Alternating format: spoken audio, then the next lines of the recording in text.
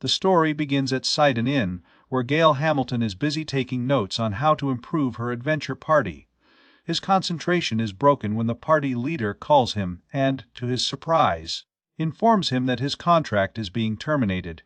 The leader makes it clear that, from that moment on, Gail is no longer a member of Wolfpack. Later, the whole group is gathered around a table. Gail scratches his head in confusion while the leader tries to get his attention and insists that he hears correctly. One of the members, Kush Bilbora, Paladin, bluntly announces that Gail was fired. Gail gets caught off guard and can't even finish her thinking. The woman at the party, Melissa, a light fighter, mocks him by grabbing her face and making fun of her reaction.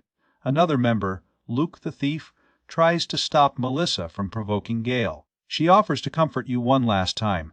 Norris, the black wizard, snickers and suggests Gail should have seen it coming.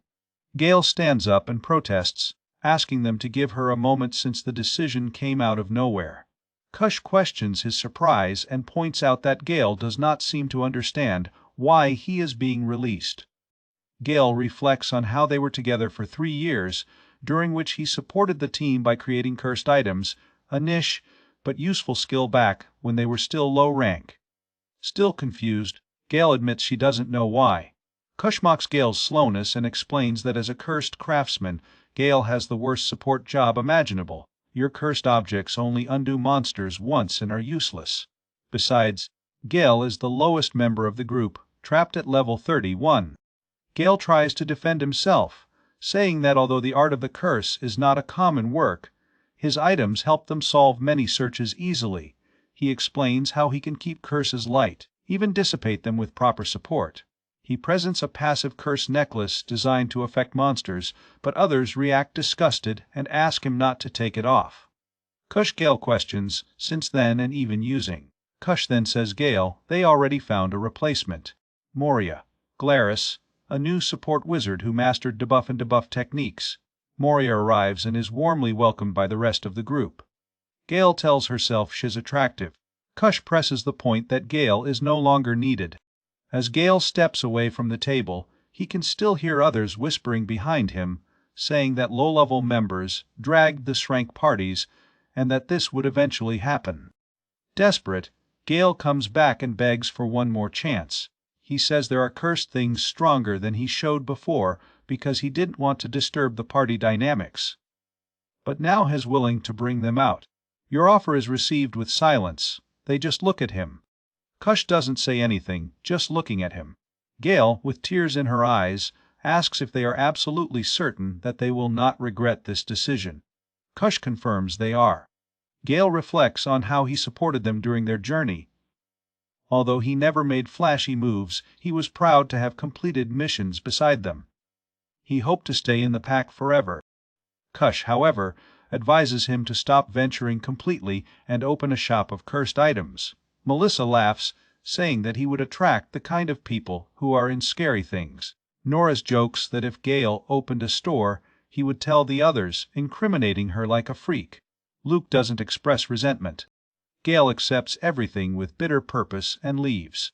While walking down the hall, he wonders what went wrong after all the time they spent together. He remembers how Kush said he would cover Gail's room and alimony and that he could leave now. But he also insisted on keeping Gail's share of all the ingredients of the curse, which means Gail worked for free. Gail murmurs in frustration. Looking at them one last time, he sees the group laughing together. At the door, Gail makes a decision. He pulls a scroll material. Without telling them, he had secretly incorporated some of his weapons with cursed items that increased his base statistics. He hadn't mentioned it before, knowing they'd probably complain. But maybe it was never appreciated. Gail sings her spell. A magic circle lights up, and the reaction hits it hard. His face hits and he falls to the ground, panting. Many cursed items place binding effects on your user, offering increased statistics in exchange for penalties. In this case, curses on Wolfpack's equipment improved their performance, but reduced the experience they gained and inflicted minor diseases. Gail was absorbing all the inconveniences so the rest of the party could be better. He holds hands and comments on how intense the retreat was. But it also says you feel much lighter now. With the curse lifted, The pack of wolves will lose the benefits they earn from it, but Gale doesn't care anymore. They have their new support wizard now.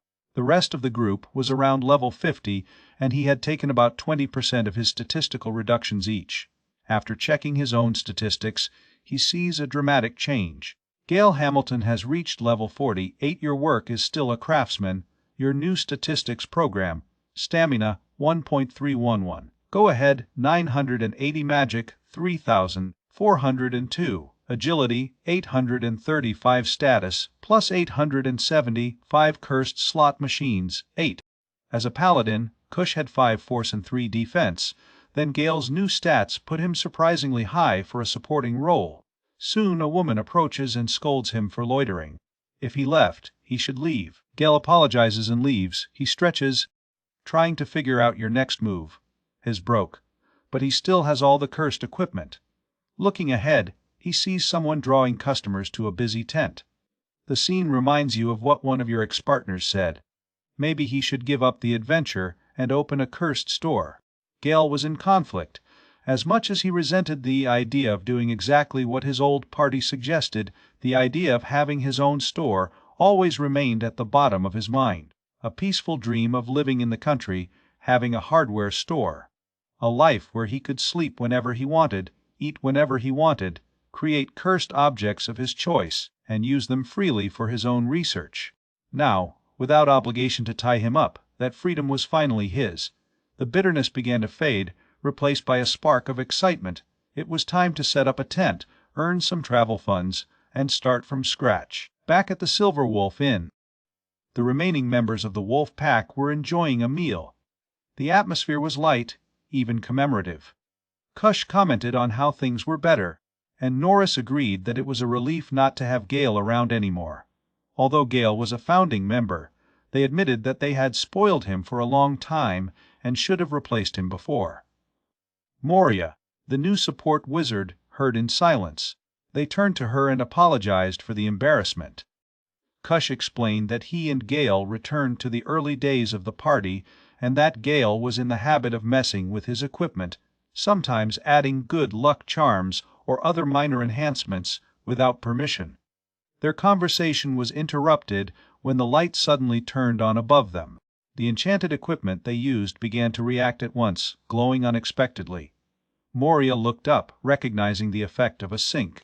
The others were equally confused, insecure about what triggered it. Norris observed that his magic felt weaker, and Luke noticed a strange weight on his body. Moria, so frightened, questioned what kind of high-power spell they had just been hit. Kush laughed at the suggestion that it could have been a sync. Melissa had the idea that Gale had done something. Norris wondered out loud if it was retaliation for being expelled. Luke, getting more agitated, murmured that they should have eliminated him when they had the chance. Moria, trying to understand this, reasoned that if Gale cursed them, that would be understandable. But a dissipation that didn't make sense. Magic shouldn't hurt a party, it simply removed magical effects. If this spell had affected them all simultaneously, I would have suggested that Gale had removed their long-standing charms from them. She didn't believe it was to hurt them. Kush rejected speculation with contempt. He claimed Gale couldn't do anything threatening. Melissa supported him, saying that if Gale tried anything, they would easily dominate him. Moria tried to explain that it was not an attack, but a sync, but Kush cut it cold. As party leader, he declared Gale an enemy and warned Moria to quickly learn how the pack operated. Norris threatened to burn Gale if they crossed the path again. Luke joked that Norris, as weak in magic, might not even get that. Your games have increased. Luke even joked about mutilating Gale to stop him from curses, while Norris sarcastically questioned his accuracy. Melissa commented on how low they had sunk. Kush waved it, letting the others continue. Moria, however, remained thoughtful. She felt something change, too. By the time the spell was activated, it seemed that his stats had fallen, almost as if a passive impulse had been removed. Could they have benefited without knowing Gale's enchantments all this time? Melissa, perceiving her discomfort, approached and offered her a drink. Moria accepted with gratitude, but kept thinking. She knew that curse craftsmen normally couldn't use fans, especially a strong enough to affect an entire party without them noticing. But what if Gale had created cursed items that could? This would put him in a class entirely of his own, and anything conventional that the curse craftsmen were known to achieve. She watched while the others kept arguing. Kush eventually called Norris and Luke to ask. Moria remained quiet, lost in her thoughts. If someone like Gale, capable of such subtle and powerful support magic, had been expelled, was the wolf pack really worthy of your Shrank status? She started to doubt it. Could they call themselves elite without him? Meanwhile, outside the inn and no longer connected to the pack of wolves, Gale was chasing a bird that had stolen his cursed necklace, screaming to bring it back. A man was checking with Gale to confirm if he really wanted to open a market bank. Gale said yes. He wanted to set one up in the central square of the capital. He was inside the Pumpkin Seed Merchant Association at the time. The man agreed to help, but said the central square was a popular place, and renting space there would cost 4 gold coins a day. Gale went into his pocket, but all he had was 3 silver coins, all his savings. The man then mentioned that there were cheaper places on the way to the square. Gale agreed to take one of these. Gale brought all his stuff and rode in front of his cabin. Space wasn't perfect, but it was enough for him to start. The guild man gave you a beginner's kit. It was high and slightly used, but Gale was grateful and shook the man's hand. He was planning on selling his extra cursed items and some things that seemed cool enough to be used as decoration. He wasn't sure how much to charge for each item, but he figured if he could at least recover the money he spent on materials, it would be worth it. When Gale started writing and touching the items, he started wondering if he was showing them the best way. So the guild man came back and said he forgot to tell Gale something. He slapped a part in Gale's face and pointed out that Gale's display was wrong. He showed Gale how it should be done, organizing everything carefully and facilitating customer navigation. Gale was surprised by the difference and thanked the man again. The man gave you one last piece of advice. Everyone has their own way of doing business, but if the customers don't find what they're selling, nobody's going to buy anything, and Gale's going to end up broken. After that, the man waved and left to return to his post. Gale thought about how kind he was. After being treated so badly by Kush and the others, it really hit him emotionally. He cried. Under the shirt, he took a necklace. He liked it very much, but desperate times meant he had to sell it. He hung it in the tent, ready to sell. It was time to start. It was his first time doing something like this, and he started getting really nervous. He wondered what people in town thought of cursed objects. Would you be willing to buy them? Would they like them? He hit his own cheeks to increase his confidence. So he raised his voice and called people passing by. He announced he had a collection of debuff items, tools for adventurers, available at great prices. A passing man noticed his talismans and said they were rare. Another woman saw the cursed objects and wondered if a debuffant wizard would be more useful than such items. Gale explained that while cursed items are used once and not as powerful as wizard spells, they can be used by anyone and do not require magical power.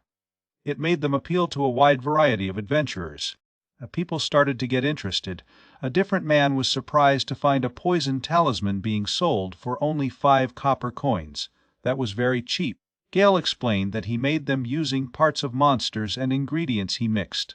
So the cost was mostly his own time and effort.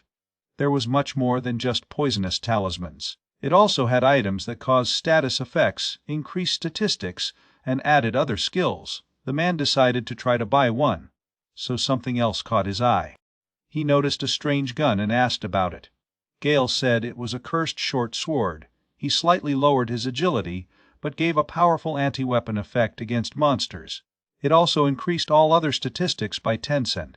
The downside, it was cursed. The man was shocked and dropped his sword. He asked for confirmation, and Gale clarified. Yes, it was cursed.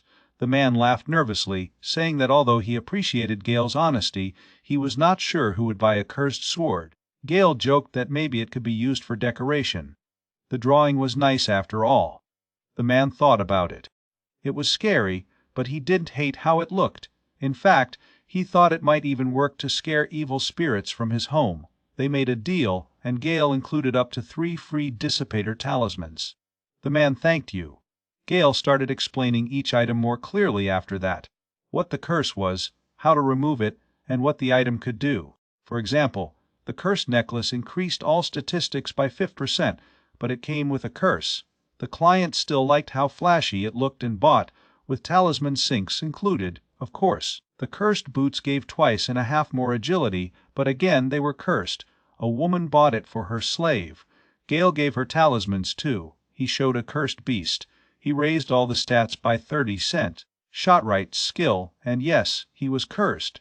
Someone else bought it to use in a hunting competition. Gale gave him 5 dissipating talismans along with him and waved him with a smile. Later another man approached and asked about one of the items. Gale told him a story she once heard about a legendary hero whose closest ally was a berserker. That berserker loved cursed equipment, and his favorite armor was one of those cursed objects. Gale knew some people reacted badly to anything cursed, but he believed that if he explained clearly what the curse was, how to cancel it, and all the benefits the item offered, people could see the value in what he was selling. And from then on, things started selling. Gale had included the dissipator talismans with their cursed objects. Soon, more people began to gather in his tent. They were talking excitedly. They heard he was handing out free talismans with groceries. That surprised them, because that kind of thing was super rare. Standing in his tent, Gale kept calling to attract customers. He told everyone that everything was cheap, and it came with complete sets of cursed equipment, plus the free sinks. His plan worked. Eventually, every item he had was sold. The tent was completely cleaned. His bag looked light, much lighter than when he arrived. And he wasn't just some kind of client. All kinds of people had bought it from him. He even remembered a guy commenting that Gale's cursed equipment looked like death metal, very intense and nervous. That guy pointed to a specific item, saying he stood out more. Suddenly Gale heard heavy footsteps. A small group of men walked towards him and asked if this was the place that sold cursed items with free dissipations, and if any remained. Gale had to say everything was already sold out. The 3 men were visibly disappointed. It was clear that the offer of free dissipations caught people's attention. One of them regretted not showing up earlier before his search began. The group looked at Gale again and asked, "What if they brought some stuff? I could." Gale put curses on him and give them some dissipations too. Gale said he'd be back the next day, and before they could say anything else, he ran away quickly. Meanwhile, customers who bought your items were already talking to each other. Some decided to try out their new equipment. A man provoked his friend, who was always afraid of cursed things, not to faint. Despite the nerves, the second man placed the cursed ring. Soon after, he checked the statistics and was stunned. The impulse was real. He increased his stats by 50%. He showed the results to his friend, who was equally shocked. Could a single ring really do that? It almost seemed too powerful for such a small thing. Other close customers were also surprised by what they got. The 2 men who tried the ring were thrilled. One of them said that even if the ring was cursed, who cared? He wouldn't. But the other one had a concern. Having a curse removed by the church was very expensive, like an expensive gold coin. He even wondered aloud if they could sell the free sync talismans they have. Your friend told you to be quiet. If any priest heard that, they'd freak out. Still, they both knew the truth. The church charged a lot for pushing away curses. Whoever made these items clearly knew what they were doing. One of them guessed that every group of adventurers in the area would be chasing the guy who did this. They wondered who Gale really was. Damn craftsmen aren't usually as cheerful or useful. One of them even thought Gale looked familiar, but couldn't find him. While whispering their hunches and rumors, none of them knew the whole truth. Gale once took on the painful effects of 4 cursed items just to be able to support his team. Had gladly done it. He helped his old party grow strong enough to achieve rank status. And after all that, they kicked him out, leaving him with no choice but to sell his creations in a small tent on the side of the road, offering them at bargain prices. From that day on, stories about a mysterious craftsman with cursed equipment began to spread. People whispered about a man who showed up at random, sold incredibly powerful items for cheap money, and then disappeared. Gale, for your part, was feeling good. Even a little money raised his spirit. Things have finally started to get better. But at the same time, away from the market, his old party was in a dangerous forest search. Out of nowhere, a big explosion echoed. A tree was torn in half. Another boom followed, and Kush, one of Gale's former companions, was thrown into another tree. He screamed out of frustration. The team cursed with anger. How did this happen? They were a shrink party, the best of the best. This shouldn't be happening. A giant monster roared in front of them. He was an ogre, and I wasn't backing down. The group was preparing for a high-level search. One of them, Melissa, was concerned about how they would perform with a new teammate. The search was classified as S, the greatest difficulty. But Kush wasn't worried. He himself chose the new girl, and believed that she was one of the best adventurers in the whole guild. Luke, another member of the team, hoped she could keep up with the team. The rest of the party smiled at her, and she smiled back without saying much. As they passed through the area, Kush noticed a monster nearby. He used it to warm up. They faced the monster, but the battle quickly became intense. Even Kush started feeling the tension. Luke shot arrows from his bow. But your aim was wrong, and one almost hit Melissa instead of the monster. He claimed something was wrong with his control. Melissa wasn't impressed. She called the monster just an ogre. But before she could finish her thinking, the ogre shook a big shovel and hit Luke and her on a tree.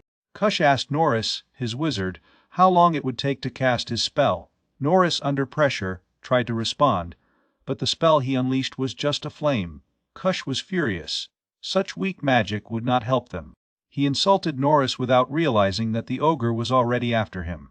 Suddenly, a spell was activated. A brilliant magic field surrounded Kush and took him out of danger. Moria, your support wizard, saved him. She asked if he was okay, but Kush was too busy yelling at her to start polishing the party. Moria calmly explained that she was doing just that the whole time and was running out of magic energy. She then turned her gun and threw it on the floor. A flash of light spread across the field, and a bright mark appeared under Kush's feet. His stats doubled. He was now twice as powerful. She said he should be able to handle a monster like the ogre now. Encouraged, Kush attacked the monster, believing he had the advantage. But when he hit, the ogre stopped his sword with one hand and didn't seem bothered. He raised Kush in the air and threw him away like he was nothing. As the monster struck again, Kush had no choice but to retreat. As he ran, he cursed Moria, calling her a useless wizard. He doubted the power of his fans and blamed her for the situation. Moria walked away, remembering that he was the one who originally told her not to use too many fans before. He wanted to save them for a later fight with a stronger monster. So she mentioned a special debuff that had been left behind for them. It was something Gale had prepared before he left the party. Kush reacted in anger. He grabbed her by the collar, furious that she considered using Gale's cursed objects. He didn't believe they could help in this situation. But Moria explained that Gale left her notes, passing knowledge about her battle strategy, which they called Wolfpack style. He even included some cursed equipment she could use. Before Moria joined the team, Gale had been the only one to support everyone from the shadows, weakening his enemies with cursed items before the battles began. Kush pushed her and fell to the ground. At that moment, something lit up. Yesterday's strange magic circles were not normal lovers, they were curses. Gale cursed them before he left. Melissa agreed, realizing the same thing. Your strange failures and weakened strength during this struggle all made sense now. Luke admitted he felt something wrong from the beginning. Finally, the group decided that they would back off for today. As they returned, they were all angry with Gale. Kush was especially furious, thinking about how this road was known to be full of class monsters. But skilled adventurers use this path all the time, and a team like theirs shouldn't have had any problems. They should be stronger than that. Luke tried to calm things down. He said that the curse Gale left behind was clearly affecting his performance, and it was smarter to regroup and come back to the fullest. Norris agreed, calling it a strategic retreat. Melissa also thought it best to back off, especially because the ogre didn't even seem interested in them anymore. The monster got tired of waiting and left, so Kush made the call. The team would be back for now. He said there was no reason to worry about the curse. They'd come back later and settle things properly. Moria was shocked when she realized the party was already retreating. It seemed too soon for such a strong group to give up. After all, they should be a strength party. But Kush pointed out that they were all in shape, and surprisingly, Moria didn't seem too hurt. The others agreed and said she didn't do much during the fight, so they told her to take the rear position when they left. Moria was stunned. She was a support wizard, not a frontline fighter. That kind of paper wasn't for someone like her. It didn't make sense, and she felt like they were pushing the responsibility on her. But Kush sent her away with thanks and told the others to move on. The whole party ran away, leaving Moria behind. The ogre, who was listening in silence the whole time. She stayed with Moria. He looked at her and made an observation about how difficult her situation seemed. Alone and furious, Moria crushed the roll Gale had left, threw in the air, and screamed out of frustration. But as the paper rolled through the air, suddenly lit up with a bright flash, and released a great cloud of smoke. Full of rage, Moria ran away, screaming that she was going to destroy everyone. Meanwhile, the rest of the party walked a long way and finally stopped to rest. They were sick and completely drained. Norris mentioned he lost his favorite item on the way. Everyone felt they were going to die of exhaustion. Kush couldn't believe they'd been beaten so badly by just one ogre. Melissa started blaming Moria. She pointed out the new girl wasn't much help. Normally, your team could handle several ogres without much trouble. Something really weird about today. They were abnormally weak and tired, even though they had run only a short distance. Kush said it was obvious what was happening. Melissa kept talking about Moria, saying she was showing off her body a lot instead of doing her job. The three guys in the group looked at each other quietly, thinking the same thing. How was that relevant? When Melissa turned to them, they quickly looked and murmured that it was nothing. Norris pointed out it wasn't just Moria's fault. Even before using any of their magic, their fight had already lost its spark. Luke agreed. He said Norris took twice the normal time to cast a simple spell. Norris fought back that Luke was no better. If Luke were in his usual form, that ogre would already be a pile of ashes. Kush brought everything back to Gale. He was the only one responsible for this mess. Now they were thinking how they could get back at him. So Moria took the group. Kush made a comment about how long it took and assumed he had lost the ogre. She was breathing a lot, but her eyes were focused on them. Kush noticed something strange. Something was stuck behind her back, and he wasn't sure what it was. Back in town, Gale was joyfully gathering his items. He thought to himself how fun it was to run a tent. Still, he wanted more ordinary people to buy from him. Some came to see, but most didn't buy anything. Most of their sales were for adventurers, especially those seeking their cursed equipment or useful dissipating talismans. While thinking of your next step, a family trader greeted him. Gale said things were going well and thanked him. He thought about moving his tent to a new location, and the merchant had an idea. The merchant thought of Gale's suggestion and realized that Gale was talking about the noble neighborhood, an area only 10 meters away. While ordinary people were mainly concerned with utility, wealthy nobles were more about chic items that seemed impressive. If the nobles saw Gale's equipment as elegant or artistic, he could become popular with them. You may even be asked to draw decorations for castles. That would mean he was more than just a craftsman. He'd be a trendy guy. The merchant also remembered one of Gale's clients from before, a man with red eyes who gave a strange and intense vibration. It made him feel like moving the tent was a smart move. With those thoughts aside, Gale focused on business. He set up his tent again, ready for another busy day. But what he didn't notice was that someone, a girl, watched him discreetly from a distance. Moria finally gets to the guild, but the others are already waiting and are not happy. The party provokes her for being late, with Melissa making a rude comment about her body. Luke points out that she's still just a rookie and hopes to learn the lesson from the last fight. Norris tries to move on and suggests everyone comes back. But Moria is confused. She doesn't understand what you're talking about. Then Kush suddenly realizes something behind her. The ogre they thought she was careful is back, now in real size because the effect of the cursed item has passed. Moria is stunned and insists she has not lost control. She quickly flees, screaming that she cannot handle the monster alone and the rest of them must take responsibility. Even if she should be the rear, she leaves them to deal with it. The ogre starts stepping towards the party, and they're terrified. Melissa, in panic, pushes the guys forward, saying they should deal with it. They freak out and try to distract the ogre by saying something ridiculous. But the ogre is not interested. As a vegetarian, with that, the party runs for their lives. For days it passes. The party is sitting on a table in complete defeat. They look dirty, exhausted, and miserable. Kush asks for water, and Melissa wishes she could take a bath. They were lost in a different forest after fleeing the ogre and had not cleaned up since. People in the room cover their noses. The group stinks. Behind the counter, someone asks Moria if these people are her party. She says yes, but they deserve what they're getting. The party's still blaming Gale. Luke said the service in this place is terrible. The innkeeper knocks a glass of water on his desk, saying they only have one, and even that's not free. Kush is angry and questions his attitude.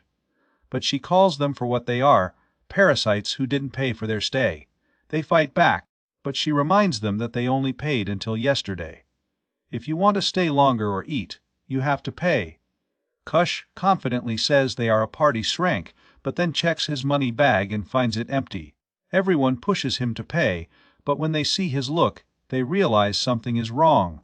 Kush reviewed everything he spent on: beauty products damaged by the ogre, a new dagger, repair costs for the equipment, and even your custom sword that was destroyed.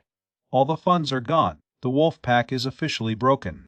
The innkeeper says it's a silver coin per person per night, another silver if you want food. That's 5 people, at least 5 pieces of silver. They sit there quietly, making strange faces. When she asks if they can pay or not, no one answers. Melissa, dying of thirst, faces the water. So, ignoring everyone, she takes a sip. The others are trying to stop her, but it's too late. Meanwhile, at the counter, Moria quietly asks for a drink and something to eat. The 3 guys looked at her, frozen in shock.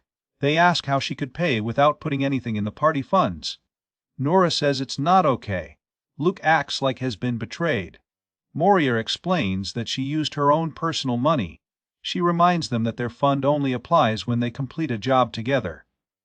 But others try to twist their words. Kush said she's being silly and that everything should go to the bottom of the party. Melissa picks her up and says that what Moria is the party, and what the party is also the party. They hold it while they pass through the coin purse. Amazed at the money she has, they comment that talented support mages must earn a lot.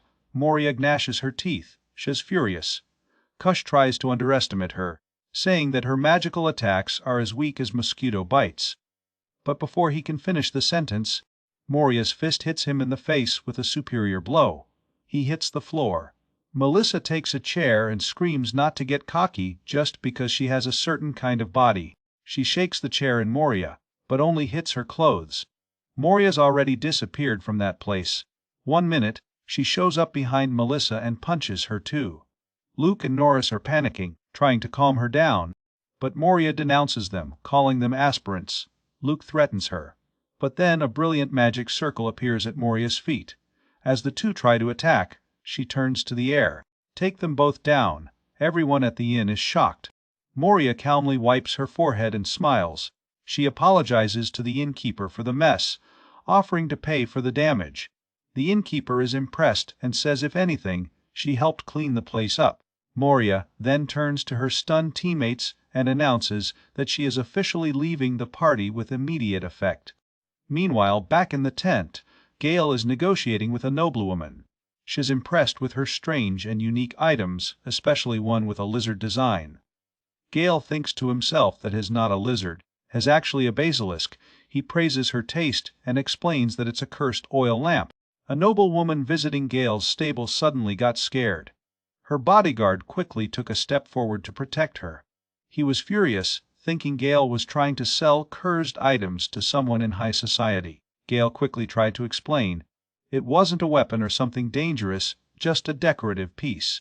The guard asked him to explain more. Gale sighed. Earlier, Gale explained to other customers that the lamp had a charming effect.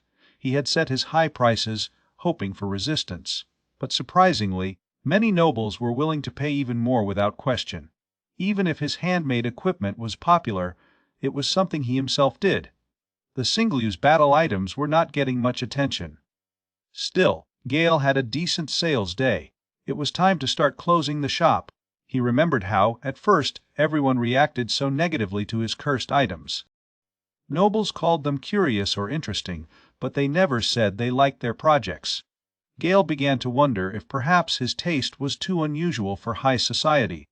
While holding one of his items, a voice interrupted his thoughts. Someone asked if he was closing. When he turned around, he saw a girl looking at his goods. She wasn't dressed as fancy as other nobles, but there was something about her. Maybe she left a noble house. He noticed a man who looked like a guard watching her from afar. The girl inspected your items closely. She said she liked how different everything was. Gale was surprised. It was the first time anyone praised your projects. She pointed a ring, saying it was beautiful. Gale was shocked. He even blushed, glad someone appreciated his work. He didn't know exactly what kind of noble she was. But since she was clearly dressed, he didn't think I should treat her so formally. Since he was about to close, he decided to make a good deal. The girl then mentioned something strange. She said her scholarship was in the cast, and then she corrected herself, pretending to be home. She winked at him, saying he didn't have much money on her. Gale laughed, realizing he probably meant the castle. He said the money she had would be fine. After all, she was the first person to praise her work.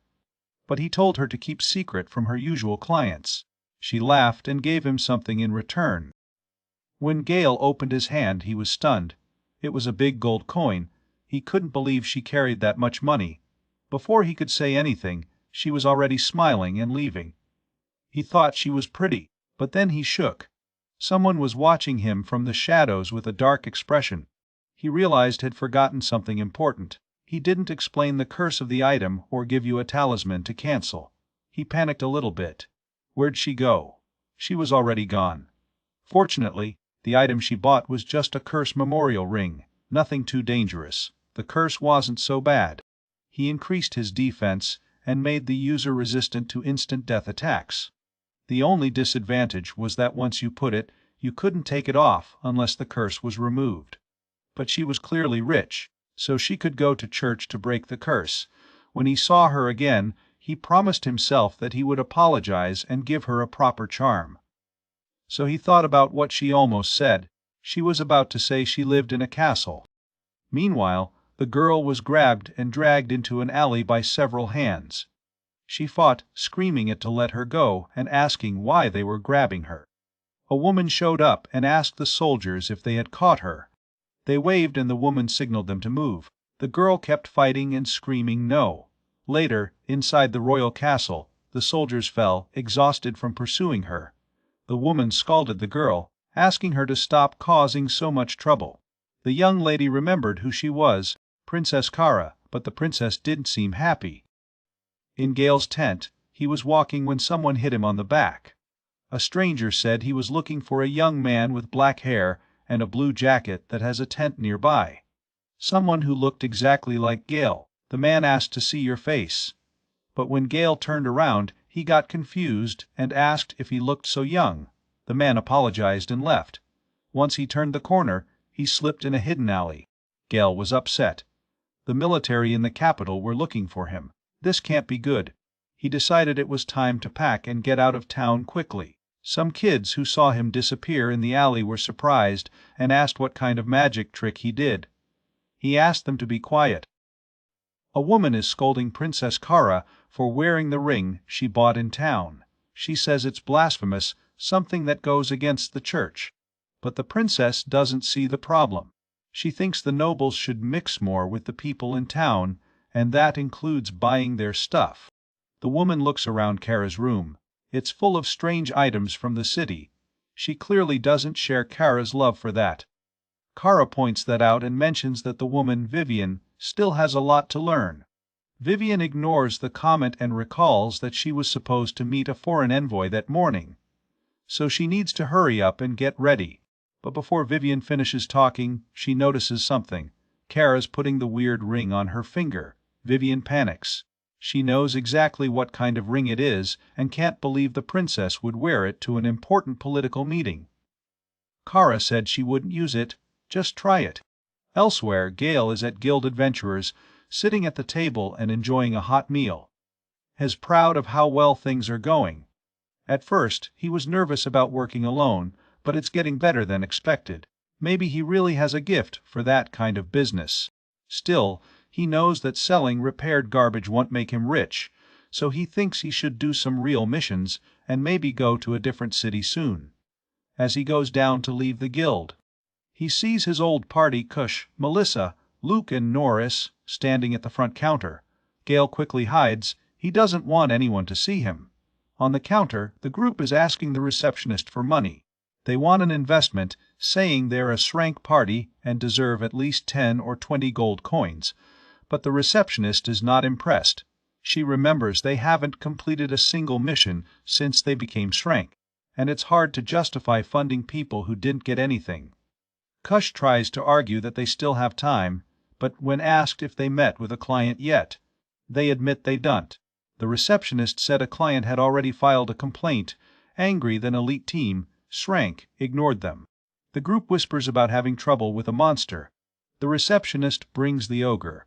Of course, he was a class enemy. Ah, but they're a class party. Your excuse. It was a changed version. She corrects them. He was just a normal ogre. She also knows they let them follow them into town, causing more trouble, and it wasn't even their only mistake. She asks if they think the guild is not paying attention. Kush tries to make a sarcastic comment, but the receptionist won't back down. She talks about Moria, who left the party a few days after joining. The Silver Wolf Inn even sent a complaint and an account to the guild because of his behavior. The guild had to cover it, so now the group owes them money. Gale, watching from afar, thinks to himself that the group is in serious trouble. They look exhausted and down. Suddenly, the receptionist slammed her hand on the counter. She's had enough. She challenges them to say the word investment once again. Kush grinds his teeth and says it's all Gale's fault. That shocks Gale. The group accuses him of cursing them. Because of your supposed curse equipment, your stats are ruined and even magic fans aren't helping. But Gale is confused. He thought had already removed curses from all of them. Luke's guilty. He lived for being useless and Norris agrees, but the receptionist cuts them off. She says that Moria is ranked in the top 5 mages of support across the capital. She only left her last party because of some problems, and the guild thought the Silver Wolf group would be a good fit. Clearly, they weren't. The team is stunned. They didn't know Moria was so well ranked. Even Gale is surprised. He never thought she was so strong, and now she's gone from the group. The receptionist then defends Gale. She says it's ridiculous to blame him.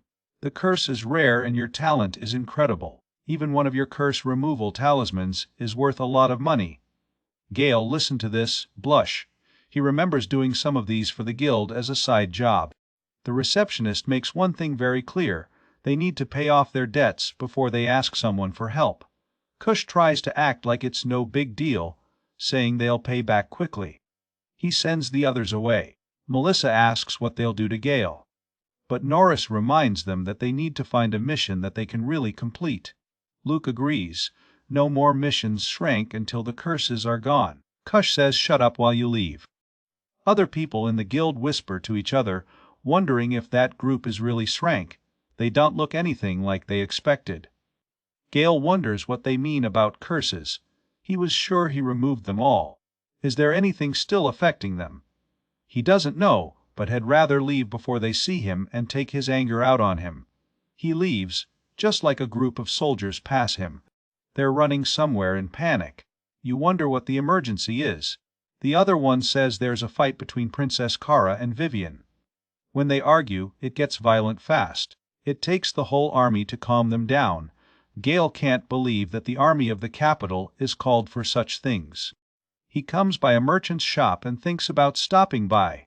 He opens the door and hears the bell ring above him. In the castle, the guards are nervous trying to calm Vivian down. They remind her that she is in the royal palace and needs to breathe. But Vivian's furious. She screams that the ring Princess Kara is wearing is cursed. Everyone sighs. Vivian remembers telling Kara not to use it. But Kara ignored her, saying she just wanted to try it for a moment. Once the ring slipped on his finger, he refused to leave. Even with both pulling, he got stuck. An elderly counselor shows up and tells the princess to remove the ring immediately. Kara says she can't. Vivian said there's only one option left. They'll have to cut off her finger to remove it. With the sword in her hand, she moves towards the princess, saying there is no time before the diplomatic meeting. The guards are panicking. Everyone runs to protect the princess. The next day, Princess Kara received the envoys and thanked them for their patience. When they saw her, they bowed respectfully and praised her appearance. She smiled and thanked me back. One of them noticed the ring on his finger and asked. She laughed and made up a story, saying she'd cut herself. Earlier that morning, she and the others were still fighting to get him out when the arrival of the envoys was announced. Trying to be a good hostess, Kara mentioned how tired they must be of traveling and suggested they start with tea. But the envoys politely refused, saying they had brought something better. Snacks and tea straight from the Empire. They offered him a chance to try them, clearly excited to show what they had brought. They made gestures toward a very large box they brought in. Kara was surprised at the size and joked about how many snacks it should contain. But when the box was opened, its expression changed completely. There was no food inside. It was a group of armed bandits, hiding with guns ready. One of the fake envoys revealed his true plan. The bandits had poison on their blades that would kill instantly and painlessly. The whole room went into chaos while the royal guards were screaming to protect the princess. Vivian, as always, reacted quickly and ordered the soldiers to attack. But it was too late. The killers moved out. They targeted Kara, ready to take her down. But your weapons didn't land. Instead, the spears and blades jumped out of something invisible. Everyone was stunned. The killers tried again. Still, nothing worked. It was like a wall was protecting her. The princess herself did not understand what was happening at first. Then she suddenly realized something. Could it have been him? She remembered Gale, the man who sold the ring. She had been the first person to praise her projects. Could this ring have created a barrier? Vivian had the guards capture the fake voice, so she ran to the princess and checked if she was hurt. Kara said she was fine. Vivian was confused about why someone would pretend to be from the Empire. But for now, she said they needed to take the princess somewhere safe until things calmed down. Later, at a place called Star Chamber, two men were examining the ring. They asked Bishop and Arisel, the appraiser, what they thought. Was it a dangerous curse? The bishop replied that it was not dangerous to remove, but it was incredibly complex. It was clearly done by someone with deep knowledge of the magic of the curse. The curse in the ring was high. It increased the effect the user would receive, but also came with huge side effects. To fix this, the crafter had several counter-cursive layers on top, canceling the bad parts out. The bishop kept explaining, but Kara couldn't understand what he was saying. It was very technical. He said there was more to explain, but he gave the rest to Arisel. Arisel, looking surprised, said the ring gave the user triple the defense and protection against being killed instantly. Vivian was shocked to hear that. Arisel explained that this level of power was not just a sacred relic. It was either a sacred relic or something even bigger. Arisel seemed very excited for someone looking at a cursed object. He even said he never thought he'd see anything so amazing as a teenager. As soon as he got carried away and held the princess' hand long, a sharp fist fell on his head. Vivian, angry, warned him to behave. Vivian then remembered something. There was another church relic called the Angel Shield, which had a similar effect. Arisel confirmed that she also offered protection against instant death. But the bishop said that no other known item had the same effect and seemed so common. He said there was one more artifact that came close. The most valuable treasure in the Empire, the Heart of the Devil. This item had a long list of powerful abilities, instant death resistance, stat impulses, faster spells, and more. But it came at a price. This would slowly drain the user's life. If it wasn't removed in time, it'd kill them. That was the price of such immense power. Vivian nodded. She said that in their world, great power always had a cost. That's how magic works. But this ring didn't seem to have great disadvantages. That made it even more incredible. Maybe even more valuable than a relic. Kara then turned to Vivian and raised Gale again. Vivian said she remembered what he looked like. She asked if Kara wanted her to find him and deal with him, possibly wanting to fight him or punish him. But Kara said no. She didn't want revenge. She wanted to see you to thank you. Cursed or not, the ring saved your life. Anyway, she wanted to meet him again. Gale was preparing to leave the capital. He wore a cape that had a side pocket to carry his equipment, and he really liked what he felt. He also wore wrist sleeves made with wire lining for extra storage and boots designed to carry items while protecting his feet. He had all the basic equipment ready, including a handmade dagger. The rest of what he needed, he planned on finding it along the way. With everything ready, he finally decided it was time to leave. When looking at the city, the morning air was fresh and fresh. The streets were slowly coming to life as people began their daily routines. Gale felt a strange feeling. He was really leaving the capital, and somehow it made him stop. While walking near a dark alley, he looked inside out of curiosity, and then stopped, surprised by what he saw. It was his old adventure party. They were together, clearly cold and miserable. One of them, Melissa, got angry when someone touched her. Norris responded rudely, as usual. Seeing this, Gale tried to tell himself that these people no longer mattered to him. He shook his head and left. The city was getting busy. Gale went through the market where he heard people talking. One person said more help was needed somewhere. Another replied that the palace guards were already watching the gates, so there was nothing to worry about. Then he heard horses galloping. Turning to look, he saw the Royal Night Corps and even soldiers from the capital. That was unusual. What were they doing here? Soon, he noticed posters being placed. The sign asked if anyone had seen a man who seemed to be in his teens, sloppy, with black hair, selling cheap street decorations. The message said if anyone saw him, they should contact the castle or the nearest knight or soldier. Gale heard it while the knights were talking. A knight asked if the square had been searched. The other replied that the capital army was already fully covering. They had check-ins, guilds, everywhere. Gale kept calm and acted like he didn't know anything, even if the description matched him almost perfectly. But he told himself it couldn't be him. After all, your items weren't so cheesy. One of the knights was frustrated, saying they didn't have enough information. Then he looked at Gale. He said there were a lot of sloppy guys out there, and Gale seemed to be the right age. He examined Gale's equipment and said it sounded tacky, but added that Gale didn't look like the guy they were looking for. Gale was upset about the insult, but he didn't say much. The knight was convinced that the real suspect wouldn't be dressed so well. He said the man they were looking for was selling scary things, and it looked dirtier. Gale agreed to avoid trouble, and the knight let him go. After that, Gale leaned against a wall and sighed. He felt like an idiot for being so emotional about the city. He told himself it was time to move on. At the city gate, many stagecoaches were lined up, ready to take people to different places. Gale considered your options. He needed to go somewhere with job opportunities. Emirates was a big mall, good for business. Gracious Fort was a military base. Grandstadt was an old town, full of history. Then a coachman shouted that there were only 2 places left on a ride, and they were going with a discount. When Gale heard the word sale, his interest lit up. He asked where he was going. The coachman said he was going to Farmage, an agricultural center. Gale thought of fresh food, and his mouth practically watered the idea. He raised his hand to claim a seat. But someone raised their hand too, and said they'd like one too. Gale turned around and was surprised. The person looked familiar. She took off her cape, and yes, she did Moria. Glarus, a girl from the Kush party. It's only been a few days since you two met. Gale recognized her and realized she stood out too much.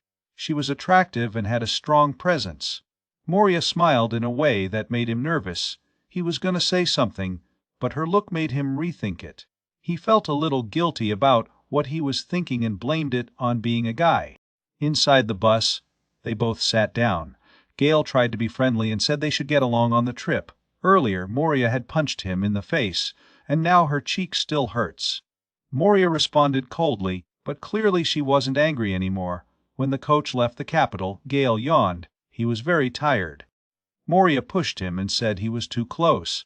He apologized and explained that there wasn't much room. He looked around the coach. There were metal goods and imports packed for transport. A hired mercenary was guarding the cargo. Some other travelers were also on board, and, of course, sitting next to him was an intense woman, Moria, who had already left her party. This happened fast. Gale sighed to himself. How could he sleep like that? He remembered that even if they didn't start well, it was better to keep things calm for now. Moria said she wasn't mad. Gale thought maybe it wasn't. After all, she joining the party had nothing to do with why she kicked him out. Kush was probably just interested in her, and the others were already planning to get rid of him for a while. She probably came at the right time to make it happen. He asked why she left the group, called Wolfpack. She turned to him and, instead of answering directly, asked why he had not left the party before. Then she laughed and explained what had happened. Apparently, not even a big monster caused trouble, just an ogre. And Kush couldn't even handle it. According to her, Kush was a useless leader, and the others in the group were not much better. They were beginners, and their magic spells and bow and arrow were weak. She couldn't understand why Gale joined such a terrible team. He asked if she was sure it was Kush's fault. She answered like there was no doubt. And now the guild had noticed how bad he was too. That's why she was also leaving the capital, so things would calm down. She told him that the other party members started blaming him for all his bad luck. But honestly, to her, he seemed the only one in the group who knew what he was doing. Gale smiled at it, so she quickly apologized, realizing that he probably had mixed feelings since he met those people. Gale said everything was fine and apologized that her time with them turned out to be a mess. She said it wasn't his fault. She called him more Gale, but he said to call him Gale. After that, there was a moment of silence between them. Gale looked at her. She wasn't carrying much. Maybe she left the group before she jumped in the trailer. Wanting to help, he took a loaf of bread out of the bag. He cut off some ingredients and made a quick sandwich. He joked that she was officially part of the Wolfpack Victims Club. She said she wasn't sure how much of a victim he was. But when she saw the sandwich, her eyes shone and she accepted. He told her not to worry about the little things, so he offered the other passengers sandwiches too. Moria took a big bite and said it was great. She was surprised how quickly he arrived. Gale laughed and said it was all about having good ingredients. He even drank wine with him. She joked that he wanted to get her drunk, but she noticed something. It wasn't just any wine. It was Romaine wine, a rare and expensive type. She asked if he was okay with her drinking. He said yes. His market had been a great success, so he could afford it. Moria mentioned something Shed heard. There's been a major commotion in the market recently about someone selling an artifact item from a tent. Of course, she didn't know it was Gale's tent. Gale was surprised. An artifact.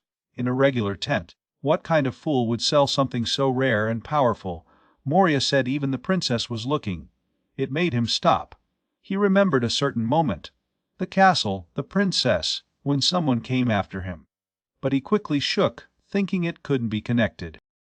She asked if he had the artifact, but he cleaned it up, saying it didn't look like the kind of person who would be carrying one. She agreed. He didn't look it. He joked that she might have lied to him to make him feel good. She said that people who create artifacts usually live in temples or sacred mountains. He agreed, like old hermits hiding in the mountains. Then all of a sudden, Gale made a funny face, wrinkling it like an old man. Moria turned to him and laughed so much that she echoed through the whole carriage. They clapped and she said she was starting to like him.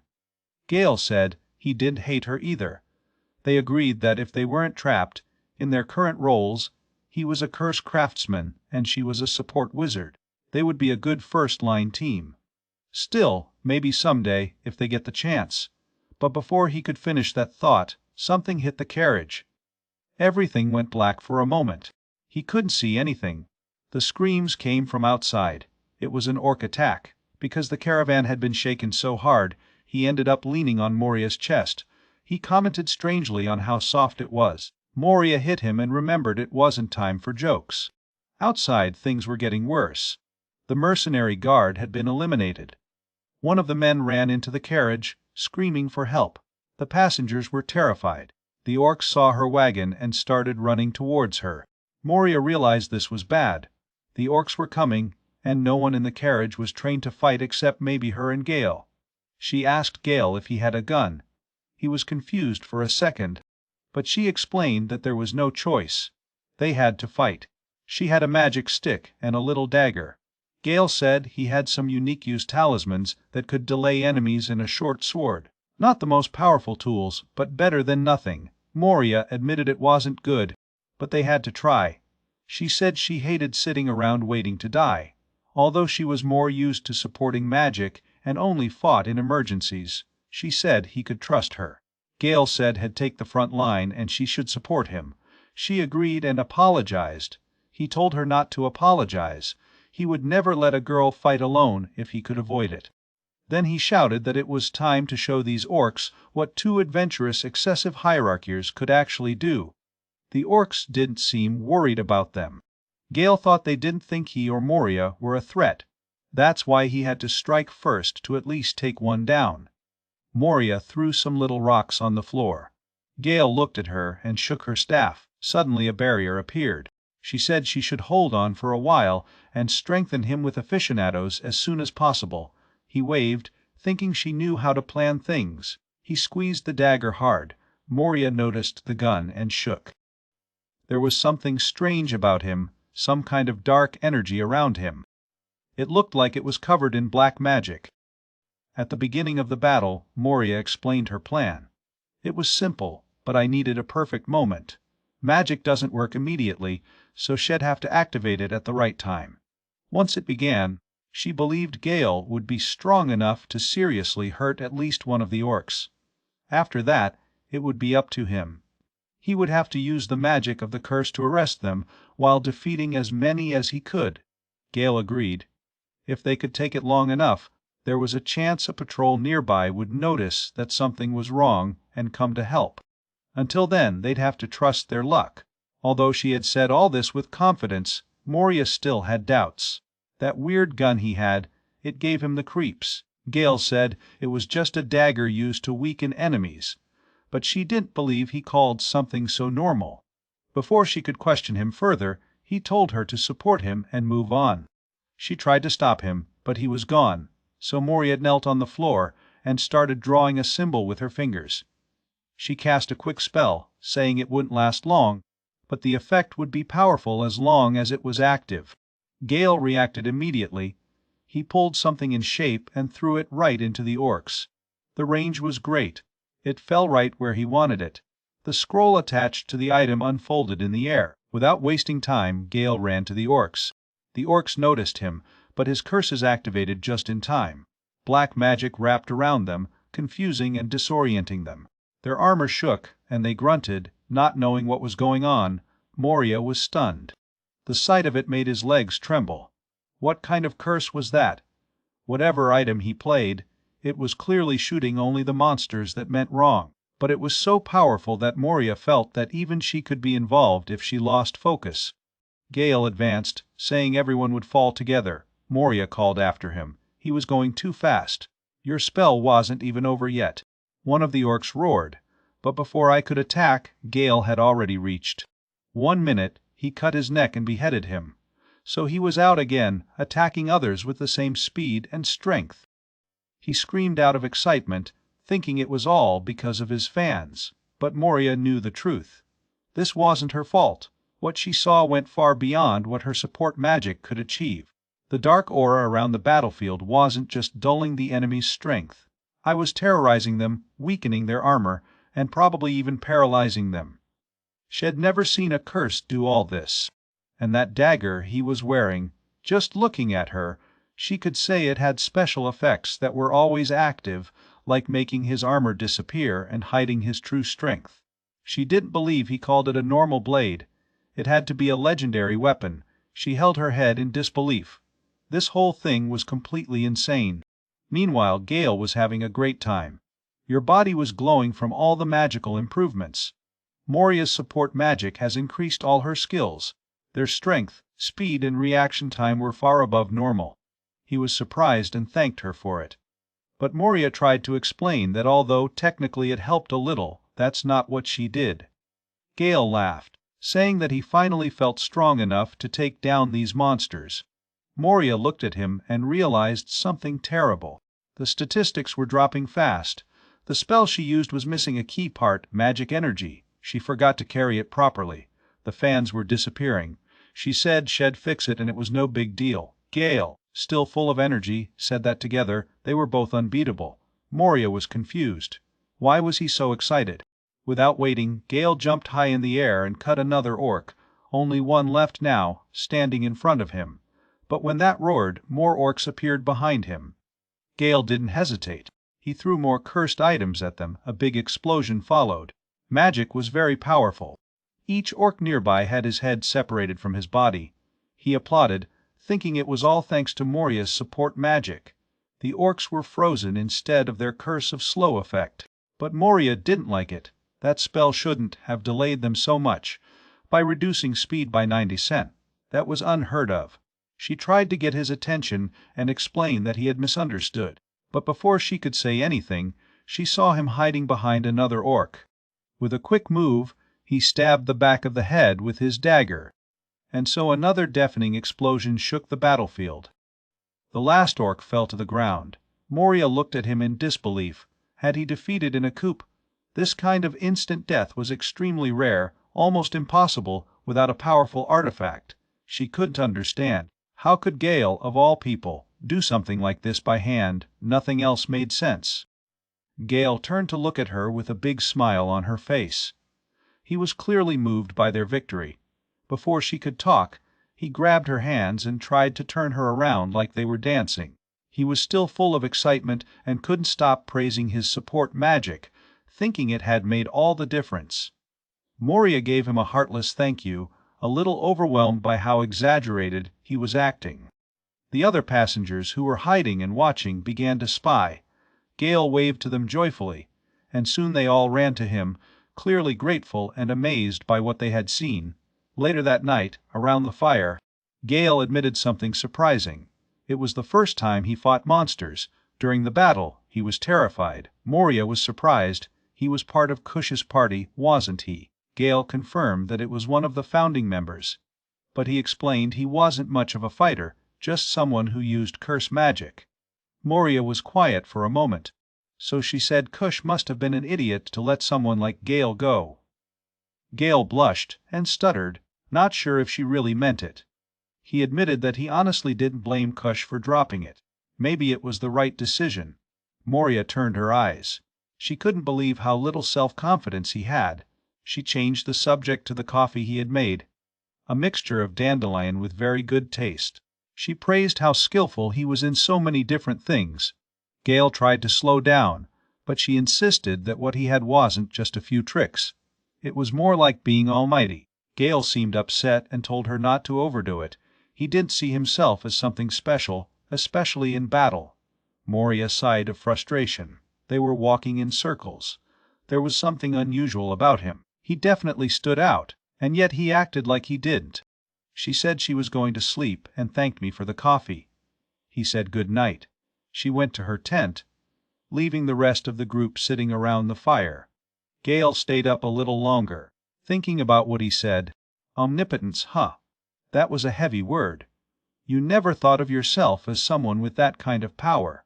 He really believed that the previous victory had only happened because Moria supported him very well, but still, something inside him moved. He remembered to be part of an alliance, a party, and how exciting it was. Fighting monsters, though scary, was fun. He laughed silently at himself. Moria was very kind to him. The next morning, the caravan kept moving along the road. The driver said his fate would be near. Moria, now awake, poked Gale, who was still half asleep.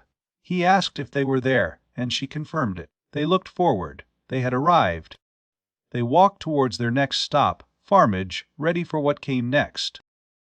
Gale and Moria arrived at a place called Farmage.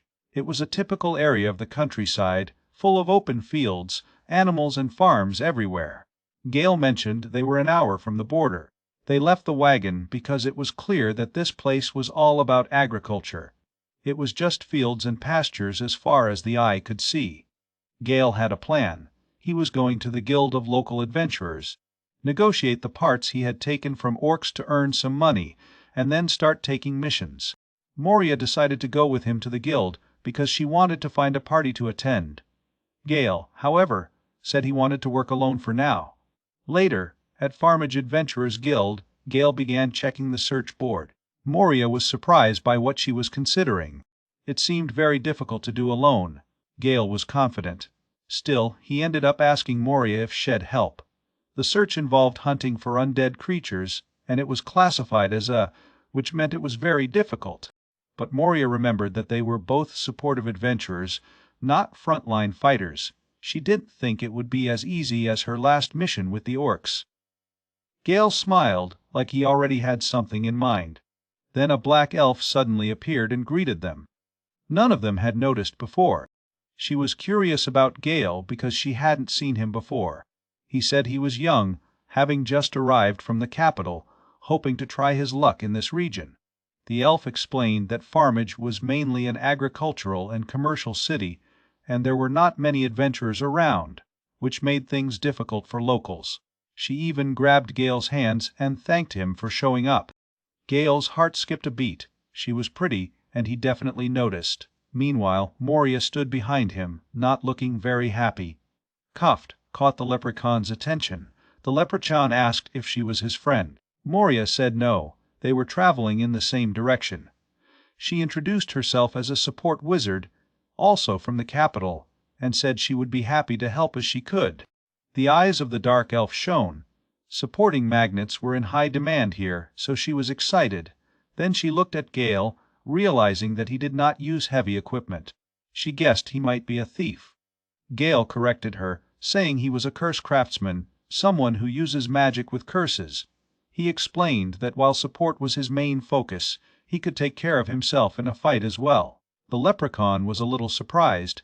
Cursed craftsmen were rare in this area, and she wasn't sure if there was any proper mission for someone like him. Gale blushed with his reaction, while Moria seemed even more angry. Gale said he was planning to do some missions to get used to the area. But the elf was shocked to see that what he chose was a lich hunt, a job that was untouched for a while. She called it a closed case because no one had taken it. There were no clergy strong enough to deal with it. And without them, the undead were taking over. Families could not even visit the graves of their loved ones. It was a bad situation. She was worried. If Gale were just a craftsman of the curse, this mission could be a death trap. Moria told her to be gentler with her words, but Gale said everything was fine. He was used to it. Moria wanted to discuss more, but Gale made sure he was okay. The leprechaun warned him again. No one had completed this mission yet, and if he had problems, no one would come to save him.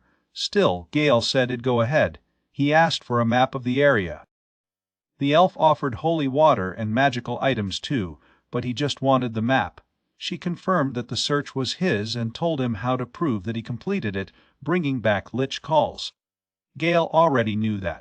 He had experience using them before, which surprised the elf. She thought it was funny and asked him to be careful. When she leaned over and told him how much the city needed adventurers, Gale began to blush again, until Moria stepped on his foot with strength. She was clearly angry. The elf laughed, saying they both got along very well. So she added one last thing. She got them at the farm. The woman in charge of the guild of the adventurers in this agricultural town presented herself as Gimli. She greeted Gale and Moria politely, bowing down and saying she was eager to work with them. Gale waved back, saying the same thing, and then, as if he suddenly remembered something, he sucked. It was full of remains of his previous mission, parts taken from orcs. Gimli was impressed by what he had collected. He said they'd start the new mission tomorrow. Gimli made a comment about how casual he was acting, like moving from city to city and having hard jobs was nothing to him. Gale thanked him, but made it clear he wasn't praising him. Once they were outside, Moria talked about how he was staring at Gimli. She provoked him for getting excited just because someone showed him a little attention. He smiled and pretended not to know what she meant. Moria told him to forget. But it seemed she was deciding to join him on this journey. Gale said you already planned it, right? She didn't respond, and he joked about how not to say anything confirmed it. Moria freaked out she wasn't worried about him. She said she was there to be his backup, like a safety net if things went wrong. Gale looked at her surprise. When she blushed and asked what he was looking at, he said having her around made him feel much better. She blushed even more, wondering how he could say something that serious. Gale admitted that this was his first search on his own, and he was nervous. Moria said people who are going to hunt down the undead should be nervous. But instead of acting scared, he seemed excited, because to him undead monsters were like trunks of walking treasures full of ingredients. He couldn't wait to get them. That night, the dark elf of the guild was thinking to herself. She was surprised. Gale didn't seem like an ordinary craftsman. There was definitely something different about him. The next day, when Gale finally woke up, he said he slept very well. Moria corrected it. It was more like sleeping too much since it was noon. Gale mentioned that since they arrived, he felt the difference in the air. As Gimli said, this place was about agriculture and trade. Seeing people armed as adventurers was rare, so no wonder the locals found them interesting. Moria told him not to let it affect him. Later, they arrived at the entrance of the crypt where their search would begin. Gale tried to be happy, hoping the search would be quick. Moria was busy checking all her equipment, her silver knife, and to living incense and holy water. Gale called her worried, but she said she was just being prepared. He said everything would be fine, since he was an expert in fighting the undead. It just made Moria worry more. She warned him that if things got bad, they should run. He agreed. He understood that being in the guard position was difficult for her. Moria insisted that you both run away if it came to that. So Gale noticed a door nearby. It opened for a big cemetery. He was impressed by the view, but Moria remembered that they were not there to see. She thought the place was horrible. Gale guessed the undead did all the damage. He started throwing skeletons, and Moria questioned what he was doing. He pointed out that the skeletons had footprints left, like clues. Moria remembered that this cemetery was built upon an ancient dungeon. It must have been old, judging by the size. She asked if what they were doing counted as disrespecting the dead. Gale didn't think so. How else should they explore deeper into the area? Moria tried to show respect by pressing her hands together in prayer. Gale provoked her for being so serious. She said that compared to him, anyone would seem respectful. He pointed out that the skull she was praying about was actually a living creature. The only reason not to move now was because the sun was out. At night, he'd probably get up again. To prove it, he held the skull in her face. She looked closely, then, suddenly, he broke it and turned around. He asked about her respect for the dead. She replied that the undead were not really the dead. They were just monsters. She hated all that. Gale thought he could have waited outside if he felt that way. He said the cemetery hasn't turned into a dungeon yet. The upper floors would only have weak monsters. That didn't make Moria feel better. Gale said he was going to the dungeon alone. He wanted better quality materials. He told her there was no need for her to waste her supplies, like holy water, gave her a flashlight, waved goodbye, and left, excited to find what he needed. Moria was there alone, angry. She thought to herself, why members of her guild, the Wolf Pack, always so selfish? He had just left her there. She looked around, realizing how dark it got. Then she heard a sound, and even afraid, she forced herself to continue. Eventually, she picked up Gale again at the cemetery. She said she wanted out. Suddenly, a strange noise echoed in the dark. Moria screamed, and Gale wavered from the sound. She felt something going through her and panicked, saying it wasn't just her imagination. Tears began to form in her eyes as she grabbed Gale. clinging to him out of fear. He blushed slightly from the sudden proximity. Then out of nowhere, a big explosion exploded nearby. Moria hugged him even more, shaking and screaming from the shock. While she was clinging to him, Gale tried to stay calm and sought the source of the explosion.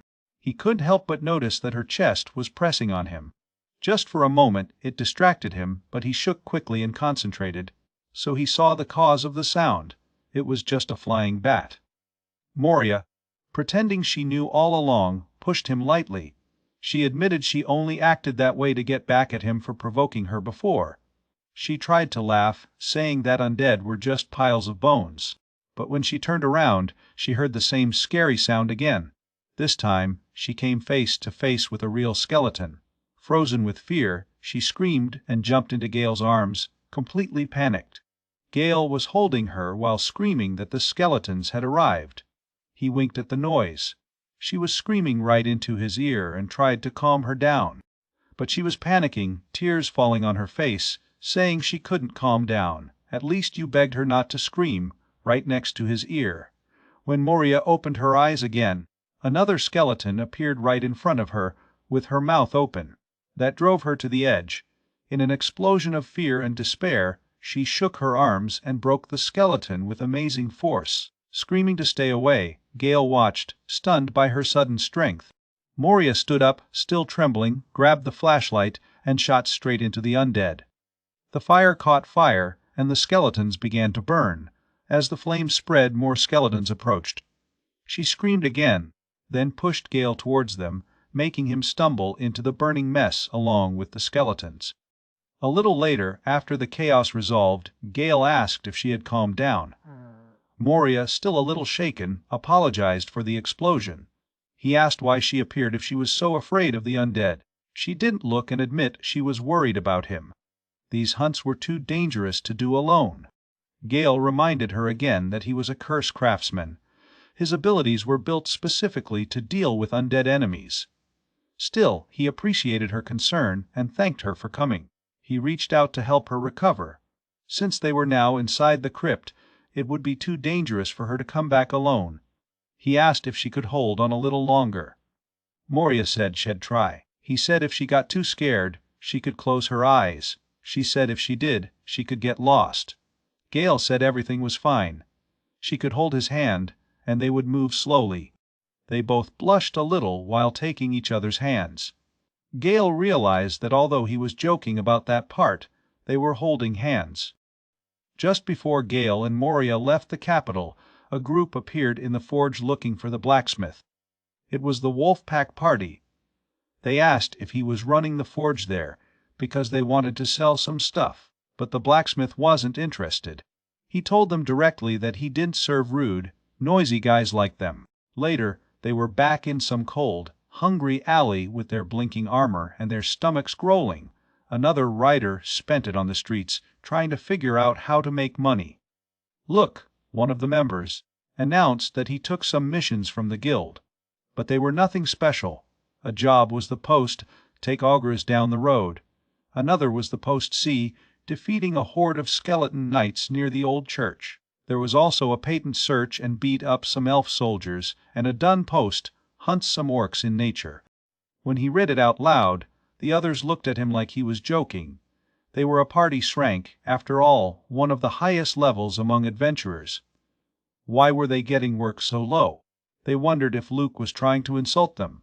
Norris, the calm one, told everyone to calm down. They were barely holding on.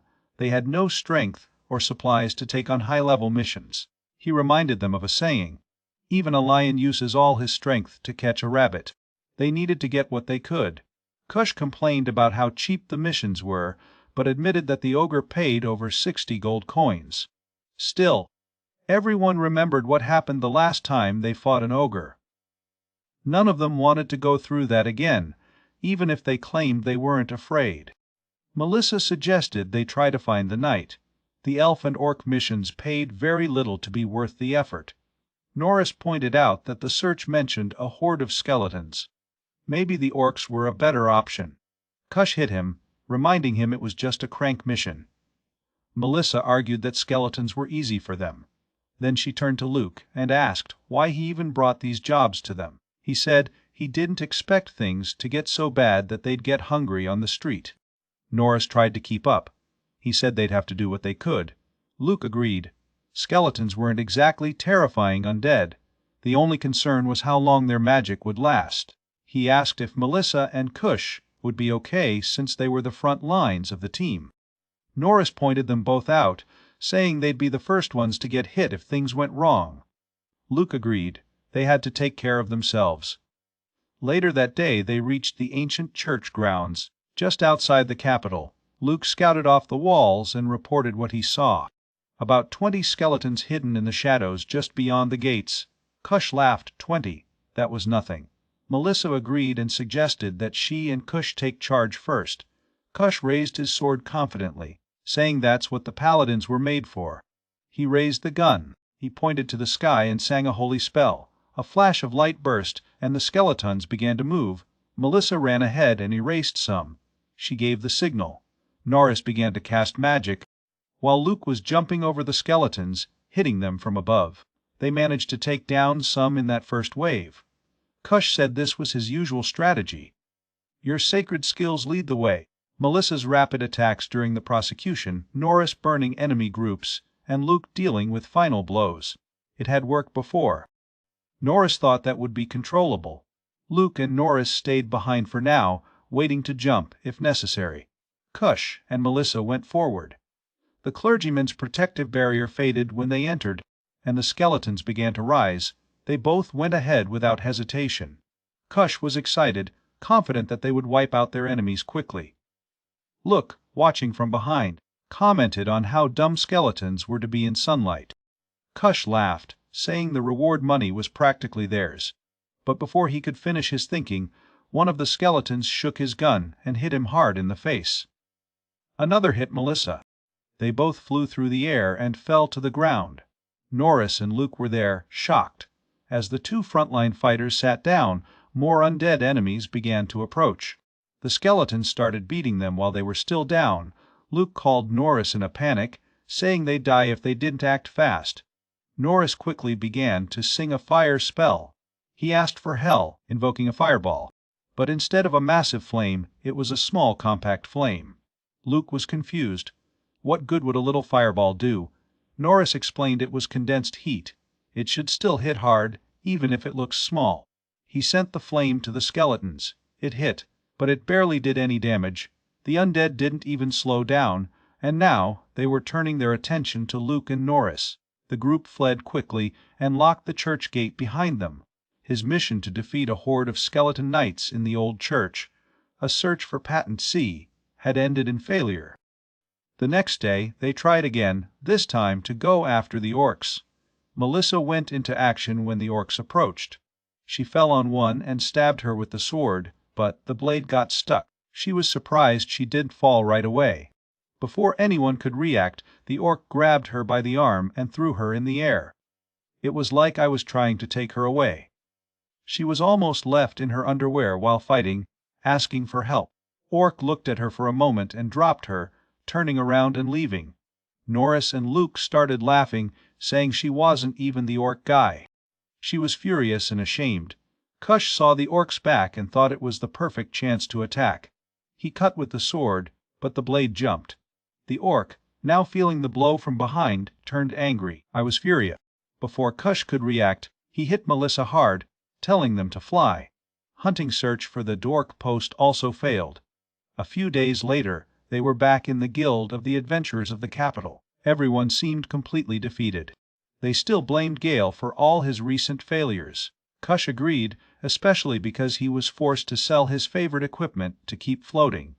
Around them, other adventurers were whispering about how far the once great pack of wolves had fallen. Norris said when they had gold again, they'd go after Gale. Luke joked that maybe Gale was selling merchandise in a market. Kush agreed and asked what the search for the day was. The leprechaun, perhaps. Melissa said it at least seemed feasible. But when they got back from the mission, they looked even worse than before. Beaten, tired, and barely able to walk, they went back to the guild. Guild's receptionist asked if they failed again. They freaked her out. Cursed Kush, saying everything had been unfair. Thinking of when they accepted the elves' search, the villagers were shocked and grateful that an elite Shrank party was dealing with it. They said they'd support them any way they could. Kush assured the residents they'd take care of everything. He said they wouldn't even have to lift a finger. Later, the villagers arrived riding horses. Things went wrong from the beginning. The gang of Shrank wolves was completely crushed and beaten by the leprechauns. In the guild again, Kush explained what happened. The villagers refused to pay them and called them lazy and useless. Guild's receptionist replied that maybe they should give up their Shrank license. Kush got angry and grabbed the collar, demanding an easier search. But she wasn't scared. She grabbed his hand and hit him hard in the face. Kush fell to the ground. The other 3 members of the party stayed there, not knowing what to do. Meanwhile, far away in the cemetery, Gale was underground, facing a new group of undead. The lower he went, the thicker the wandering souls got.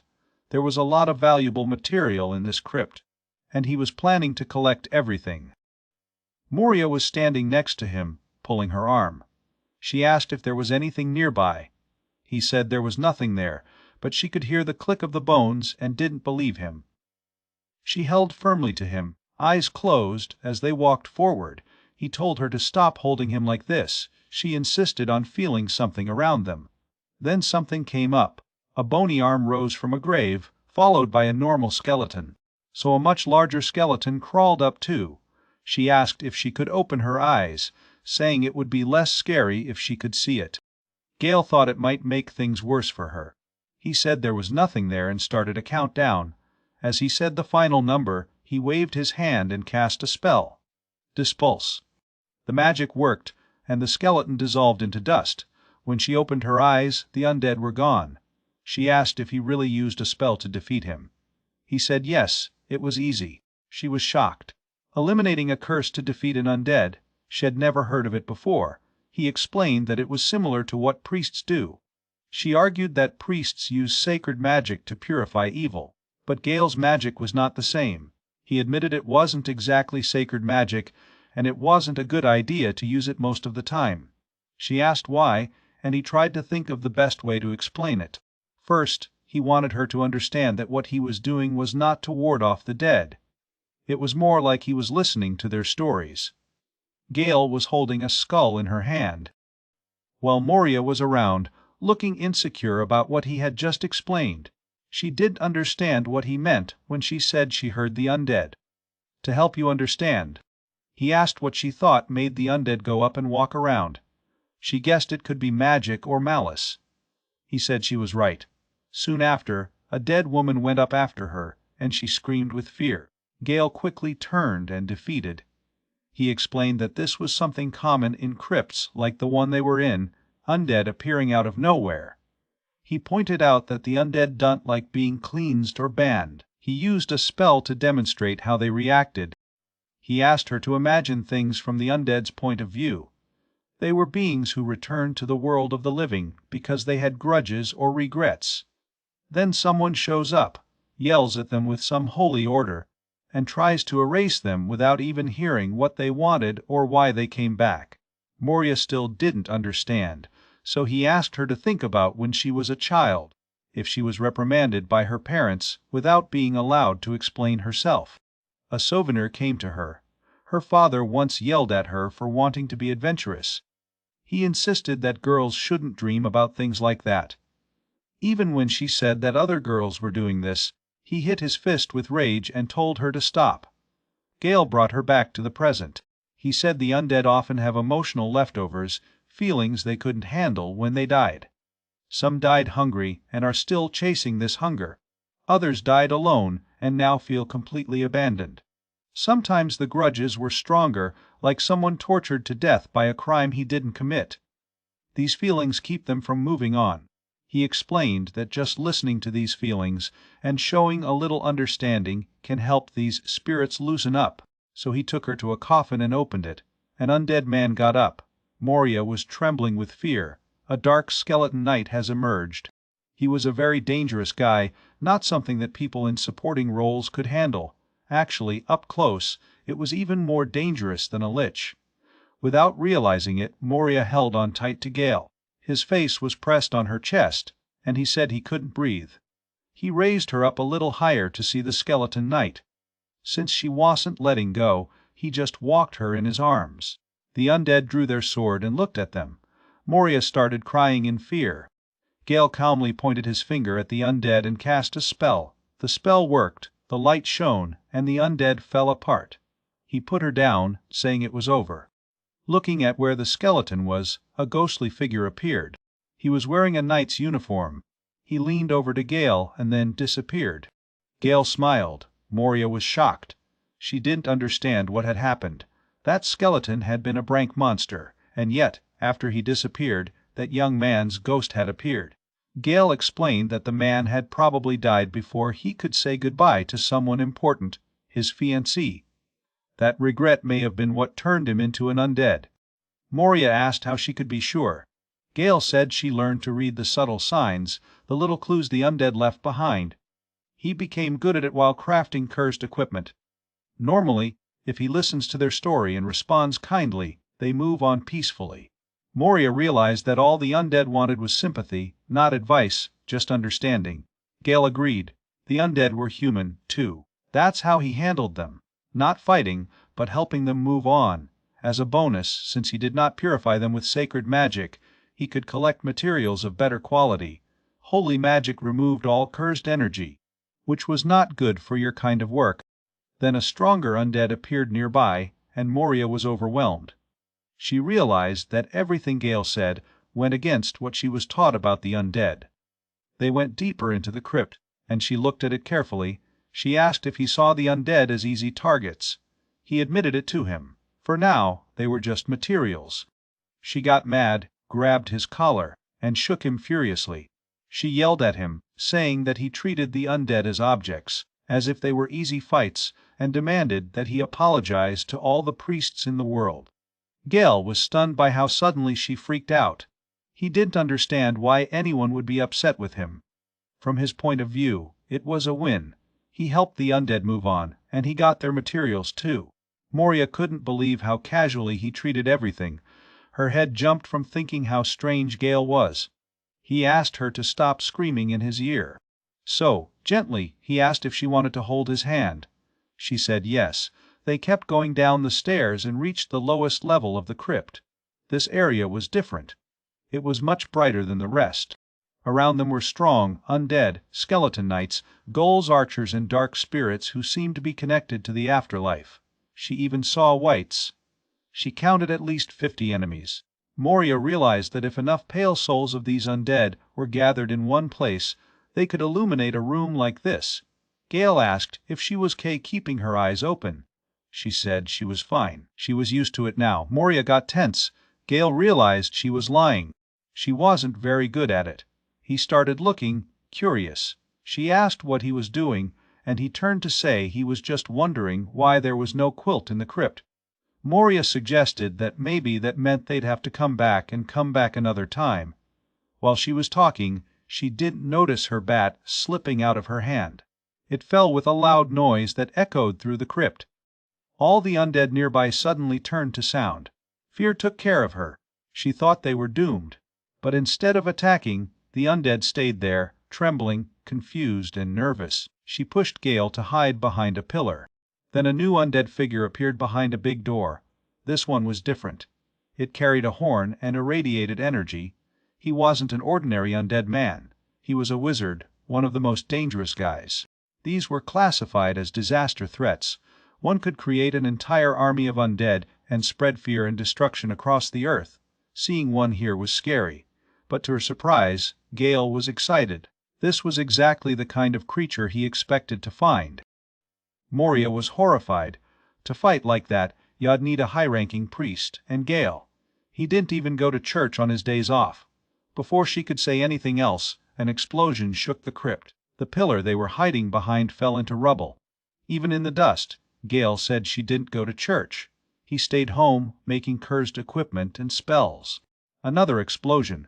Moria quickly hid behind him as the most magical tore the air. She looked at the wizard. His power was flowing into the other undead, almost like a wave. Now the other undead began to walk towards them. They ran. Moria screamed at Gale to stop running randomly. They needed to get out fast. Only one blow from the wizard would be the end of them. But Gale begged her to wait, saying she needed another moment. She asked what he meant. He took something out of the bag and stabbed her on the floor. Suddenly, a powerful wave of light spread. The undead trapped in the explosion burned with sacred energy. Gale sang a spell. Disperse the blessing, Moria gasped. It was a spell only the high priests could use. I wanted to save people from deadly curses. He created something so powerful on his own. The black mist covering the undead is gone.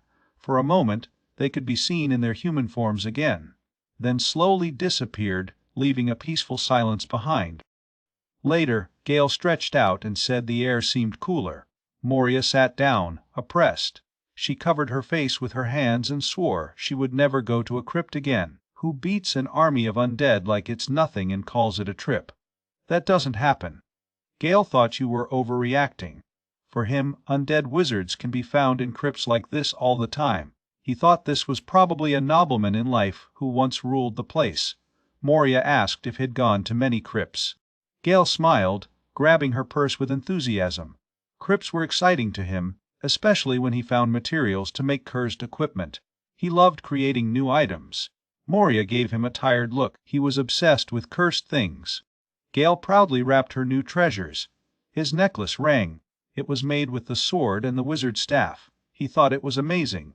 Moria said she didn't like art. He was shocked. She was clearly losing.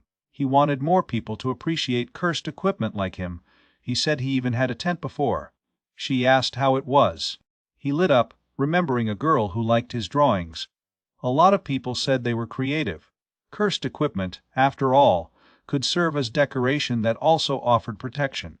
There was definitely a market for it. Moria still wasn't impressed.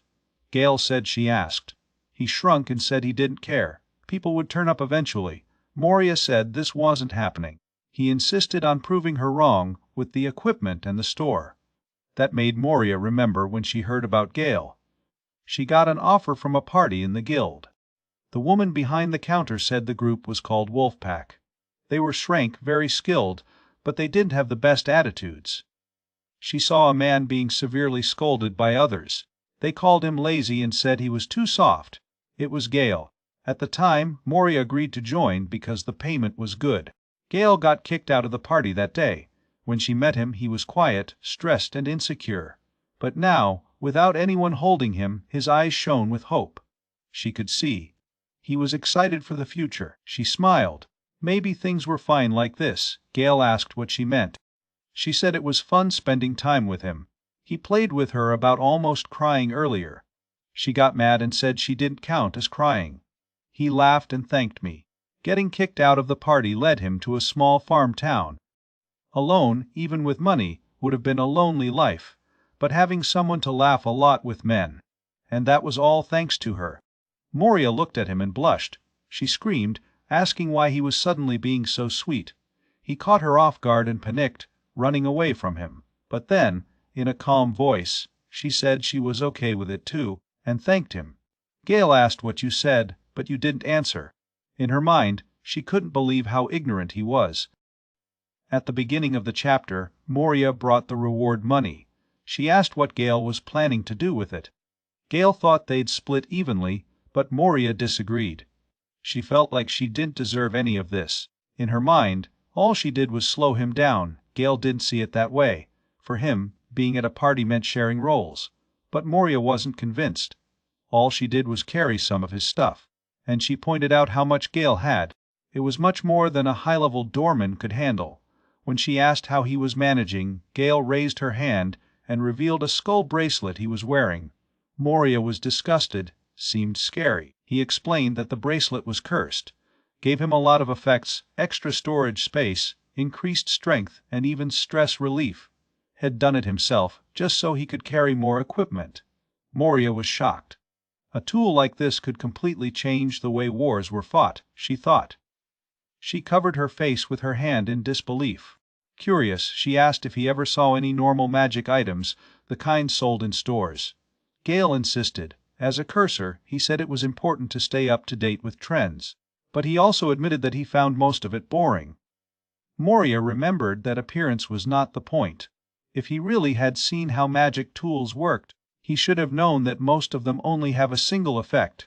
This is how it should be.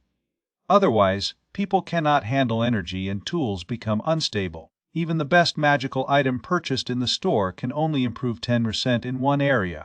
Anything beyond that, items with multiple powerful effects were extremely rare, even legendary.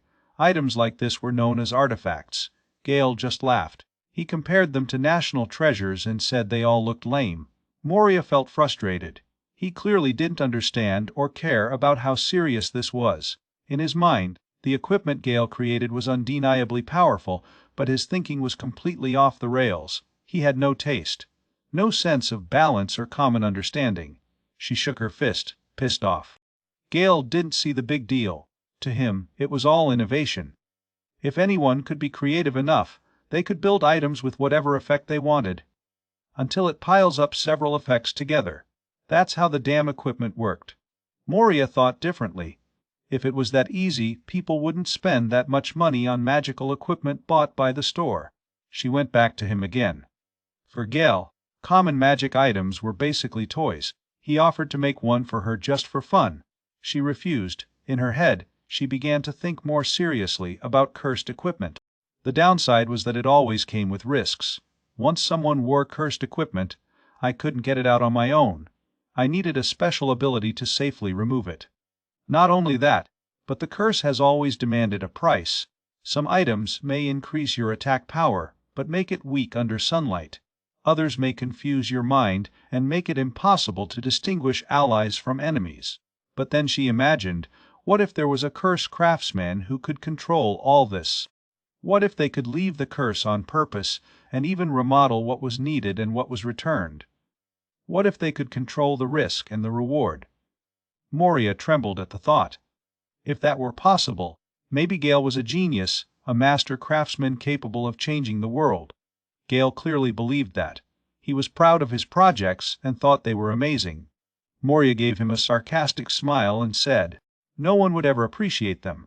Gale accused her of building it and knocked it down. In her mind, she agreed, as Gale continued to draw equipment like him, the world would never understand how talented he really was. So Gale pointed forward.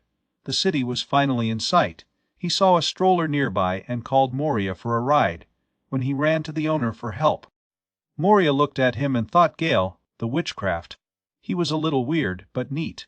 She wouldn't mind being at his party again someday. Later, they arrived at the Guild of Adventurers. The receptionist, Gimli, greeted them joyfully, but she was surprised to see them back so quickly. She asked if they gave up the mission. Gale said it was the opposite, and he put several heavy bags on the counter for her to inspect. He told her to check that everything was real. Inside the bags were the remains of black skeletons, dark skeletons, and even signs of a mighty sorcerer. Gimli was impressed. She offered Tennyson bonus and increased to 30 cent. Moria intervened. She reminded Gimli that the work should involve only liches, but the dungeon had expanded and ended up containing a sorcerer, something much more dangerous. You could have killed them easily. She looked at Gimli seriously. First, the guild gave them wrong information. Now Gimli was offering a bonus like it paid off. Is that how an alliance should work? Gimli apologized. She explained that their guild was small, and sometimes their information was not accurate. She asked if 20% would be okay. Moria agreed reluctantly. Gale looked at her, confused about why she was so upset. Moria said that kind of thing mattered. The proper preparation was all in an adventure. What if they had prepared to shoot monsters and ended up facing ice monsters? That could be fatal. Gale responded by saying she was kind enough to care so much. Moria responded abruptly. She wasn't trying to be. Before she could go on, Gimli cut them off. Gimli apologized to Gale, explaining that she was not yet used to working in a guild. Gale didn't care, since most people don't usually go deep in dangerous crypts. Gimli admitted it was her fault to trust a gravedigger. She looked down, clearly feeling bad. In Gale's head, he couldn't help but think she was pretty when she felt guilty. He assured her it was no big deal. Exploring crypts was something he was very good at. Even though Gale wanted to protect her, He tried to contain the feeling. Jim's eyes shone when he mentioned he'd be patrolling the area sometimes. She hugged him to thank him. Gale was surprised again. Gimli didn't look like that, but she was a guild master. That's when Moria suddenly separated them, telling Gimli to let Gale go. Gale turned to Gimli and asked if she was ready to start evaluating things. Gimli said yes. Moria made a strange comment asking Gale if she liked girls who looked very young. Gale was confused and completely denied it, asking where it came from.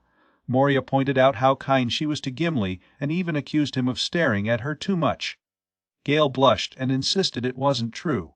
Moria cleaned it up, saying it was none of her business, but she turned her back with an angry look. Gale asked why she was acting like this. Moria said no, and then revealed something surprising. Gimli wasn't as young as he looked. Actually, Gimli was about 100 years old. Suddenly, something sharp hit the ground near them. Gimli said her hand slipped, but it seemed pretty clear that she had played on purpose. She acted innocent and changed the subject, saying that she would give them her search reward and share what she has valued so far. Gale and Moria were caught off guard, realizing Gimli had pointed at them before. Gimli put the reward on the counter. Gale said that he and Moria should share the reward, but Moria tried to refuse since she thought Gale deserved everything. He insisted, so she accepted and thanked him. Gimli said they could go back to the rest of the reward later. She waved goodbye, and when she was alone, she thought about what happened. She couldn't believe that Moria had casually revealed a girl's real age. So someone called her. Gimli was surprised to see the person and asked what he wanted. The voice said they had important information. Gimli has agreed to listen since the guild was closed at night. The person showed up and gave the news. There was an attempt to kill Princess Kara, but she survived. Apparently, she was using cursed equipment that stopped her from dying instantly. Gimli was surprised that it was not a sacred artifact like the shield of an angel. The person confirmed it was nothing of the Holy Church. It was an unknown cursed object. Gimli found this very interesting. She asked who the attackers were, and the person was not sure, but based on how they operated, it looked like a military group. Gimli thought it might be something planned by the Empire. She laughed gently, thinking it was a complicated situation. The person said he'd share more details later. Gimli thanked me and said it might be connected to his own mission. She asked if there were other interesting stories, but the person said it was all for now. Gimli threw a coin in thanks. The person responded respectfully and disappeared. Gimli talked to herself, thinking the Empire wasn't joking. Going after Princess Kara, one of the main heirs to the throne, meant there could be trouble within the royal family. Between the Empire, the capital, and that mysterious cursed item, something big was clearly happening. So your thoughts went to Gale. She had noticed something strange about him from the beginning. He had an alarming amount of cursed equipment hidden under his cloak, and yet it didn't seem to hurt him. That wasn't normal. In addition, he managed to defeat a mighty sorcerer with only one wizard of support. That meant someone on his team was treating curses like they were nothing and deadliving enemies like they were weak. Later, while taking a shower, Gimli kept thinking about Gale. He was probably a curse artist, someone who did and dealt with cursed objects. Gimli was a dark elf, and his species was also cursed. The only way to break his curse and regain his strength was to find the heart of the devil the Empire possessed. For now, Gimli worked undercover as guild boss. His goal was to gather information and seek a path through the tight defenses of the Empire. If there was a struggle between the Empire and capital soon, it could be your chance to escape. And now she had met someone like Gale, who could be the key to everything. She thought for herself, what if that cursed object used to protect Princess Kara was really something Gale created? She smiled just thinking. Later she opened a door and looked at some items, thinking again how fascinating Gale really was. Meanwhile, in the capital, a priest had just told Gale's old party something shocking. None of them were cursed anymore. They were confused. The priest said they were completely clean, with no trace of a curse.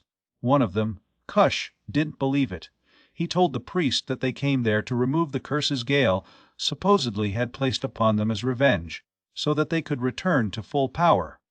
But now, they weren't sure what to believe. The priest explained to the group that there were definitely signs that they had been cursed.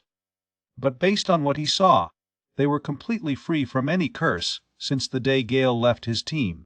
In fact, it was a miracle they survived the powerful curses that once affected them. Later, as they left the church, they began talking to each other. It seemed that what the priest was actually saying was that the strength they had now could be the true extent of their natural abilities, and that curses never held them. Kush didn't want to accept that. He squeezed his fist of frustration, refusing to believe. He thought the priest should be incompetent. Luke admitted he didn't want to believe it either, but he couldn't deny the thought by entering. What if he was a below-average wizard all the time? Kush tried to forget the idea and said he needed to concentrate on finding Gale. He assumed Gale must be broken and living on the streets now, so they should start looking for alleys instead of main roads. But Luke was finished. He apologized, said he couldn't go on, and started leaving. Kush screamed after him, confused by what he meant. Luke explained that they sold almost all the equipment just to pay for the priest's food and help. They were completely broken now. They didn't even have the money to stay in an inn, so they looked so tired. According to him, they belonged to alleys now. Kush didn't believe Luke would say that to his face and catch him. Luke endeavored to free himself, asking Kush to let go. Then suddenly Luke froze in place. Kush was worried, asking what was wrong. Luke didn't respond at first, but then he said that maybe it was a really good thing they hadn't found Gale yet. Kush was totally confused, not understanding what Luke meant. Luke told him to take a look at the warning board. Kush ran to him and took a newspaper from him. Melissa and Norris were nearby, observing curiously, wondering what caught Kush's attention suddenly. Luke laughed, saying Kush might not be so wrong. Kush came out laughing as he looked at the paper. He told the others their luck was finally changing. The paper was a real poster. He showed a picture of Gale and said he was wanted, killed, or alive by the royal government. There was a promise of reward for anyone who brought it, and even those who had useful information could make money. The warning told people to report to the nearest royal government if they saw Gale. It was signed by German Jerkenfer, the head of the royal office. Kush couldn't believe what he was reading. Gale became a wanted man. Everyone started laughing, feeling like they had a big chance. Kush pointed out that even if they shared what they knew, they could make some money. But if they really captured Gale and brought him in, they could be rewarded with riches, noble titles, maybe even expensive land or jewelry, anything they wanted. Now they were more excited than ever. They decided they needed to act quickly and seize the opportunity. Even if the royal office wasn't open yet, they wouldn't mind. They had more than just rumors. They were Gale's ex-partners. This meant that they could give more useful information than anyone else.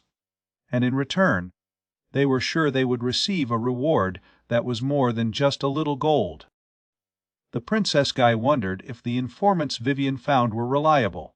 She suspected they might just be con artists trying to earn the reward money.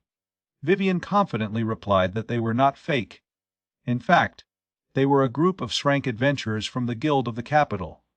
Their identities had already been confirmed.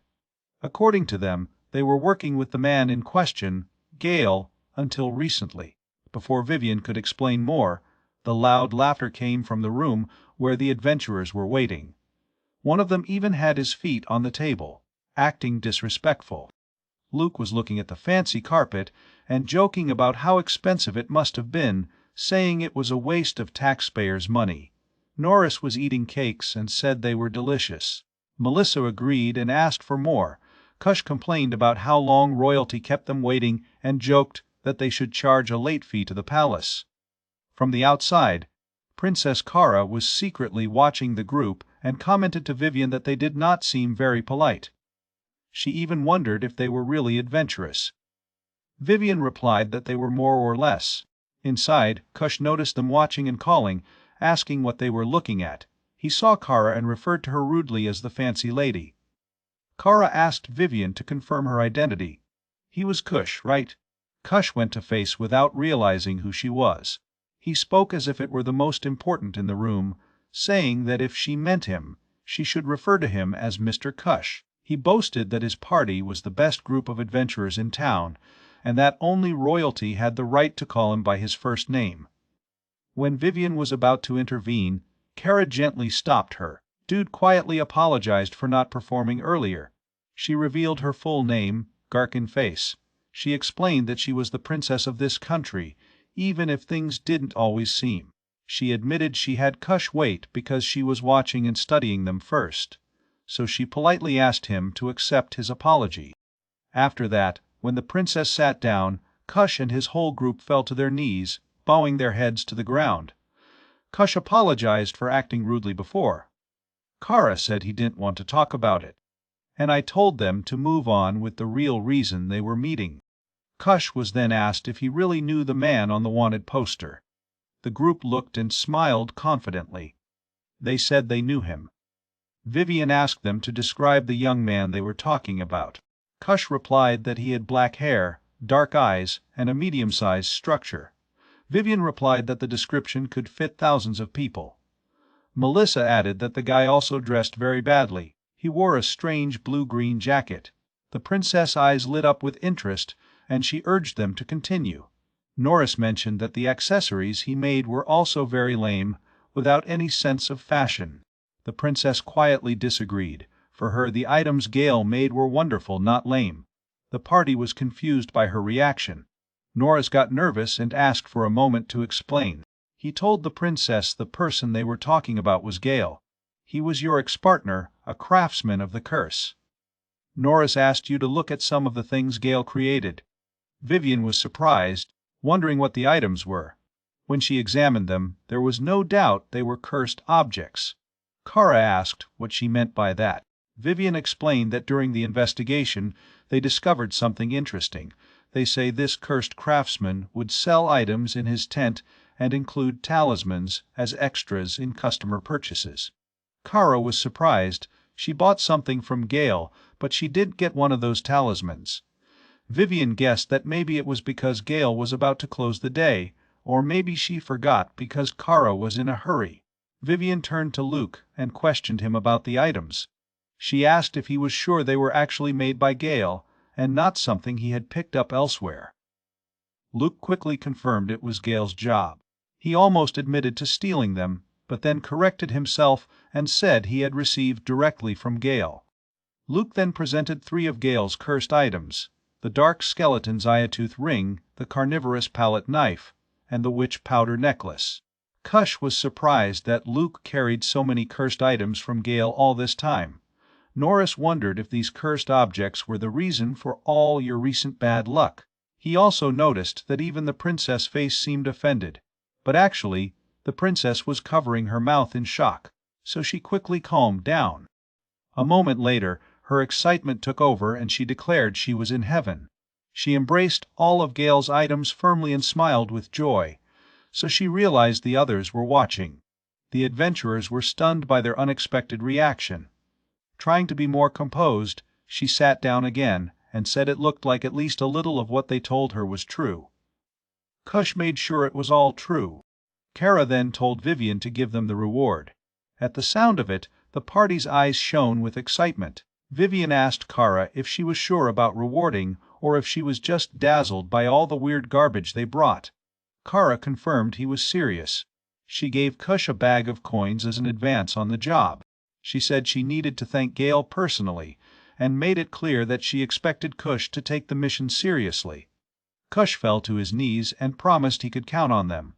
He, Cush Bilbour, leader of the Shrank group of adventurers known as Wolf Pack, would risk his life in completing the task. Later, outside the palace, Cush imagined the rewards they would receive: money, a real job, maybe even more. Melissa congratulated him on doing a good job.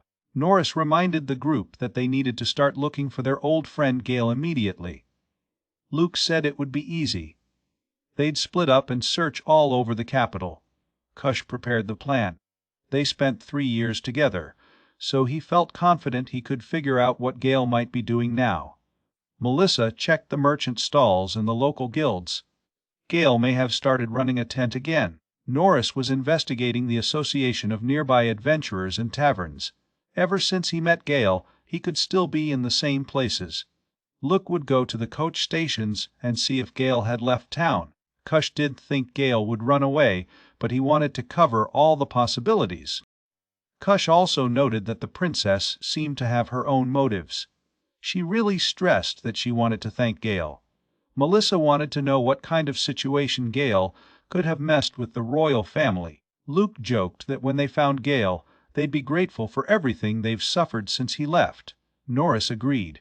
His idea of gratitude included assaulting him, delivering him to the palace, and imagining all kinds of punishments like skinning or burning. They laughed, completely misunderstood what Princess Kara really meant by thanking Gale. Meanwhile, back to the castle, Vivian asked the princess if they trusted the wolf party too much. She didn't expect Kara to be so serious about finding Gale. Kara pointed out that the royal palace had not yet been able to find it, and that it was worth trying something different. Vivian looked at the updated poster on Gale's face. Kara said that since the wolf pack was officially classified as S, it was time to see what they really could do. Still, she trusted Vivian to keep an eye on them. Vivian promised. Kara then turned the poster, repeating Gale's name for herself. Gale, the curse maker. She looked at the cursed ring she wore and said she was really looking forward to learning more about it. She smiled softly at herself. Far away in Farmage City, Gale sneezed all of a sudden. He wondered if anyone who liked his work was talking about him. So he got excited again and went back to work. Talking to yourself happy while preparing another powerful item.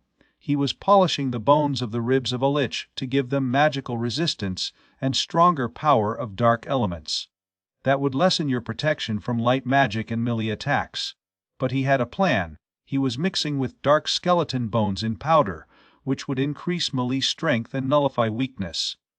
To finish it, he added the core of a thunder to give it an increase of light elements. The result was a powerful new sword.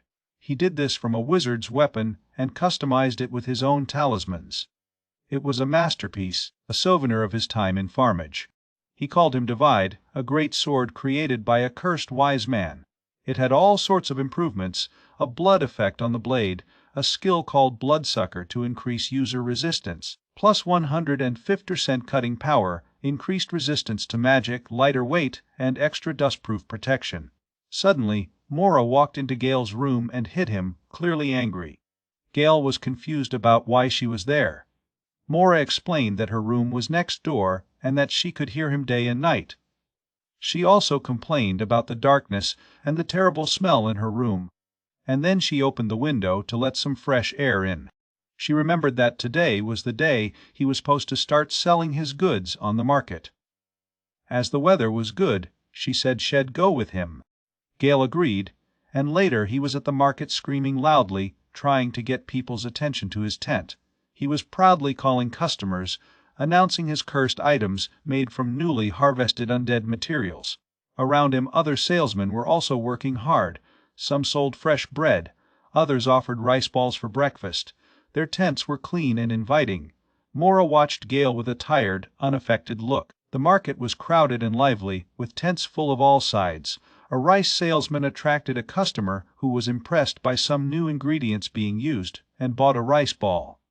Meanwhile, Gale kept calling, trying to sell her cursed items, even suggesting that her equipment could go well with the food that people were buying. No one was interested. Other customers praised a butcher who had the softest, most juicy turkey legs. Gale jumped again, telling them to enjoy the food using their damn skeleton sticks, claiming they could help soften the hard meat. The men refused him again. Next, Gale tried to convince a merchant to check his cursed sword made from a sorcerer's sword. The merchant found it disgusting and quickly fled. Mora, seeing all this, asked what he was doing. Gale thought Mora was interested in the sword and offered a discount, but she denied it and tried to take it away from him. He embraced the sword protectively, refusing to surrender it. He insisted it was valuable, and not even Mora could make him give up. Mora warned him that if he went on like this, the whole town would start turning on him. She was frustrated because he sold strange and cursed things at dawn, especially near food stalls. Gale argued that the Merchant Association told him that the best times for sales were morning and night. Mora replied that it may be true, for food stalls, but no one looking for breakfast wanted cursed weapons or dangerous magic items. She asked if he understood how supply and demand worked. Gale said yes. It was just about people wanting things and merchants selling them. Mora told him to think better about what people in an agricultural town really wanted. He needed to adjust his business to suit the city better. When she asked what she could sell in a place like a farm, Gale started listing ideas: poisonous talismans, paralysis scrolls, slow darts, cursed daggers and buckles. Then he got excited and added cursed tracks to the list. Morris had enough. She grabbed Gale and started dragging him away from her tent. He protested, worried people would steal his stuff if he left them unattended. Mora told him not to worry. Their assets were so scary that no one would want to steal them. Later, a woman named Gimli was laughing, saying Mora must have trouble dealing with someone like Gale. Mora and Gale quickly shouted that they were not partners, but Gimli provoked them more, pointing out how perfectly synchronized they were. Gale told Gimli that he had paid good money to the Merchant Association to get a place in the market. Gimli asked how much. Gale said she paid for a gold coin. Mora was shocked. It was a huge amount. She asked if it was really the price of a tent on the farm. Gimli said absolutely no. Gale had been robbed. Gale didn't believe me. He said it was the busiest area on the market. Gimli shook his head. Selling stuff wasn't just a busy place. She explained that most people in agriculture were farmers traveling between their homes and the fields. They needed agricultural tools, not cursed objects. Gale felt discouraged and said the situation was ridiculous. Gimli replied that there was no market for cursed goods. Adventurers who worked with your guild might be interested. Gale's eyes glowed with hope, but Gimli warned him that adventurers alone would not be enough to fix his situation. First, he needed to move the tent somewhere else. She asked if he tried to get a seat in one of the nicest districts. Gale said the areas were already full. Gimli asked if it really looked like him. Gale admitted that he and Mora had passed through that part of town earlier, and there was definitely room. Mora said she didn't see anywhere open. Gimli smiled consciously. Things were starting to make sense now. She explained that while the farm was not a huge city, it was large enough that even powerful guilds of the capital had established branches there. So she suddenly said they were leaving. Mora asked where they were going. Gimli smiled again, and they said they were going to Smith's Guild. Mora was confused and asked why. Gale wondered why they were visiting the Blacksmith's Guild instead of the Merchant's Guild, especially since the goal was to find a better place for him. Gimli explained that in agriculture, the balance of power was somewhat unusual. The Merchant's Guild didn't have much influence. The Smith's Guild, however, was the strongest. There were more people, more resources, and more importance in this town. That's why Gale needed to introduce herself to them. Mora found that this meant that the Merchant's Guild basically responded to the Blacksmith's Guild. Gimli praised her quick thinking, playing about her being a support wizard. Then she explained that in an agricultural city, metal tools were in high demand. People needed blacksmiths to build and fix things. The Smith's Guild had deep roots in agriculture, and they made tools adapted to the local environment. That's why they had so much power here. Gale asked if meeting the guild leader could get a place in a better part of town. Gimli said yes, but he remembered it would be best to bring a good gift. Gale's eyes glowed.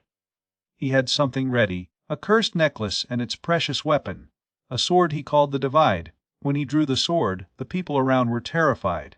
Gimli shook, and Mora, angry, grabbed Gale by her hair. And I told him to stop causing a scene. Gimli asked what kind of sword it was. At that moment, Mora realized why Gimli made them buy a lot of things at the market earlier. It was to bring proper gifts. Mora offered to carry the presents and told Gale that she just needed to be respectful and bow her head. Gale wasn't sure why. He thought any blacksmith would immediately appreciate the quality of his sword. Mora pointed out that people inside the guild were literally hiding when they saw it. They were scared, not impressed. They went into the blacksmith's guild and saw how busy he was. Everyone inside was working hard, hammering metal and forging items. The place was loud and warm. Mora started complaining about the heat. While Gale's eyes were shining, he was clearly fascinated by the vision of so much art happening at the same time. Mora asked if there was a service desk anywhere, but Gimli explained that even if it was called guild, it was really just a giant forge where Smith worked. A man came after them, warning them as he passed by. Gale apologized, realizing how hot it was in there.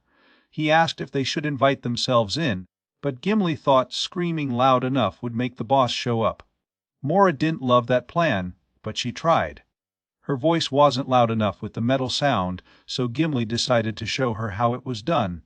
She gave a great breath and cried out the name Sharina. Immediately, someone opened a door and threw something at them.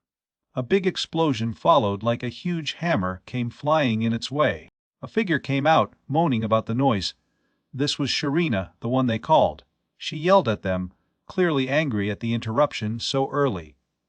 Mora was shocked to see that Sharina was a dwarf, while Gale was surprised that Sharina was a woman. Gimli laughed at both reactions. Sharina recognized Gimli and made a sarcastic comment about her being a dark elf from a dark forest. Gimli shot back with his own insult, calling Sharina a cave dweller. They clearly had a long-standing rivalry. Mora quietly told Gale that elves and dwarves usually didn't get along, and she began to wonder if they had made a mistake coming here. But Gimli smiled and reassured them. She brought them here for a reason and supported them to the end. She introduced Sharina as the guild's boss, although she also called her a bit hard-headed brute. Sharina greeted them correctly, although she reacted to Gimli's insult with irritation. Gale looked at Sharina as she shook his hand. He soon realized that her hands were large for her size, rough and covered in small cuts, signs of someone who had spent years working on a forge. His arms were strong, and his skin had been darkened by the heat of the furnace. She was clearly a master of his art, Mora called him, but Gale and Sharina were still in visual contact. They quietly recognized themselves as fellow artisans, people who had worked hard on their abilities. They smiled at each other, understanding each other in a way that words did not need to explain. Gimli noticed his look and asked why they were looking at each other. Gale and Sharina denied it, saying it made things seem strange. Mora didn't like it while Gimli was smiling, enjoying the strange moment. Mora reminded everyone to get back to business, and Gimli laughed, already on the same page. Gimli introduced Gale as the new guy from the capital who wanted to set up a tent and was there to meet the guild leader. Sharina, the guide, wasn't impressed at first. She was having a difficult day. There was a serious shortage of materials, and she was busy early. She thought you were wasting your time. But then she realized something important. If Gale only set up a tent where he wanted without going through the proper steps, he could create problems with the Merchants' Guild that could cause trouble. Sharina said it was good that they were doing things the right way, showing respect and checking first. She made it clear that Smith's Guild wasn't trying to control the whole town. But because they handled so many repairs and were involved in people's daily lives, they naturally became deeply connected to the community over time. Unlike the capital where things were thrown away, this town preferred to fix and reuse. And somehow, through all this, Sharina had ended up as one of the most important people in Farmage. Sharina sat down and asked Gale's name. She warned him not to take everything Gimli said very seriously. According to her, Gimli had a big mouth and liked to exaggerate. Gimli played back, pretending to be offended, while Sharina turned her eyes and said she would go ahead and write the paperwork for Gale. Gale was grateful, and Mara applauded for having succeeded. She and Gale celebrated with a touch here. But Sharina said not to get too excited yet. It wouldn't be that easy. She made it clear she wasn't doing free favors. If they wanted her official approval, she expected something in return. This wasn't a charity. If they scratched her back, she'd scratch theirs. When she mentioned sincerity, Gale and Mara were confused. Mara responded first by offering a bottle of strong drink as a gift. Sharina liked that. Gale got excited and said she had something too, taking her sword. But Mara pushed him before he could get him out, warning him not to turn it into a personal art exhibit. She didn't think the sword was an appropriate gift in this situation. Gale insisted that Sharina would love it, but Mara wasn't having it. She even hit him to stop him. Sharina was surprised how often Mara slapped Gale, but suddenly she stopped talking. Her eyes were open when she noticed Gale's purse. Sharina went there and held Gale's purse. Gale was confused about what she was doing, but then Sharina pulled the bag and saw the sword inside. Her excitement appeared immediately. Gimli, watching them, made a playful comment about how Gale and Sharina were clearly creating nerds, and now they were in their element. Sharina raised the sword and said it was incredible, definitely not a common blade. She realized just looking at him. Gale was thrilled to recognize its value. He thanked her, calling her master of the guild, but Sharina said to call her Sharina. She didn't really care about fancy titles. Gale agreed and praised your skills. He was deeply moved by finally meeting someone who understood his work. A single tear rolled through the cheek. He screamed with joy. Sharina held the sword with pride. Mara wiped her throat out loud, clearly bothered by how close Gale and Sharina seemed to be getting. Gale asked if Shed caught a cold. Mara said no. Gimli realized Mara's mood and provoked her, saying that it was obvious what she was feeling. Mara attacked her to shut up. Sharina also noticed and asked if Mara found the place very dusty, suggesting that she could wait outside if it bothered her. But Mara said it wasn't that. She pointed out how close Gale and Sharina were. Gale and Sharina were surprised and asked if it really looked like that. With confidence, Gale said that Sharina deserved to be the leader of the Smith Association. He said he always believed that the right people would appreciate his work. Sharina explained that she herself was a forger and raised the sword toward the furnace to see better. She guessed that the base of the sword came from a drop of monster. It made him rare and valuable. So she noticed it had additional effects, ability to suck blood, improved cutting power, and dark elementary properties. She was very impressed. Gale smiled and said that Sharina had a good eye, but there was more to the sword than that. Sharina was intrigued and said, "I think I do." Sharina noticed how light the sword felt and guessed it had a light spell. Mara saw her swinging and pointed, but not happily. Gale explained that since Sharina was a craftsman, of course she would want to test the sword. But Mara meant something else. But Sharina agreed with Gale. There was no way she could resist a few blows to the sword. If you could cut off enemies, absorb their blood, and keep healing the user's resistance during the battle, it would make you perfect for someone fighting in the front lines. Although it was the size of a great sword, it was light enough to swing with one hand. You can fight all day without getting tired. It wasn't just good for the teams. Even an adventurer alone could survive a battle with a weapon like this. Gale added that the sword also had magical resistance and was made to be dust-proof. But more than anything, he thought it was super cool, and he was cursed too. Sharina smiled and said that magical resistance was really useful to people who couldn't use magic. What about the dust-proof part? This showed Gale really thought of everything. Adequate maintenance is very important for weapons. But then she stopped and asked about the last thing Gale said. When he mentioned how cool the sword looked, she said it wasn't what she meant. She didn't agree with his taste, but that wasn't the problem. Then his eyes opened. Suddenly, Sharina realized she couldn't drop her sword. Her hand was attached to him. Mora rolled her eyes, thinking we're going again. It was the problem of the cursed sword everywhere. Sharina screamed that she couldn't take her hand off. Gale seemed more concerned about not liking the sword. He reminded her that she was a guild master. Sharina hit him, saying that wasn't the point. She changed her mind. That sword was no good after all. Mora told Sharina to calm down and asked Gale to remove the curse. Gale got angry and asked why she didn't like the sword. He thought it was amazing. Mora yelled at him for not taking it seriously. Gimli watched chaos and laughed. Everyone was in a panic trying to get the sword out of Sharina's hand. Gimli thought to herself, despite the curse, Sharina had only said good things about the sword. Gale clearly had skills. He may even be more than a curse craftsman.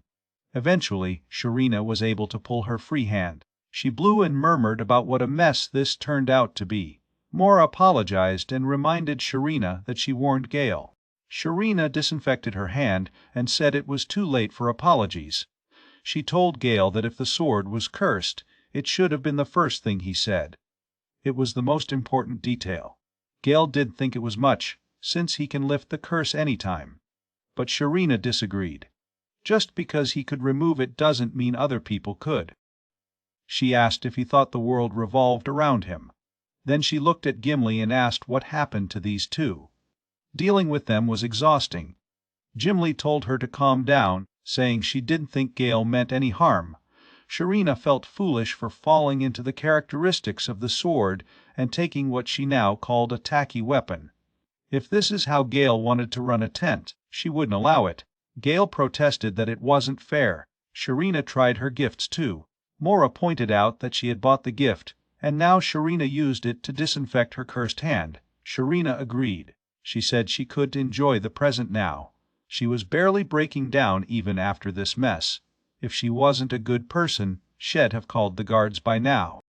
Gale was hurt, especially since she worked so hard on the sword. Sharina was frustrated and asked if he ever heard of what the client needed. Then she answered her own question. Clearly not. She said she wouldn't let him open a tent. If he started selling stuff like that around town, it would be a disaster. She said had already sold things in Dicey, and just giving him more chances can make things worse. Still, Sharina admitted Gale reminded her of a killer shark. You give him an inch, and he takes a mile. But she wasn't completely insensitive. She turned to Gale and asked if he really wanted to run a tent. Gale said yes. What did she think? Mora didn't leave it out of control and pinched him from behind, so Gale quickly bowed down and begged Sharina to let him open a tent. Mora apologized again, saying Gale was definitely a little unusual. But he had his good sides too. He was really a skilled curse dispenser, as Sharina had seen, and if you ignored your weird design style, your equipment was really very well done. Sharina said if Mora was willing to go so far for him, then maybe. But she hasn't seen it yet because they needed her help. If she was going to send a message of support to the trade union, that meant taking some responsibility. She asked Gale if he really understood that. Gale said yes. But Sharina wanted more than just words. She needed to see what kind of people they were. Mora asked what she wanted from them. They had no money. Sharina said she wasn't so mean. Who would ask a rookie for money? But she had a favor to ask. She asked Gale to guess what kind of favor someone would ask an adventurer. There was a mine nearby, Doghelm Mine. He was the only one near Farmage. Sharina wanted to send them there to deal with a monster. But it wasn't a normal search. Everyone who had gone so far was gone. They didn't even know what kind of monsters were in there. The mission was to make the mine safe again. It was a double mission. Sharina looked at them and asked if they were willing to accept. Inside the castle, Kara was confused by the report she had just heard. At first, she thought that a band of bandits pretending to be from the Empire had attacked her, but the truth was it was the Empire behind the attack. Vivian confirmed it with a smile. The Empire finally managed to force the captured assassins to speak. There was no doubt now. Kara had a strange feeling Vivian meant that they literally forced the killers to talk. The old man next to her agreed to your suspicions. He explained that the attempt on her life was linked to a power struggle within the Empire. From what he learned, the attack was ordered by the Prince of the Empire, who hired the assassins. The Emperor of the Empire was sick, and now the first and second princes were in conflict. The Crown Prince was the son of a concubine, while the second prince was a legitimate heir. Kara asked what that had to do with her. Vivian recalled that the king chose Kara to be the bride of the second prince as part of a political alliance between his two nations. Kara had never agreed to the marriage, but the old man, who served as her valet, explained that it was not up to her.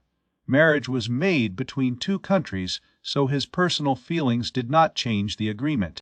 Vivian explained that the people who tried to kill her were probably supporters of the Crown Prince. They saw marriage as a threat.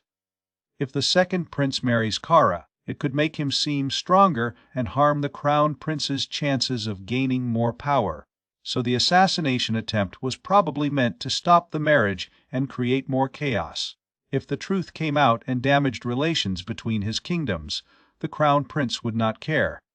He'd probably be happy about it.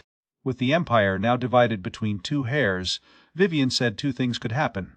First, the second prince would probably make a goodwill visit to Kara's kingdom to calm things down. Second, the crown prince would probably send another assassin. Kara was shocked. More killers. Vivian said they had the group of attackers confess, but there was still no solid evidence linking the crown prince to the crime. If the empire denied involvement, there wouldn't be much his kingdom could do in response. They could protest, but they couldn't take serious action unless they were ready for war. And they weren't. Frustrated, Princess Kara slammed her hands on the table. She said the wedding had to be cancelled. She got up, then threw herself into bed, hiding her face. Vivian remembered that international agreements couldn't be cancelled like this. Kara whispered that she hated everything, especially because she already had a perfect engagement ring. Meanwhile, away from the castle, outside the Dogham mine near Farmage, Gale was trying to clarify the situation. He confirmed he was a curse craftsman. Mora, who was traveling with him, said she was a support wizard, but Gimli, who was also there, said she wouldn't count on it. She wasn't part of their party. Gale pointed out that both he and Mora were rearguards, magic users who fought since the backlines, and Gimli was not joining them. So, shouldn't they have another team to handle this mission? Sharina came in, remembering that they had already discussed it. There was no other party. That's exactly why this search got cold. Under normal circumstances, this job should only have been a search for notes, A, B or C. But since no one did, the level of danger increased with time. Since they were already in front of the mine, Sharina told them to swallow and search. Gale and Mora hesitated, pointing out that they had just arrived in town. Gimli smiled and reminded Sharina that both helped define how the missions were classified. When a job is unfinished for a long time, the hazard classification increases. Sharina reminded Gimli that she had worked with her in those rules and told her not to make it look like she was the villain to execute them. Mora finally understood, because the search had continued for so long without being completed, had jumped all the way to double rating. Gale asked if that minute would be even greater if they ruined everything. Gimli laughed and said he could get to S. Mora's post didn't find anything funny. Gimli said many adventurers have recently disappeared. Mora guessed this mine must be the reason. Everyone looked at the cave entrance. Mora could hear faint sounds, probably just the wind, but she was sure there were dangerous monsters inside. She and Gale were shaking. They were getting nervous. Sharina attacked them, asking why they were scared. If they were really adventurous, then they should be loading that mine and doing the search now. If the mine was closed, the city would be forced to continue importing materials from elsewhere. It wasn't sustainable. Gale pointed out the obvious. All the groups that entered the mine never returned. Mora noticed that the previous adventurers who did this search were all killed. The reward for completing the search was only 10 gold coins, which seemed too low for something so dangerous. Sharina explained that the search had begun as a simple for low-level adventurers. That's why the reward hasn't changed. He now understood why no one local wanted to take over. Gale said he couldn't continue the mission unless they had someone strong to fight in the front line. Mora reminded him that he had defeated a mighty sorcerer and his army alone not long ago. But Gale replied that fighting the undead was completely different, especially when they didn't even know what kind of monster they were dealing with. Sharina complained that the people of the city were very soft. She suggested a solution. If they needed someone to take over the party, she could do it herself. That would solve everything. Mora and Gale looked at her by surprise. Sharina didn't understand why they were so confused. She said she already offered to guide them. Gimli, standing nearby, agreed that Sharina had said that, but she pointed out that it was unusual for a client, the person who did the search, to join the party and fight on the front line. She admitted it wasn't a problem. Gale and Mora looked at her, not sure. Wasn't that a problem? Sharina jumped and said everything was settled. She could take very good care of herself. She even flexed her arms to show how strong she was. Mora admitted that Sharina definitely looked strong. Gale still wondered if she was capable of taking on a leading role at a party. Sharina said you were. That was her job now. Mora looked at the group and commented on how unbalanced her party was. They had a curse craftsman, a support wizard, and a blacksmith. It wasn't exactly a traditional adventure team. But even with this weird mix, Mora didn't think they were doomed. They may not know what they were getting themselves into, but with Gale's magical abilities, they can get it. Sharina said it was time to start the search. Mora agreed, saying that they would finish this quickly and then help Gale has his tent in a better part of town. Gale wasn't confident yet. This place didn't look like a dungeon or a crypt. When they entered the mine, Gimli waved to them, wishing them good luck. The group's in. Almost immediately, Gale jumped into a strange sound echoing through the tunnel. He asked what it was. Mora murmured that she knew getting in without a plan was a bad idea. Sharina told them to relax. If there were no monsters around, this mine was basically like her backyard. Gale asked if she was serious. Sharina explained that the miners had dug several ventilation holes. When the wind blew through them, it made a howling sound, like a dog. That's how the place got its name, Doghowl Mine. She pointed out some of the rocks that could mine there and threw a sample at Mora. Mora took it and admired it. Sharina said it was iron, but sometimes they could also find lead or even mithril. She said look around and see the view. This was a high-quality mine. Mora and Gale looked around, impressed. There were a lot of shiny stones on the walls. The whole place looked rich and full of potential. Sharina explained that she had set up her shop nearby because of this mountain. It was a very important place for her. So she asked them to stop acting so nervous. Mora waved and said she understood now. She apologized to Sharina. After all, it wasn't a scary tome. There were no undead around. There's nothing to be afraid of. So she ran into something. Confused, Mora turned to see what it was and went face to face with something weird, a face. She screamed and screamed that something was there. A living creature. Sharina didn't believe me. She looked around and said she didn't see anything, no monster in sight. Gale got excited and asked where the undead were. Sharina was confused by your reaction. Why was he so excited? Gale explained that if there was an undead person here, it could be very special. So everyone turned to take a closer look at what Mora had seen. It wasn't a living creature. It was just a statue. Sharina noted that it was incredibly detailed. The stonework was so good, it almost looked like the figure was alive. Sharina was impressed by the statue. She called Gale to see. And he was surprised. He admired craftsmanship, saying it was a real work of art. Liv turned their eyes on both of them, thinking they were acting like work-obsessed nerds. Sharina wondered what kind of skilled artist might have done something like that. When Mora turned to explore more, she came across another door.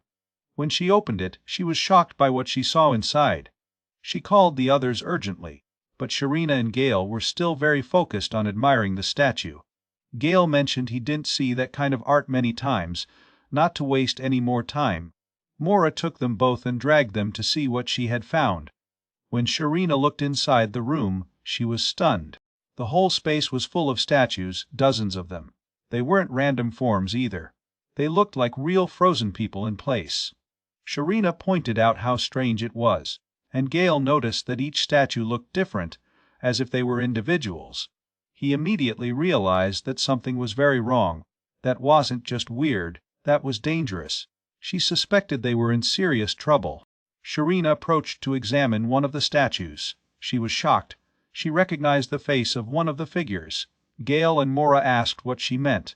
Sharina confirmed she wasn't guessing. She really knew some of these people. She recognized several of the statues. They were adventurers from the nearby town of Farmage. The people who had disappeared were right here, turned to stone. The group realized with horror that they were not sculptures. They were real people who were petrified. That's why their details were so realistic. It was cold. Sharina couldn't believe it. What could do something like that? Gale had an answer. It had to be a monster. Everyone understands the danger now. Mora quickly took command and ordered everyone to remain alert. She decided to watch the exit and told Gale and Sharina to cover the front and side paths. Gale was very uncomfortable. There were only a few monsters known to turn living people into stone. They were all extremely dangerous, classified as or higher. He and Mora discussed the possibilities.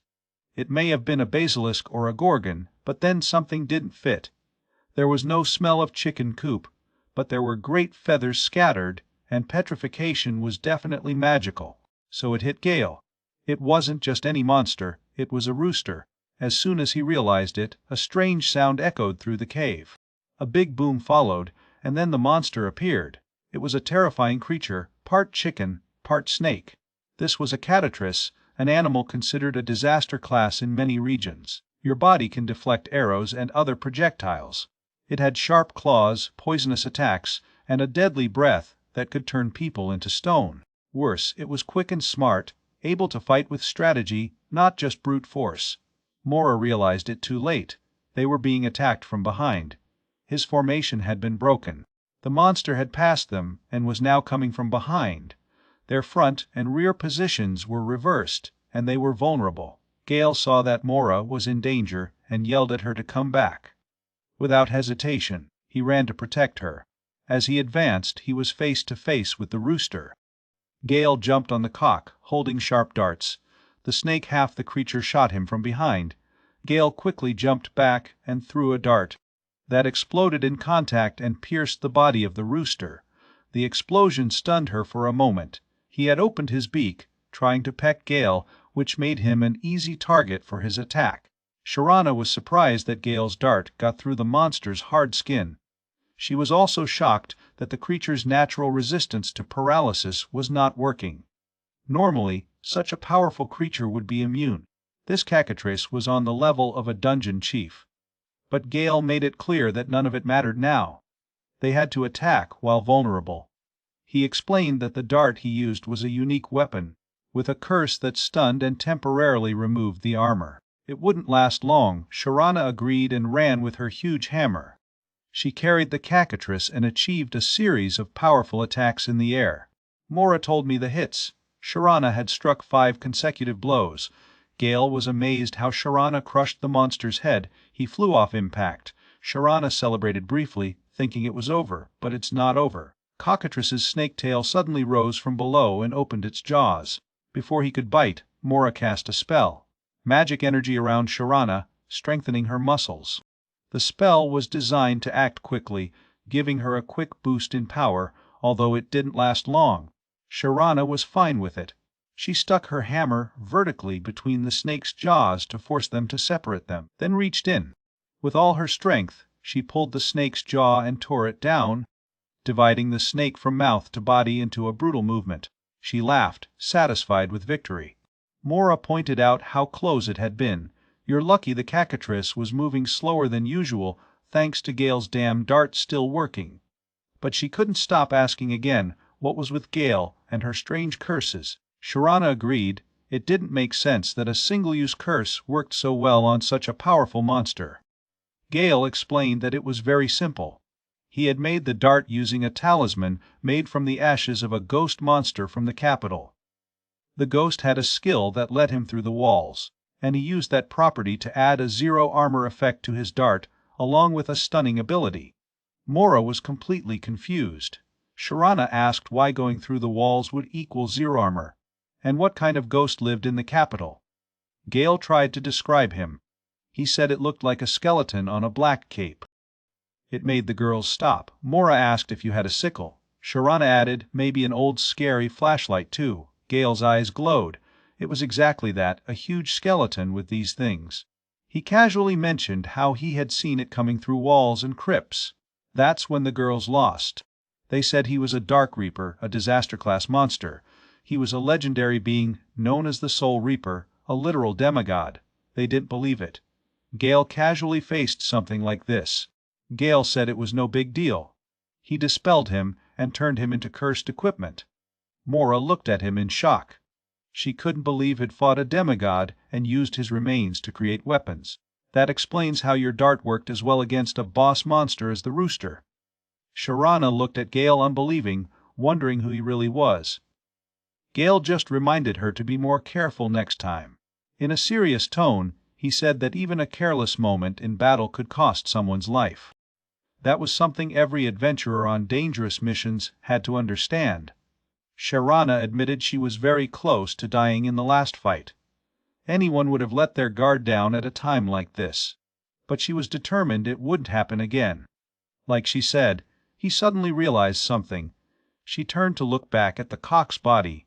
With the monster defeated, Gale noticed that the coal mine was safe again. This meant that the dangerous pursuit of A was now complete. Everyone was excited about success. Gale didn't waste any time and rushed to collect feathers from the fallen caccatrice. They planned to let Gimli know about the rescued adventurers, but for now, the mine was clean and could be used again. Sharana agreed. The danger is definitely gone. It wasn't an easy fight, but it was obvious that the Galatrice was the monster causing trouble. Now that has down, the mine's safe. She looked at herself and realized that after all, she became an adventurer too. Gale exhaled, worn out, but satisfied. This was the first time he had seen a caccatrice as part of a mission. He wanted to know if any of it was edible. Mora didn't know, and honestly, she didn't care. She was more focused on getting evidence to complete the mission. She was surprised Gale wanted to eat it, considering it was full of poison. Gale was a little shocked to be poisonous. It looked a lot like a giant chicken. Mora agreed, but she was also curious why a creature like this would hide in a mine. She asked Gale where to open it. It made Gale think. Mora was right. This mine was small for a monster that size. Maybe he was using the place like a giant birdhouse. It was hard to say what monsters were thinking. Gale smelled the air and realized it smelled like chicken coops, like old excrement or rotten eggs. So he heard a knock. He asked Mora if she'd stepped on something. She had, and she looked down to find something strange under her foot. It was a broken eggshell. Gale leaned over to look. It was too big to be a normal egg, so he thought about chicken coops and what they were used for. Mora remembered there were Hensley eggs. That's when Sharina realized something horrible. They weren't just in a random hiding place. This was the nest of the catrice. A loud noise filled the air. Then it got louder. Out of the shadows, a great girl emerged. Part bird, part snake, just like your parents. But he wasn't alone. More of them were coming. A whole bunch of roosters were headed for them. Mora was horrified, realizing this place was the monster's nest. Sharina and Mora screamed for Gale to escape, but he hesitated. He wanted to know if this was like one of those cases where baby animals print themselves in the first thing they see, and then they follow. Maybe they weren't attacking. Maybe they just saw him as a father. Mora didn't believe that for a second. These little monsters seemed to want to eat it. She grabbed him and dragged him away as soon as the baby's cocks ran after them. Sharina screamed for everyone to run as fast as possible. If these things caught them, she would be held responsible for what happened. The three of them ran away with a bunch of sharp, snake-tailed girls chasing them through the mine tunnels. Mora realized the tunnel ended up in a dead end. I had nowhere else to go. Sharina discovered that this part of the mine must have been closed some time ago, probably blocked. Gale was nervous and asked what they should do now. Sharina knew they only had one choice. She took the lead and fought her enemies while the others stood behind her and kept her safe. The baby's caccatrices were approaching quickly, and there wasn't much time. Sharina shook her hammer with full force and hit one of the girls, knocking him down. She hit someone else with a bad accident. His hammer was strong enough to crush solid rock. But looking at the group of girls running towards them, she noticed something. The attacks didn't bother them. They kept coming. Even after seeing their brothers crushed, the others did not retreat. Mora asked if Sharina could keep fighting a little longer. Sharina said she could handle it for now, but Mora was starting to get very worried. These baby caccatrices may be young, but they were already bigger than a normal person, and there were at least 100 of them. It didn't even make sense. How can a bird lay so many eggs? Then she remembered. Cockatrices weren't just birds. They were part snake too, and snakes were known to have many descendants at the same time. That might explain it, but that wasn't even the worst part. Those cubs were already as aggressive as their mother, and they were clearly hungry. If they were fighting adult monsters, maybe taking down some would scare the rest. But these babies didn't care. They had no fear or hesitation. They just wanted to eat whatever was in front of them. Sharina kept counting while fighting. 1 down, 2, 3, 4. She was getting frustrated. They kept coming. She even joked about it, asking them to stop, but knowing they wouldn't. Mora finally finished the spell. It activated a powerful magical combination that flooded Sharina with energy, unlike the previous muscle impulse spell that faded rapidly. This would get stronger the more magical power she spilled on her. Sharina could feel the difference right away. Your blows have become much more powerful.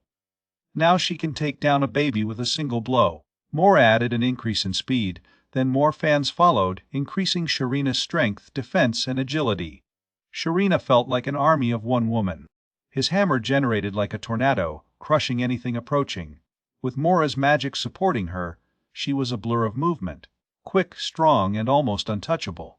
But the girls kept coming. There were so many. Sharina was starting to get tired, his body hurt, and his mind was overloaded. She admitted she couldn't go on like this for long. Not physically, not mentally. Mora was also exhausted and desperate. She turned to Gale, asking if he had anything to use, some kind of curse, as he used before in those orcs. But Gale shook his head. Had be done with those special tools a long time ago. Besides, those tricks wouldn't work here. Baby Catresses were very different. They weren't orcs. They didn't have minds or spirits strong enough to curse them. Sharina doesn't understand. So Gale explained it like this. A curse is like showing someone a lemon to make water in their mouths. It's up to them to know what a lemon is. But these girls were too young. They did not understand fear, pain, or illusion. Spirit-based curses only worked with monsters smart enough to feel fear or be deceived. That meant that all of Gale's methods were useless here. Unlike previous fights, your magic wouldn't help at all. Baby noises were getting louder and louder.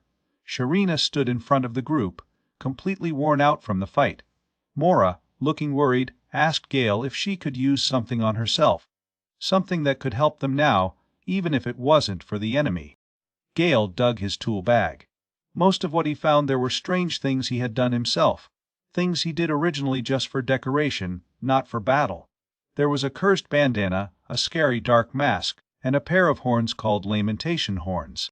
Gale was proud of his projects, but they should not be used seriously. Sharina, hearing all this, thought they were doomed. But Gale casually mentioned that the equipment had some effects, such as triple defense, double agility, and resistance to fatigue and poison. Sharina's eyes glowed. It was exactly the kind of help they needed right now. Lives quickly created a magical barrier to hold the babies for a few more moments. Meanwhile, Sharina pushed Gale away and took his items. Gale warned her not to wait too long. The equipment wasn't combat. While Sharina was holding the bandana, she noticed her disgusting, rugged texture. It looked like he had fur pores. Disgusting, but desperate, she convinced herself to use it anyway. As soon as she did, the bandana's magic began. His body looked like all the exhaustion had just melted. Gale then gave her the Mask of Darkness, which could cancel the poison and help her see in the darkness. She looked around the mine and was shocked. There were even more baby cocks hidden in the shadows. Mora was clearly disgusted by the strange mask, but she warned that the barrier would not last long. They needed to hurry. Then came the last piece of equipment, the Horns of Lamentation. According to Gale, they doubled their agility and gave him 5 times the normal arm strength. Sharina was shocked by that number. But the moment she dressed them, she felt the insane power flowing through her hands and fingers. The barrier's broken. The girls broke in and carried it. Mora shouted a warning. One was already after Sharina, but Sharina turned and, with her now super-powerful hammer crushed in a single stroke. The strike shook the whole mind. Even if Mora's support magic passed, Sharina was stronger than ever. Sharina couldn't believe what she was experiencing.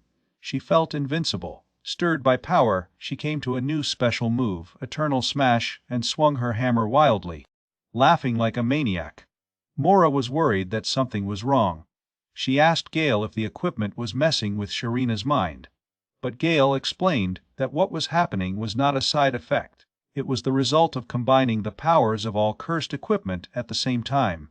When certain cursed equipment is used together, they create a reaction, such as mixing chemicals, and this reaction can make the effects more intense. In this case, the Horns of Lamentation and Dark Mask were totally compatible, which meant that Sharina was feeling the full strength of all that power at the same time. Mora compared it to a high corridor where someone tries so hard that their brain floods with good chemicals. Finally, after crushing the last baby of roosters, Sharina struck the hammer one last time. His blood flowed from him, and his face glowed with adrenaline and excitement. Gale took a step forward and quickly dissipated all the cursed equipment she was using. Sharina breathed deep and groaned for relief. The cursed objects were finally off. She said that if she had gone back to their farm, covered in scary equipment, she would have been super embarrassed. Gale was confused. Just moments ago, she was praising all that equipment. Sharina made it clear. She liked the equipment, not what it looked like. Gale, checking the equipment, sighed. The items were very worn out now. Sharina provoked him, saying that since she used them, their value has probably gone up.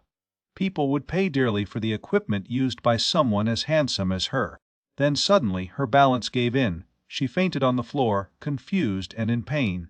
Her whole body was throbbing. She doesn't understand. She thought the equipment had cured her fatigue.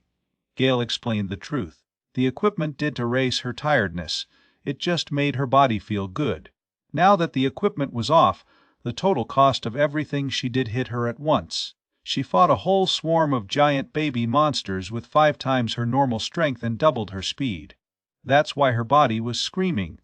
And it wasn't just fatigue. While the equipment had protected her from poison earlier, that protection had now disappeared.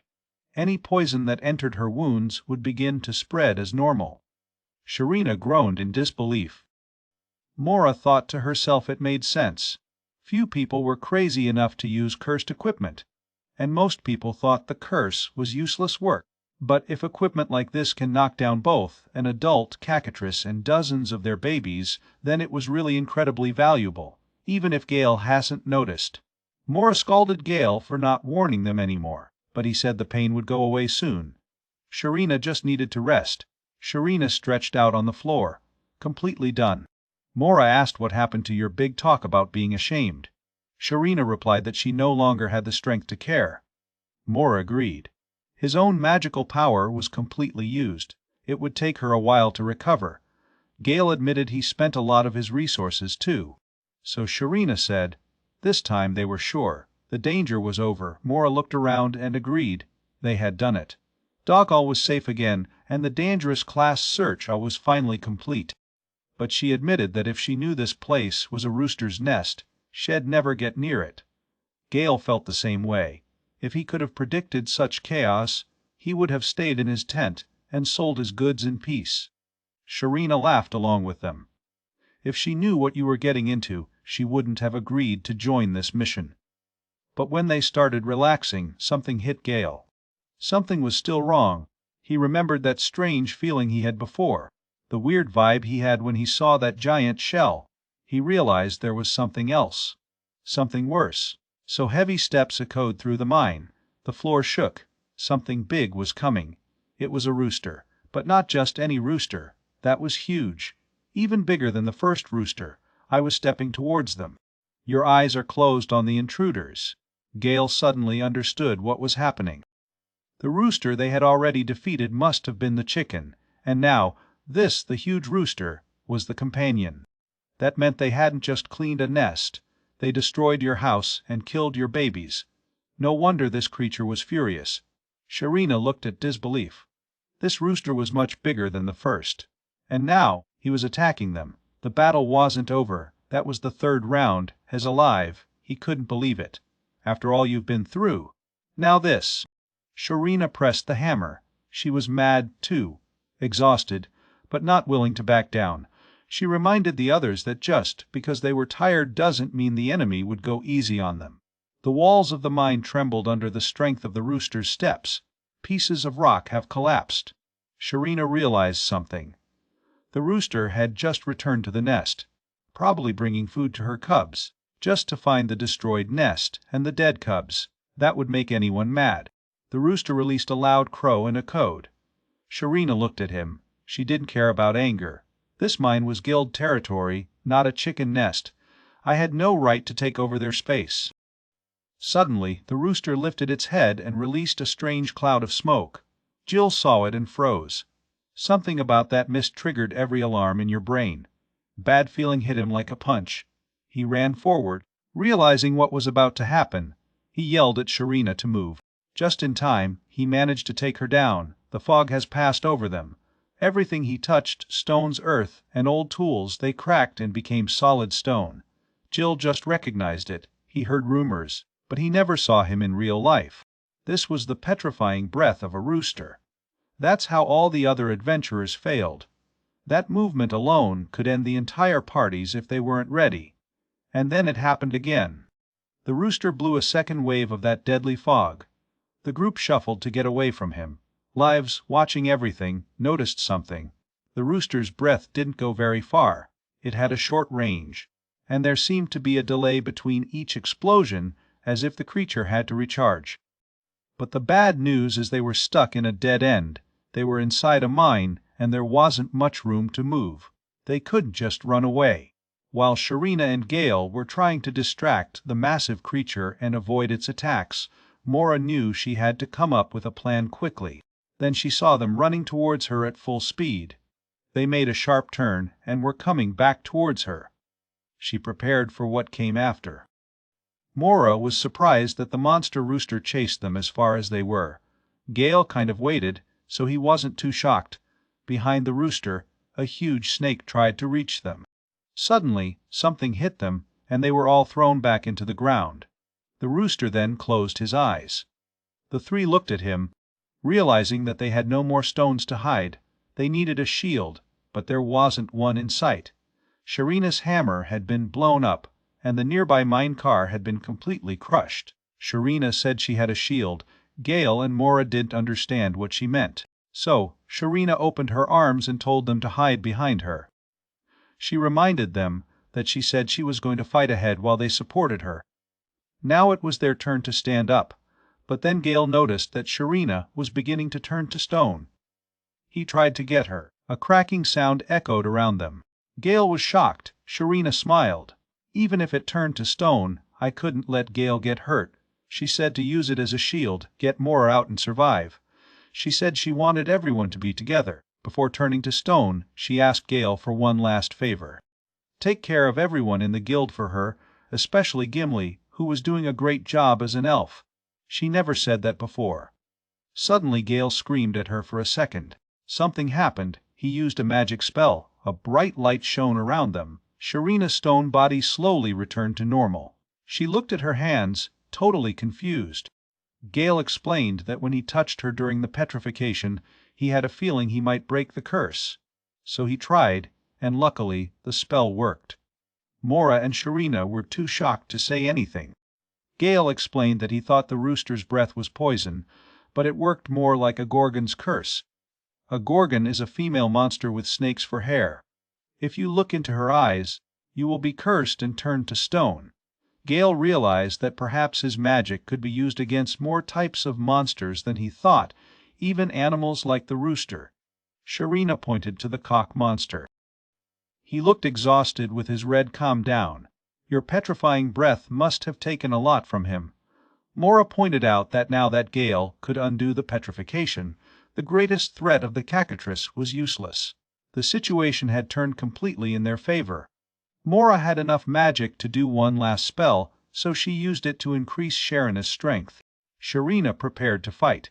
Mora told her to hold the snake while Gale attacked the rooster. Everyone moved quickly. The snake whistled and attacked, but Sharina ran right into her mouth and held her as she was told. Meanwhile, Gale was in a position to go after the rooster. Sharina said the surprise attack plan was clever and that the rooster never expected his best weapon to be useless now. Gale ran from behind. Sharina told him not to hold anything. He approached the rooster and got ready. He cast every curse he had: poison, petrification, confusion, zero armor, blood drainage, pain binding, and I hoped at least one of them would work.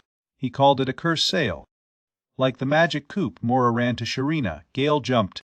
Just before a big explosion exploded, he said the rooster could keep the change, playing about the massive attack. Tons of skulls burst and buried the caccatrice. The whole area was full of them. Mora asked if Gale had used every curse spell. Gale said yes. He had no idea which ones would work on a chief monster, so he used them all. Then, Through the pile of skulls, a bright light began to shine. Mora was frustrated. She thought Gale had gone too far by casting all her curse spells. If he kept doing things like that, shed play, the whole world could fall apart. Gale thought his reaction was funny and laughed, saying he was overreacting. But then rays of light began to shine from underneath the pile of skulls left from the attack. Sharina was alarmed. She remembered to tell Gale not to hold back, but now she realized it had gone too far. A bright flash in front of them, and then a massive explosion went through the area. The explosion was so strong that all three of them were thrown into the air. Sharina screamed out of frustration. Blood flowed all over the exploding cockatrice, absorbing them all. His guts were all over the floor. Everything was a mess. Sharina called Mora to make sure she was okay. Mora replied that she was only close. She felt filthy, covered in blood and dirt. Her cape was ruined, and she knew it would be impossible to clean. She asked where Gale was. Sharina pointed to where he had landed, scattered on the ground. Suddenly, the ground started shaking. Gale blinked and looked around, realizing that the place was starting to collapse. Rocks were falling. The girls confirmed his fear and blamed him for it. The three of them ran out to the entrance. As they ran, the cave began to collapse.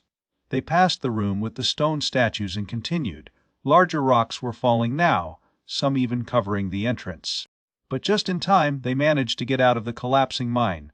Once outside, Mora and Gale fell to the ground, breathing hard, relieved they were alive.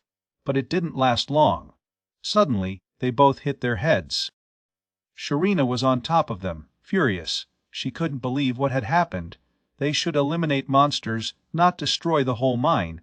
She scolded them, asking who ordered a mountain down. Gale tried to defend his actions. He said he should still tell you how to complete the search. After all, they defeated all the monsters. Mora agreed. She thought they owed a reward now. Sharina was trembling with rage. A reward, she said they should pay. She reminded them how to protect them from the cock's breath and how she lost her hammer. The mine was destroyed, and she had no idea how to explain it to anyone. Gale tried to make a deal. He reminded her of the place he wanted at the Merchant Association. She promised to help you with that. After everything you've been through, it didn't seem right for her to give up now.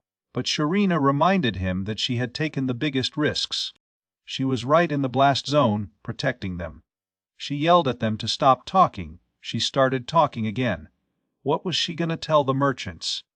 Here's the guy who blew up the local mine with his curses. It was ridiculous. She was in full armor, lost her hammer, and the whole place was a disaster. She said it was the worst day of her life. Gale shrunk, teasing her again. But Sharina yelled at him to shut up. Then, by far, a hand rose from the ground. Someone crawled out of the rubble, coughing. She said she didn't think she was going to make it. She was following Gale from afar, curious about the strange items he made. But she admitted that what she saw today was much more than she could have predicted. She hoped to watch him safe from the shadows. But when Gale destroyed the entire mine, she realized there was no way to avoid that kind of power. Still, she admitted something important. His cursed items weren't just random tools. Each was powerful enough to be considered an artifact. After seeing it with her own eyes, she understood what Gale really was. Later, they went back to the mine. Gale went to the statue of a man, the first one they saw when they entered the place. He started singing his dissipating magic. The stone began to crack and break. Slowly, petrification rose and man was free again. Charlie was surprised to see you. He was gone and very worried. But somehow, thanks to the adventurers, she had been found and brought back. Penelope held him tightly, weeping in relief and joy. Sharona watched aside, lifting her eyebrows and making a sarcastic comment about how intense their meeting was. Almost like it was hotter than the forge she was working on. Mora reminded everyone that her work had not yet finished. They still had to restore the rest of the mine and rescue the other people who had been turned to stone. Charlie thanked the group, overwhelmed with emotion.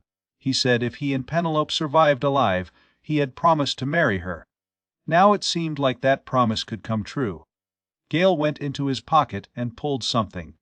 He offered the couple as a gift, no refund needed. They looked at him, surprised and insecure with what to say. He simply asked if they could stop at his merchant tent someday. Before he could say more, Sharona jumped in, scolding him for giving cursed items as gifts during emotional moments like this. Mora added that whether he was free or not mattered. These items have always had strange effects. Despite his reactions, Charlie and Penelope did not seem disturbed. In fact, they kept smiling, hugging each other. Back at Traveler's Guild, Gimli was moved by a reception when the door opened until she saw it was just Sharona. Her face immediately fell from disappointment. Sharona noticed the reaction and sat at the reception, commenting on how the place was always empty. Gimli, clearly angry, asked if Sharona came to fight again, but Sharona smiled, saying if Gimli wanted one, she should say so. Gimli took a dart from the counter and asked what the foreign object was. Sharona said to inspect. When Gimli looked closer, she was stunned. It wasn't just any weapon, it was an artifact. Sharona waved consciously. It was real, no doubt. At first, Gimli thought it was some kind of joke, but now she realized it wasn't. Sharona explained that Gale had succeeded.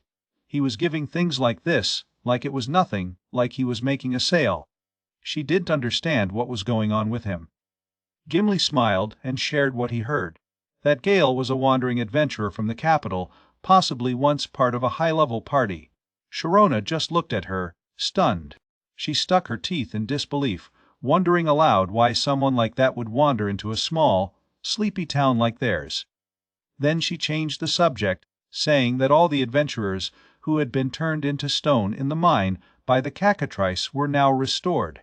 Even the priests gave up trying to cure that curse, but Gale did.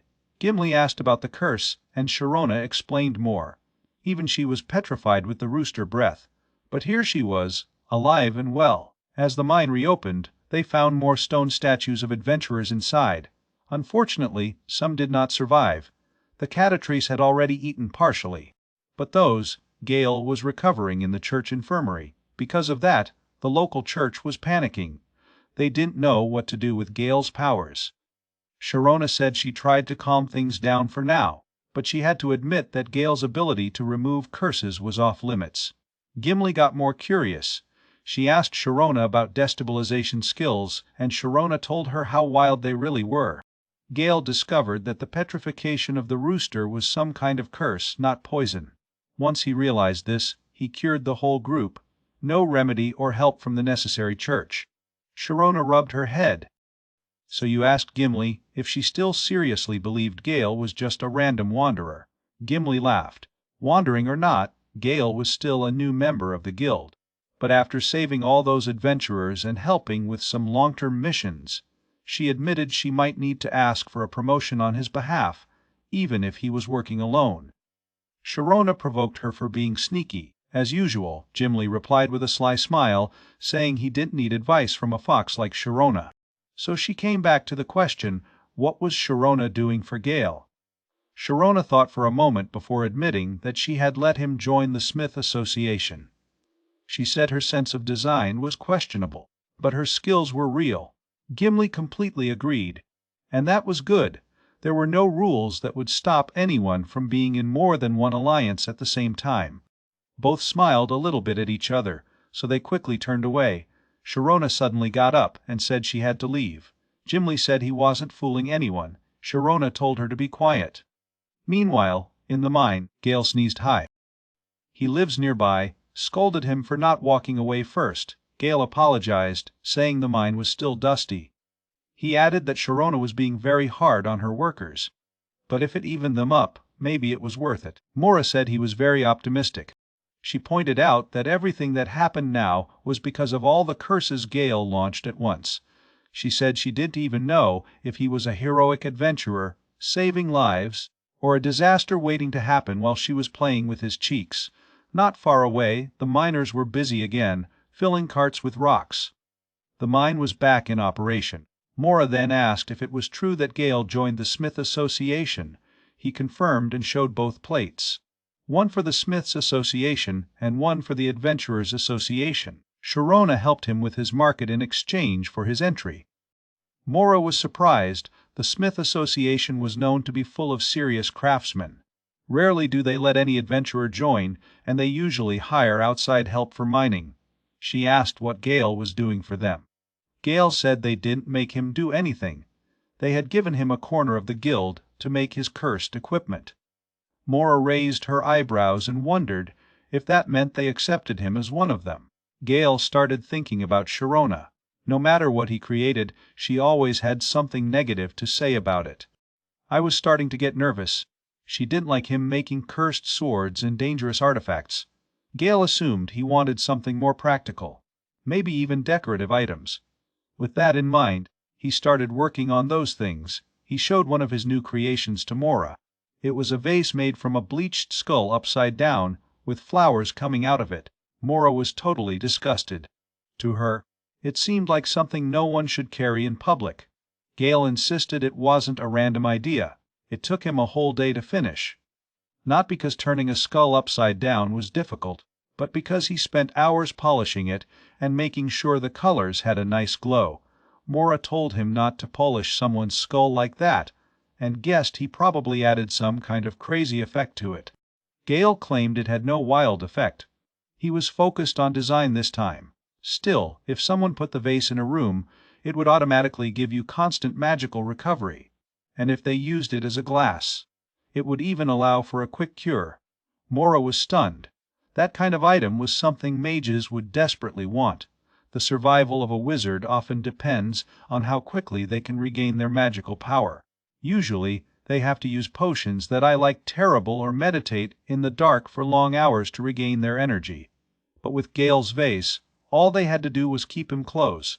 Gale didn't think it was that important. After all, anyone can get their magic back by resting, right? But Mora shook her head in frustration. Magic recovery wasn't that easy. Like physical strength, it depended on a person's diet, sleep, and even how much alcohol or sweets they consumed. It could decrease if they got sick, or if the body wasn't in good condition. That's why magicians were usually very strict with their lifestyle. The idea that something as simple as a vase could replace all this effort seemed almost unfair. Mora wondered what it would be like to put that scary vase in her room. She realized she'd never make it. No wonder Sharina was always scolding Gale. Soon after, Sharina appeared, clearly angry. She warned them not to be so noisy or risk another collapse. When she asked what was going on, Gale explained that Mora was upset after seeing her last creation. Sharina took a look at the skull vessel and immediately told Gale that she'd kick him out of town if he tried to sell that thing. Gale reminded her that she told him to go crazy with his ideas. But Sharina replied that she never told him to do scary things like that. What she wanted were useful tools that everyone could benefit from. To change the subject, Sharina gave him something big. It was the head of the rooster they defeated. She told Gale to take him to Gimlis because she would pay for it. They had dug up the body too, so it was a good time to make money off the materials. Gale asked if she was sure, since she was the one who knocked out most of the monsters. But Sharina admitted she only won the first and all the smallest. The big final cackatrice, that was all Gale. She told him to split the payment with Mora. Gale stopped for a moment, caught off guard by the gesture. Sharina laughed and provoked him not to start feeling something for her now. So Gale remembered something. He had not yet received any reward from Sharina for everything he did. Sharina emptied, saying a simple thank you should be enough. But Gale reminded her that he only accepted the mission because she promised to help him set up a market. Sharina admitted she wasn't trying to escape, but explained that they were busy trying to rebuild the mine after the chaos that happened there. Once it was all over, Gale was told he could name anything he wanted. A market stall, a rental space, even a building full of shops. Gale immediately said he wanted a real building. He seemed a little greedy, but before going any further, Sharina said there was something she wanted to show him. In front of them was a big cart with a heavy cape. When Gale looked down, he saw the organ that produced the cock's petrifying breath. The same thing inside the monster that created the mist turning into rocks. Sharina remembered that he had said it himself. This breath was like a curse, similar to the deadly gaze of a gorgon. Since he was able to reverse the petrification effect on both adventurers and Sharina, he believed he proved it was actually based on a curse. Sharina confirmed it was his now. she thought had liked something like this, and suggested he wanted to do some items using it. Gale hesitated, thinking the organ could sell for a lot of money. But Sharina insisted he can have it. However, there was a prank. She mentioned giving it away for free might not be the best idea. She was planning on teaching him a lesson in supply and demand. Meanwhile, away from the town of Farmage, news of Gale's strange and powerful cursed equipment was spreading, so much so that even the capital had noticed. Right under the imperial palace, in the dark vaults under the emperor's throne, a voice sounded in disbelief about what they had learned. A young woman kneeled on the floor, confirming that it was true. Someone out there created an artifact.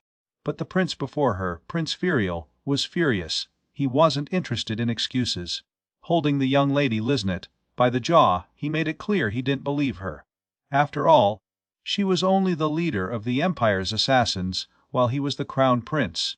He pulled her by her hair, dragging her through the room while he scolded her. After all the promises she made and all the confidence she had shown on her team, the operation failed. That, he said, is what he got for trusting her killer group. He stopped in front of a trunk. An ancient and cursed treasure box. It was called the Heart of the Devil. Inside was something terrible, the core remains of a demon king who once terrorized the world. Even when you were close, you released some horrible energy. Lisnet shook with the poisonous aura leaking from her. The prince explained that this artifact could suck the life out of anyone, and now it seemed to enjoy feeding on people like her, weak and useless. He pushed her face into her chest and asked if she knew why she had been called into that secret chamber. She didn't do it. She begged him to stop. He laughed, pointing out how no one would ever gladly enter a goddamn safe like this, making it the perfect place for a private conversation. He whispered that the cursed object inside could kill an ordinary warrior with just one touch. Lisnet begged for his life again. Finally, the prince closed the box and released it, leaving it dented on the floor. But he still demanded an explanation. Everything in detail. Lisnet told him what happened. The mission had gone well at first, his spies had paved the way, and the elite assassins had been sent. But everything fell apart during the final stage. Their target, Princess Kara, had something on her, an artifact Lisnet had described before. Every murder technique used against her failed. The attacks came out as if she had some kind of defense. The prince was stunned. Was Lisnet really suggesting that this defenseless princess managed to survive every attack? He couldn't believe it. But Lisnet insisted it was true. Kara had resistance to the effects of instant death, and the artifact she carried gave her several other defensive abilities as well. It was a strange reality, but the only explanation that made sense after losing so many killers. This revelation implied a much bigger problem. The prince realized that this meant that the artifact was new, unknown, and possibly part of the growing power of the kingdom. In the world of politics and war, artifacts were more than just powerful objects. They were tools that could reduce the balance of power between nations. Knowing where each artifact was and who controlled it was essential. Somehow this one escaped from the Empire's intelligence networks. That was bad, very bad, and this can't be the only one. Lisnet confirmed that. No, there was more.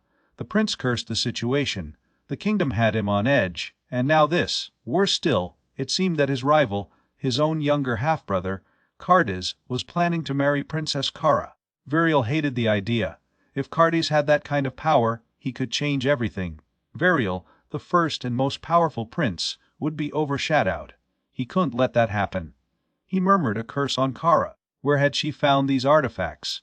Lisnet then added something else. They recently discovered a new lead. This particular artifact was apparently obtained from a young man. Someone who ran a store, a simple market. In a corner of a busy tavern in the capital, the kind of place where adventurers like to meet, someone screamed unbelieving that Gale was in Farmage. It seemed unbelievable that he would have the courage to go this far. One of the others warned him to keep his voice down, pointing out that people could hear and act based on information. They kept the conversation quiet. The rumor you heard came from the coachman outside the city gates. Someone guessed that maybe Gale got on a stage. One of them called the waitress pissed off at how slow the drinks were. She came to the table, and he demanded more beer, this time for the barrel.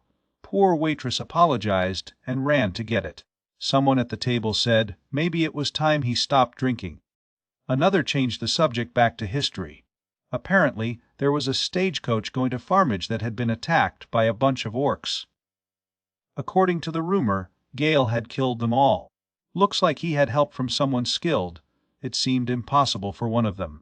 If Gale, a guy known to back up, could defeat orcs, then why still have a front line or back line at a party?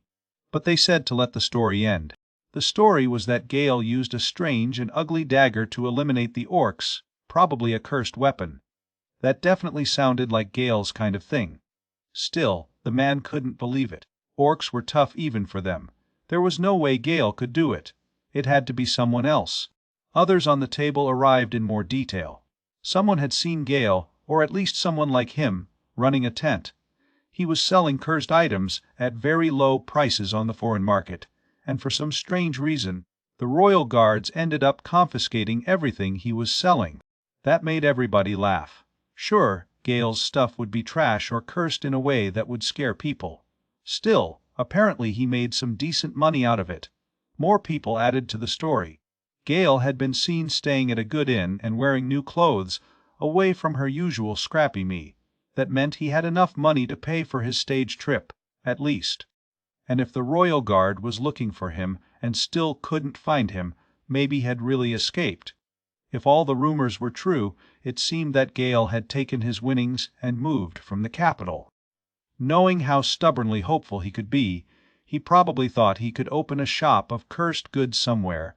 He was always obsessed with doing weird, scary things, and now he had enough stock to start a business. Everyone at the table started agreeing. Someone else confirmed that someone who looks like Gale even filled out paperwork with the Merchant Association to open a market bank.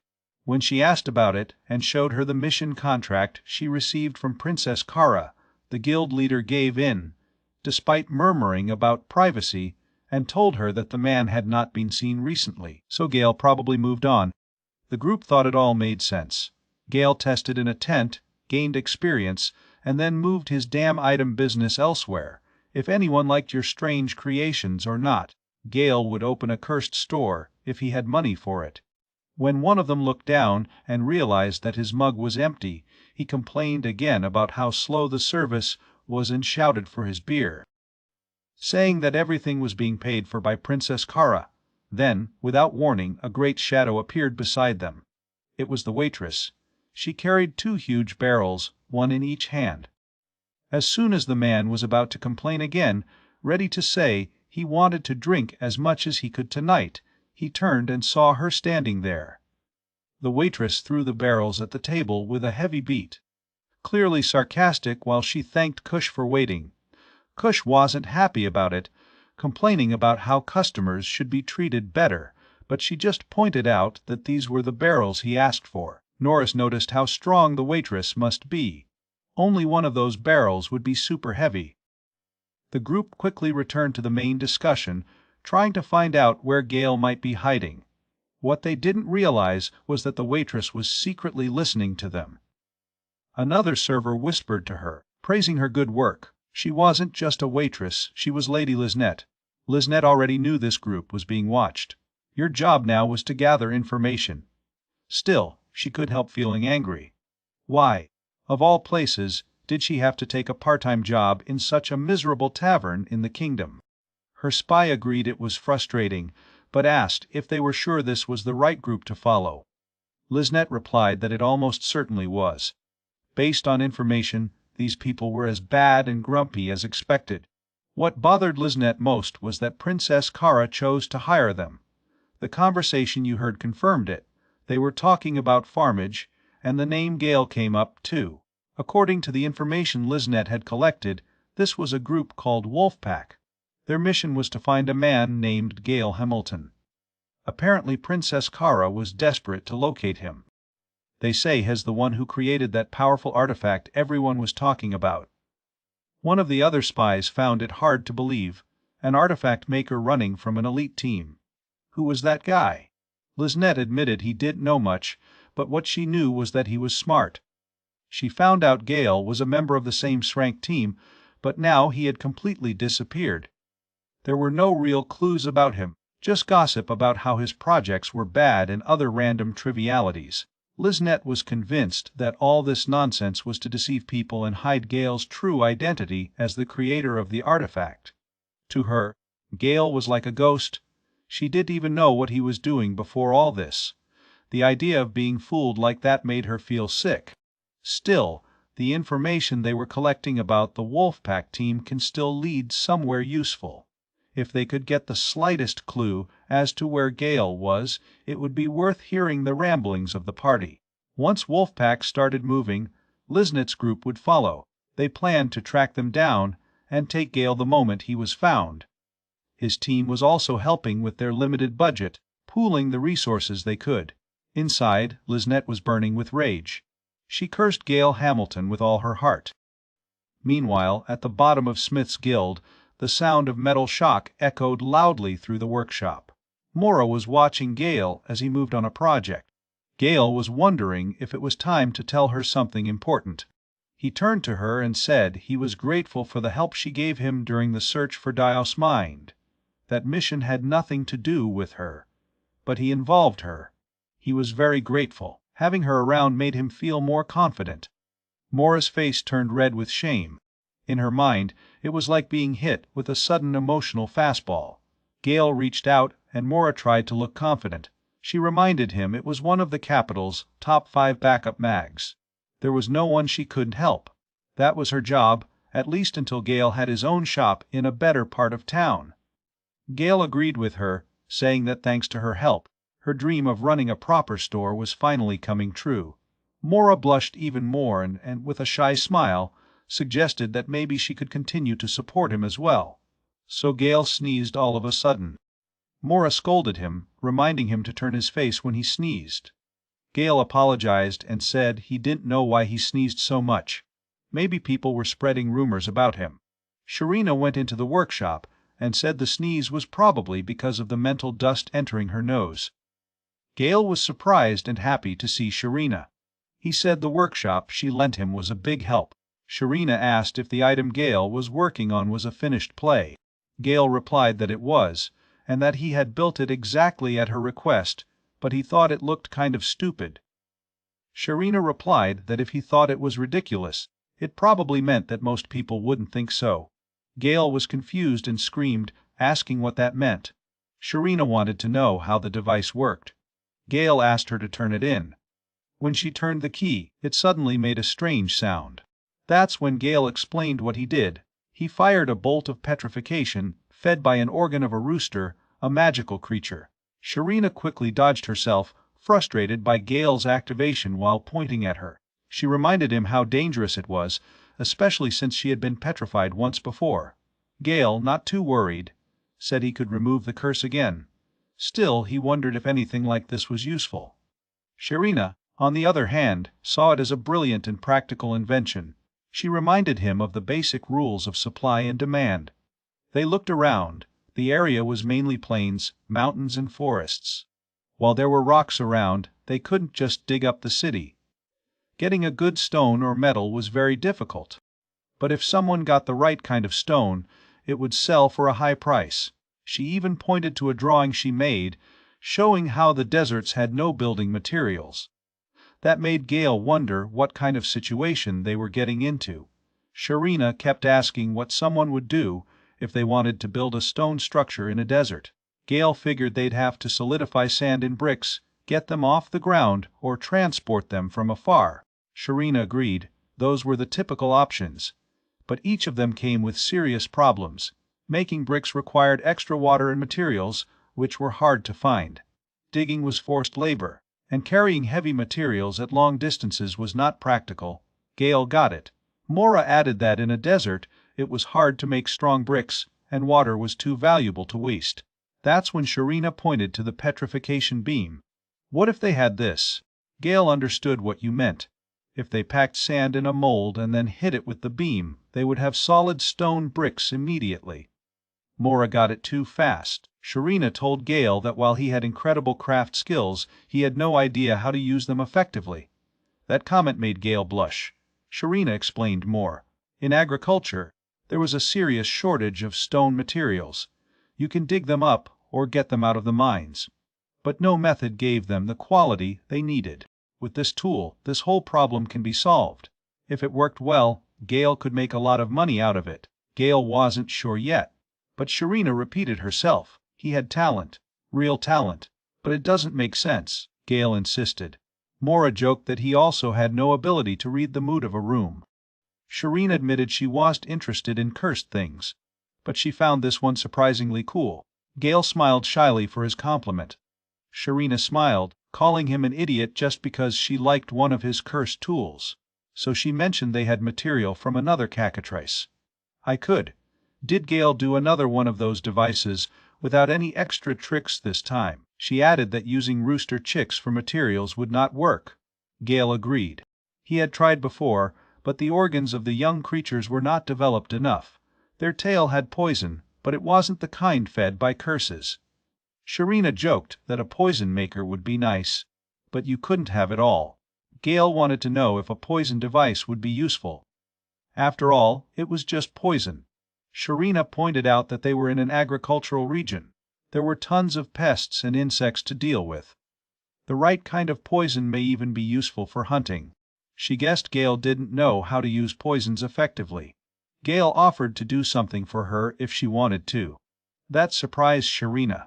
Gale explained that it was not difficult if he had the right material. He made poisonous talismans all the time. Sharina was still not sure if he was serious and asked what kind of materials he needed. Gale listed some. Gulls of gulls poison, the stomachs of undead creatures, mummy dressings and zombie clothes. All this was useful for making talismans. Sharina pointed out they weren't easy to get. Gale agreed. He rarely saw them for sale, so he went to get them himself. After hearing all this, Sharina was convinced that he could actually do it.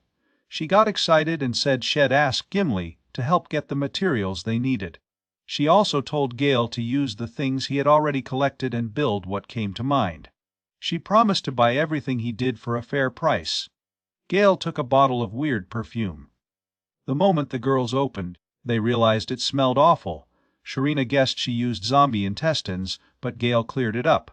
Actually, it was from a ghost. Mora didn't even want to ask what else she could do. Sharina, getting a little angry, told him to do what she asked.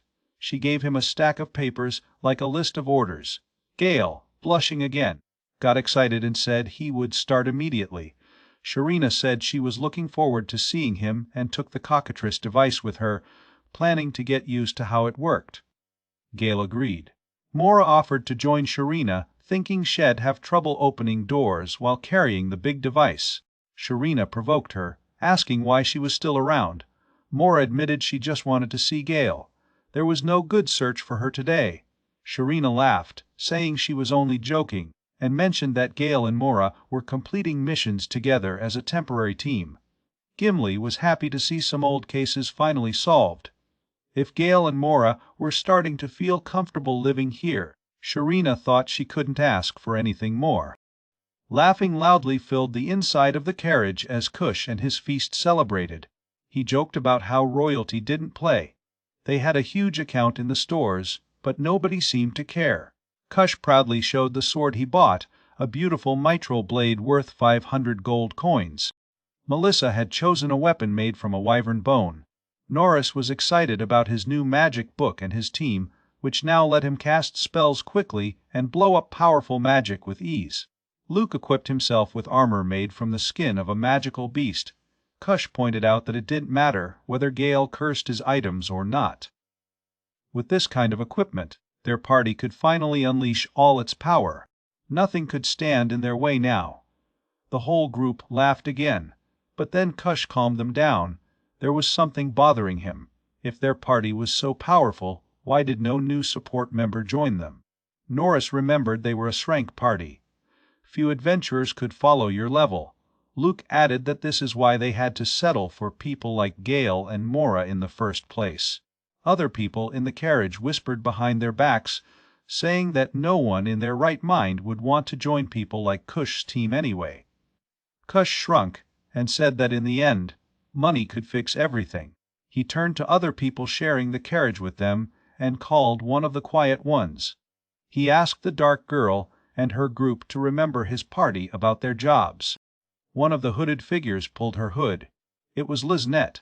She politely smiled and explained that she and her team were hired to apply items and debuffs to the Shrank Wolf pack, acting as substitutes for her usual support team. They were also in charge of transporting equipment and supplies. Kush agreed to your summary. It was the only reason they were there. He joked that he was lucky his party was generous enough to help poor people like Liznette's group, since they clearly had no money. Liznette had a fake laugh, but deep down, she was boiling with rage. She swore to herself she'd get revenge. One of her subordinates quietly reminded her that they had to be patient. His goal was to find the artifact maker. Liznette admitted that at least being close like this gave them the perfect chance to observe everything.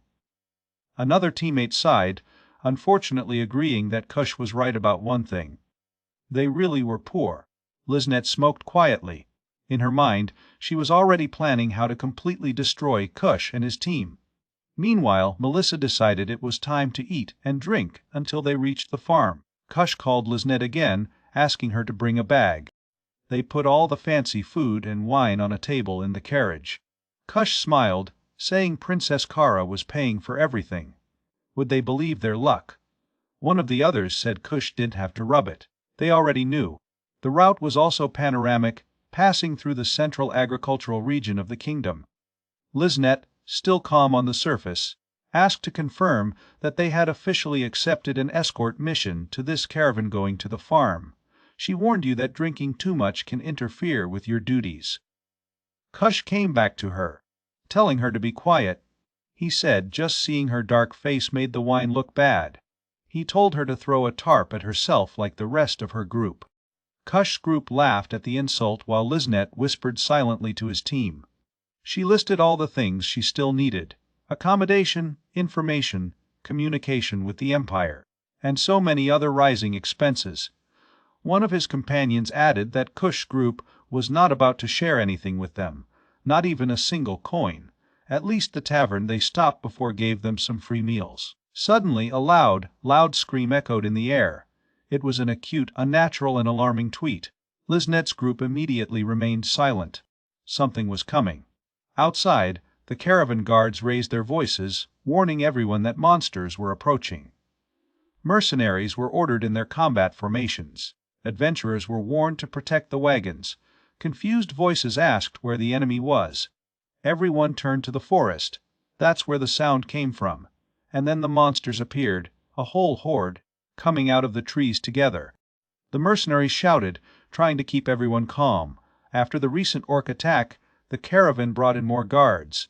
They should be ready, but monsters beat hard and fast.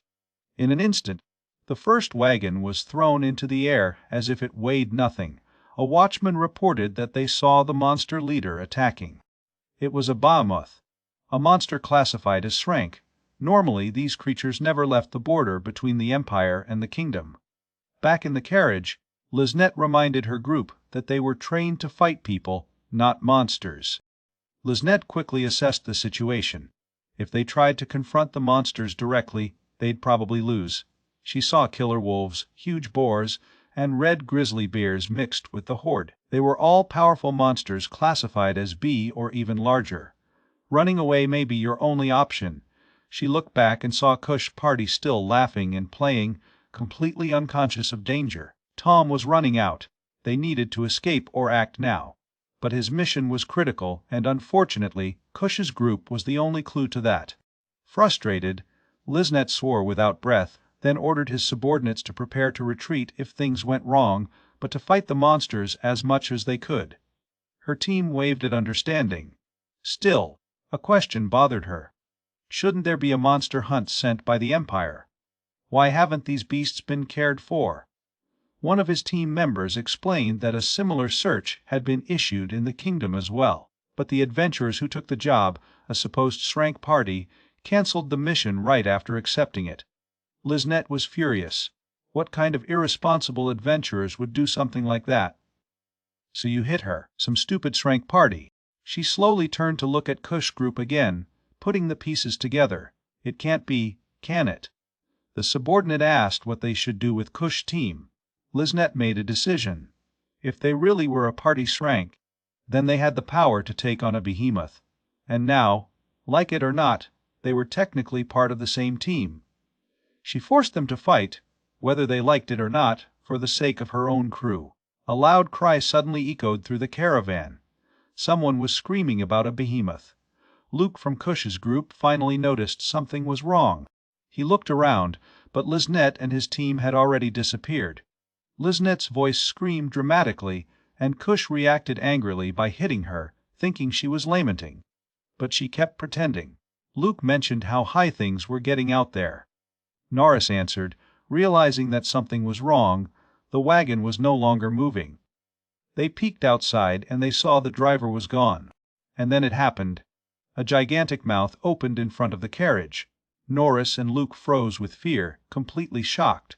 Meanwhile, Liznet thought of something she had heard before. Orc attacked Kush's group.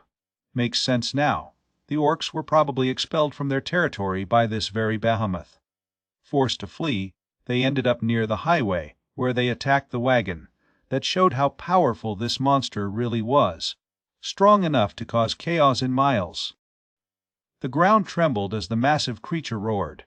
Inside the wagon, Kush shouted by surprise when the whole carriage was thrown around. Everyone inside fell and beat each other up. Outside, Liznet and his team jumped out of the wagon with the grace practiced, landing firmly on his feet. In contrast, Kush's party fell to the ground in a pile.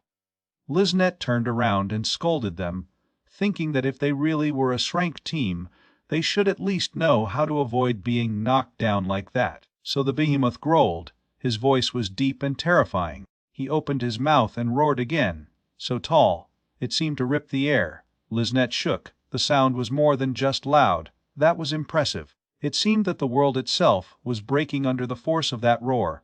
While chaos unfolded outside, Kush was frozen with fear, unable to believe what he saw. His brain moved for an answer. What was that monster? Melissa tried to guess. Maybe a giant boar, or a cow, or even a rhinoceros. None of this felt right. Liznet, though I knew. Kush's whole group stayed there, stunned and useless. Norris, looking at the massive creature, commented how unfair it was for something so muscular to be so fast. Even Luke was shaking. Liznet knew, no doubt. It was a behemoth, and not just any monster. That was the target their mission was being built for. The performance reached Kush's party. They were shocked and confused. Luke didn't even want to ask how Liznet knew about it. But now that he had seen, this was really a behemoth. Norris, still trying to stay calm, laughed nervously. Sure, it was a little bigger than expected, but they were shrank adventurers, right? Surely this thing wasn't a real threat. Close people began murmuring, pointing to Kush's group. It was the famous pack of wolves, the legendary shrank team. Your presence has brought hope to the caravan. People were rooting now. Smile on the faces of the party, proud and convinced of all the attention. One of Liznet's subordinates was impressed. Only their presence had raised everyone's spirits. Another whispered that they should prepare support items for the party. So without warning, Behemoth was loaded. Kush's group called their attack as if they were the heroes of a great battle, claiming they were about to release the combined force of the capital's strongest team. Liznet's heart beat with emotion. Finally, she'd see the full strength of a shrank party. But it didn't. On a large swing of his tail, the behemoth casually eliminated the entire pack of wolves. They were dropped flying like dolls. Everyone watching, including the mercenaries, Liznet's team. And Liznet herself was silent. She couldn't believe it. Was that really all the strength the shrank team had? Now Behemoth has turned his attention to them. The panic exploded on the battlefield. People started running into the woods, hoping to escape the monster's wrath. Liznet cursed. They could get carried away. Your subordinate reassured her. They still had escape routes and attack prepared. But Liznet hesitated. Could they really run away now, even if it meant abandoning their mission? She remembered the prince. The idea of quitting made her sick. She refused to be turned into a joke. She squeezed the dagger hard. They weren't just any group. They were the best in the Empire, their deadliest team of killers. She gave the order to draw weapons. As much as she hated it, they fought. They would protect Kush's useless team and finish the job. But most of all, they wouldn't let anyone know who they really were. Her team agreed without question. A monster attack came towards her, but she escaped easily. She declared she would deal with Bahamut and told the team to prepare the setup she needed. Her subordinate wished her luck, hoping everyone would survive. Behemoth let out another ferocious growl. Using the forest cover, Liznet went into action. It moved quickly and quietly, casting itself above the beast, aiming for a vulnerable place. She attacked what should have been a blind spot. But Behemoth moved, it diverted her. She realized the terrible truth. This thing didn't see it as a human. It didn't depend on sensitive eyes or predictable patterns. It was much more advanced, and like a monster shrank, stealth attacks were almost useless. She made a decision. A direct attack may be the only way. She grabbed your bone dagger. It was ensnared with a powerful poison that worked instantly. If she got a clean hit, it would be enough to kill even something that strong. She turned forward and kicked the behemoth. But again her tail broke and knocked her down. Still, she saw your chance, a little opening. She pointed to the monster's throat, waiting to open it. She entered the perfect position and cut. But it didn't work. The dagger couldn't drill the hideout. Liznet quickly pulled back, thinking fast. His throat was too stiff, but the eye wouldn't be. She attacked again, this time in the eye. The blade sank. She did it. The monster lost an eye on his poisoned weapon. She thought it was only a matter of time now. The poison would spread. That would numb the creature. It would fall. She wanted to hear the scream. But instead, Behemoth responded with something unexpected. He released a strange breath for her. She thought it was poisonous mist. But something fell she got it. This thing had resistance to poison, which meant the dagger's secret weapon wasn't enough. There was only one option. She'd have to use her last resort, the heart of the devil, a gift from Prince Virial himself. She remembered his words, that when the time comes, she should use it, that it would become your blood, your strength, your muscle, that your body would become the desired vessel. She had no more choices. She would embrace power and become the nightmare Behemoth never predicted. In the royal castle, the lesson of the day was to cover the proper label expected at a royal tea party. The instructor, Duchess Melinda, began the session addressing the princess and explaining the importance of today's subject. She asked if the princess was ready.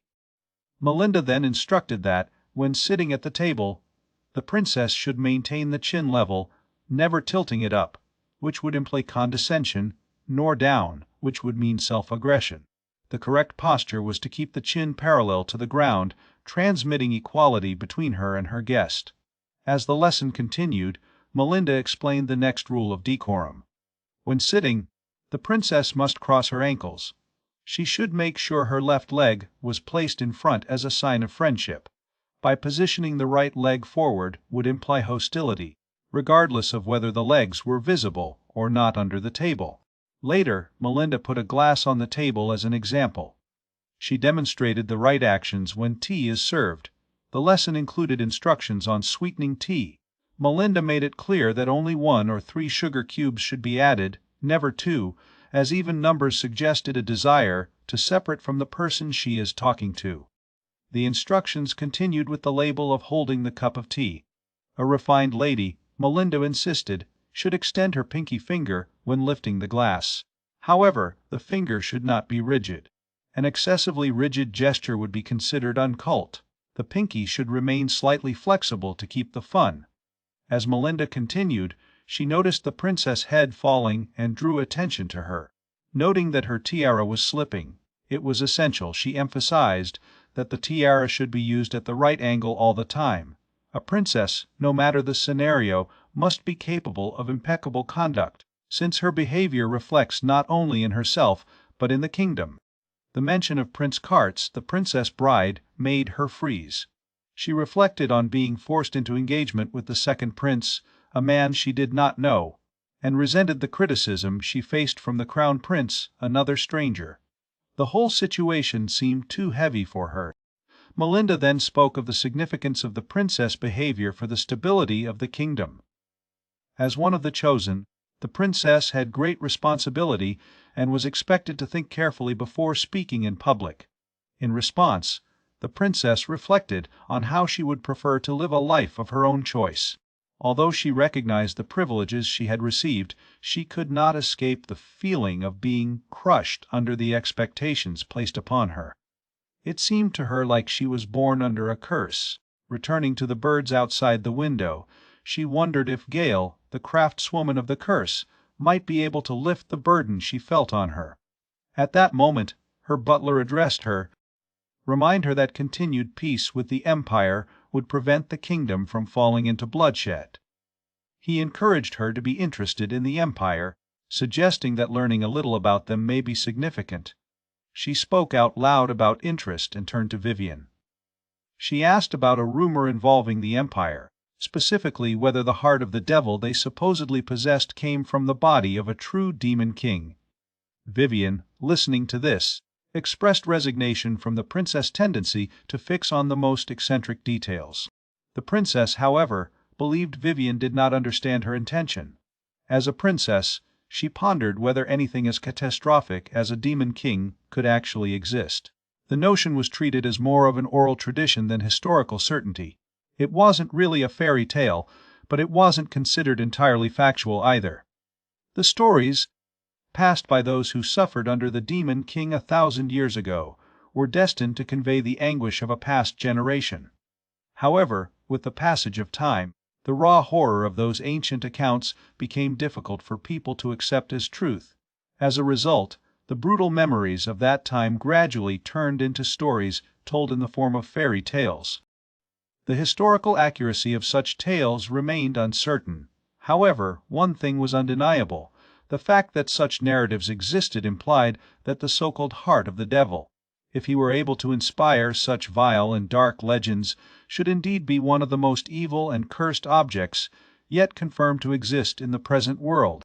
Somewhere else, deep in the forest, blood spread through the foliage as the beast seized Liznit. She quickly succumbed to the effects of the poison, its strength disappearing. The creature opened her mother, and she prepared for the end. His subordinates, witnessing the scene, screamed with alarm. One of them stopped briefly, then threw an object into the air. The ball-like device lit up and emitted a blinding light. The intensity of the lighting forced everyone to protect their eyes. Vision has become impossible in brightness. Seizing the moment, Liznit slowly reached the beast's flesh. With great effort, she threw her claws at her skin and cut her grip, releasing herself. She didn't expect a monster like Class to be susceptible to something as basic as one of her flash bombs. Still, the opening was enough. She used time to hold a bracelet on herself, an item she once argued with the prince, created through alchemy and infused with 1/6 of the power of the heart. She called it a parting gift. Landing on the forest floor, Liznit saw the monster staggering from his injury. The anger burst into his eyes as he advanced. Your subordinate recognized the threat immediately. Such a massive creature, moving at high speed, with sharp horns to sharp precision, could tear apart almost anything. As the beast closed, Liznit kept his ground. She raised a hand in front of her horn. Then, in a shocking demonstration of strength, he took the beast's impulse and stopped it completely. His subordinates faced disbelief. She had made Behemoth stop. Liznit felt his pulse beating as the energy passed through her. His eyes altered in hue, his body responding to intensity. They faced beast and warrior, both growling. She put her claws on her skin again. But she knew her strength was diminishing. It was time to end the battle. She retreated, gathered every ounce of force left in her, and raised the behemoth into the air with one hand. Then, with a loud accident, she hit the land. The impact echoed through the forest floor. The beast didn't move. Everyone who had witnessed this looked at what had just happened. Slowly, the behemoth began to rise again, dragging his wounded form away from her. Liznit, crushed by a mixture of exhaustion and madness, burst into wild and uncontrollable laughter. The monster horde spread in retreat from the battlefield. The persistent aura of the devil's heart took over, leaving one of the subordinates uncertain about who the real monster was. Liznit researched the consequences, his look scanning the devastated terrain. One of her subordinates managed to reach her. She reflected on the nature of the shrank monster who had faced, recognizing his overwhelming strength and the reality that she had not been able to take him down completely.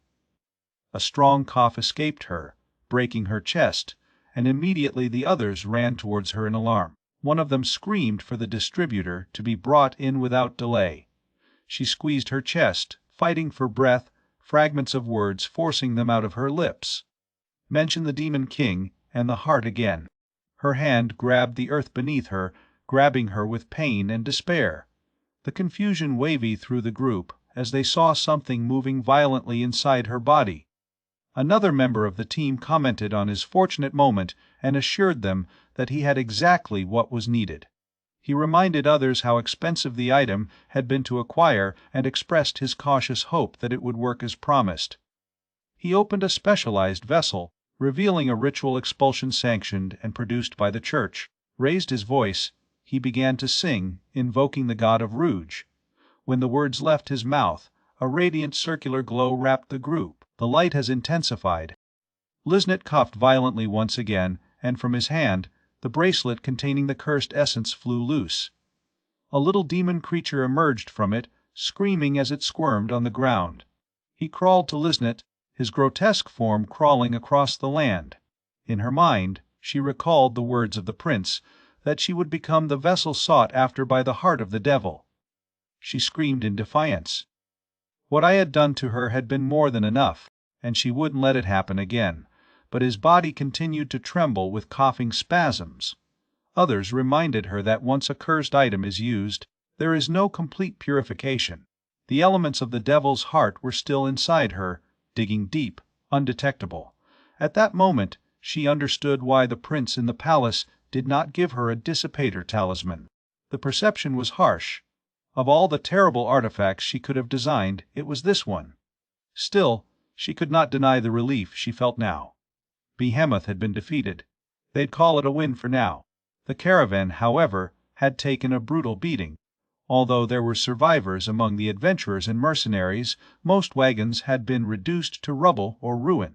It was clear the trip wasn't coming back any time soon. Liznit recognized the delay and concluded that they simply had to wait until a patrol arrived from the capital to reach the external district of farmage. Then she stopped, observing the hands, faces and ragged clothes of the people before her. Everyone suffered. Without a word, they kneeled before her. She realized how much they had endured as well. She offered them a word of recognition for their efforts. One of them humbly replied that it was nothing compared to what she had suffered.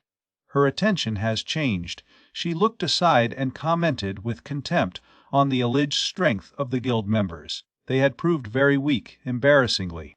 His eyes swerved to the sealed container. She reflected on its contents. The cursed artifact of mythological class made from the heart of the devil. Finally, she had been subdued, thanks to the many seals she had placed upon her.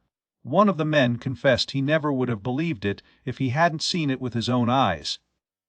Another observation with ambition, suggesting that they might even master the original creator of the artifact, no matter how formidable it was. Liznit shook his fist. A name filled her with renewed hatred: Gale Hamilton. His contempt for him was now hotter than ever. Meanwhile, away from the Smith and Farm Association, Gale sneezed repeatedly. Morris stood by, commenting on the exasperation that Gale managed to cover herself with the remains of undead matter from all the sneezing. In Gale's mind, the cause was clear. Someone, somewhere, was talking about him. He turned his attention to a nearby box, one containing something he had built following a specific design and a set of instructions. It was an item imbued with a curse, not particularly bright in appearance, but he wavered when he revealed it. Inside was a bright skull, slightly illuminated, its unambiguously skeletal and deeply disquieting shape. The two girls watched with great curiosity. Gale presented her last creation, questioning whether she was in line with what they had requested. It was a mystic lamp generator made in the shape of a skull. He explained his role. Similar mystical flames were often found in crypts, where they remained fixed for centuries without ever extinguishing. These lamps extracted energy from fragments of the ambient soul that persisted in the atmosphere, fragments as tiny as those left by weeds or insects. Because of their ethereal nature, flames did not pose a risk of fire, making them highly efficient and safe. Gale briefly reflected in his own ingenuity, considering how impressive the application really was. However, he also pondered whether a street illuminated by skull-shaped lamps would present a visually appealing spectacle. Perhaps initially disturbing, but a project that could refine and validate over time. The girls exchanged silent murmurs and whispers, clearly discussing something with each other. When Gale confronted them about it, the guild's boss swerved, saying vaguely that it was nothing. However, his mind was already occupied by the wider potential of the lamps. She considered the prospect of using these mystical lights to replace all the city's central lighting as a starting point for greater implementation. Sharana, curious about Gale's other ongoing projects, asked if he had completed any of the items she had requested. Gale confirmed that he had actually finished some. Among them was another iteration of the rooster petrification beam. In addition, he was busy creating various enchanted agricultural equipment. These included the cursed thresher, the wailing grender, the crying saw, and the trembling soul sieve. The two girls, listening to the list, were frightened to realize that Gale had completed all of them. Sharana asked if they were ready to inspect the place. Mora and Gale looked at her. Gale asked if that's what you were talking about. Sharana confirmed that she had found the perfect place for him. It was only a block from Main Central Street. Gale asked if it meant he could turn it into his shop. Sharana explained that the place still had all the accessories from when it was an alchemy shop, so it wasn't far from what Gale wanted to do. Mora said Gale could ask much better. Gale responded, agreeing with her. Sharana said that once they cleaned, stored, and replaced the signal, the store would be his. When Sharana looked back, she saw it, Lives poking Gale and teasing him about being Gale, the shopkeeper. Gale blushed. Sharana added that she had also informed everyone in the guild that he would still have access to his furnaces and other equipment, so they should keep stopping. The exhausted caravan has moved on. 10 days have passed since Bahamut's attack. Half the wagons going to the farm had been lost or severely damaged, but when the road guards rescued the group, their journey returned. To everyone, it seemed that the behemoth and the monster horde he led had been totally repelled by Kush's team. Kush appreciated the compliment the mercenaries offered him. Melissa believed they owed a huge reward. Luke insisted that he had also played an important role. Norris added that his support should not be forgotten. Melissa assured her contributions were essential, although she admitted that she could not remember exactly what they did. Luke cursed, pointing out that even the others said they had no idea what role they played. Norris agreed, but claimed that without his firm support, there's no way they could have driven out the monsters. After all, they had taken the eye of the behemoth, cut off its tail, and even cut off one of its mighty horns. Kush suggested it was Melissa Wyvern's dagger that took the creature's eye out. As for the tail and horn cut off, he claimed it could only have been a blow from his mithril blade. He could still feel the moment, he said, touching the sword. Almost all the other adventurers and hired guards had been beaten up so much they couldn't remember anything about Behemoth's retreat. Lesnet and his group simply listened to the conversation. She noticed that there wasn't a single drop of blood on Kush's mithril blade and wondered how he could fool himself so deeply. Every member of the guild was unconscious. Kush woke up first and went looking for Behemoth. Norris wondered why all the horde of monsters had disappeared. So Melissa ran up, claiming property of the recovered eye. With her dagger still lodged in it, Luke kicked something close and revealed one of Behemoth's horns. Kush pointed out that the tail was also lying on the floor. Everyone was so consumed by the battle that his memories were cloudy, but based on physical evidence, he was convinced that they had driven the monster out. The pack of wolves had collectively falsified their memories. One of Lesnet's subordinates asked if they would not tell the truth. Lesnet wondered what the purpose would be. Defeat Behemoth was never part of his mission, and for a killer, attracting attention was just a risk. Suddenly, someone pointed forward, announcing that the agriculture agri-hub was in sight. The passengers exclaimed in relief and gratitude, thanking them as they approached the escort party, which was now smiling with pride. Travelers said they didn't know a Shrank party had been assigned to protect them. What a task it had been. Another added that losses and loss of cargo were kept to a minimum, thanks entirely to the group. Luke, full of courage, declared that with them at work, even one or two behemoths were nothing to worry about. By far the Lesnet group watched with visible irritation. One of them commented on the irony that the true heroes of the day sat silently, ignored, while idle and boastful fraud plunged into praise. Lesnet replied that such a scene was very familiar in this guild. Kush asked what the next step would be. Melissa said they'd be looking for an inn. She wanted to sleep in a real bed. Norris asked aloud if there were any taverns nearby with charming waitresses. Lesnet commented on their usual behavior, with contained exasperation, then forced a smile and suggested that they stop by the guild first. Kush agreed, admitting it was a nuisance, but they needed to be paid for the behemoth parts.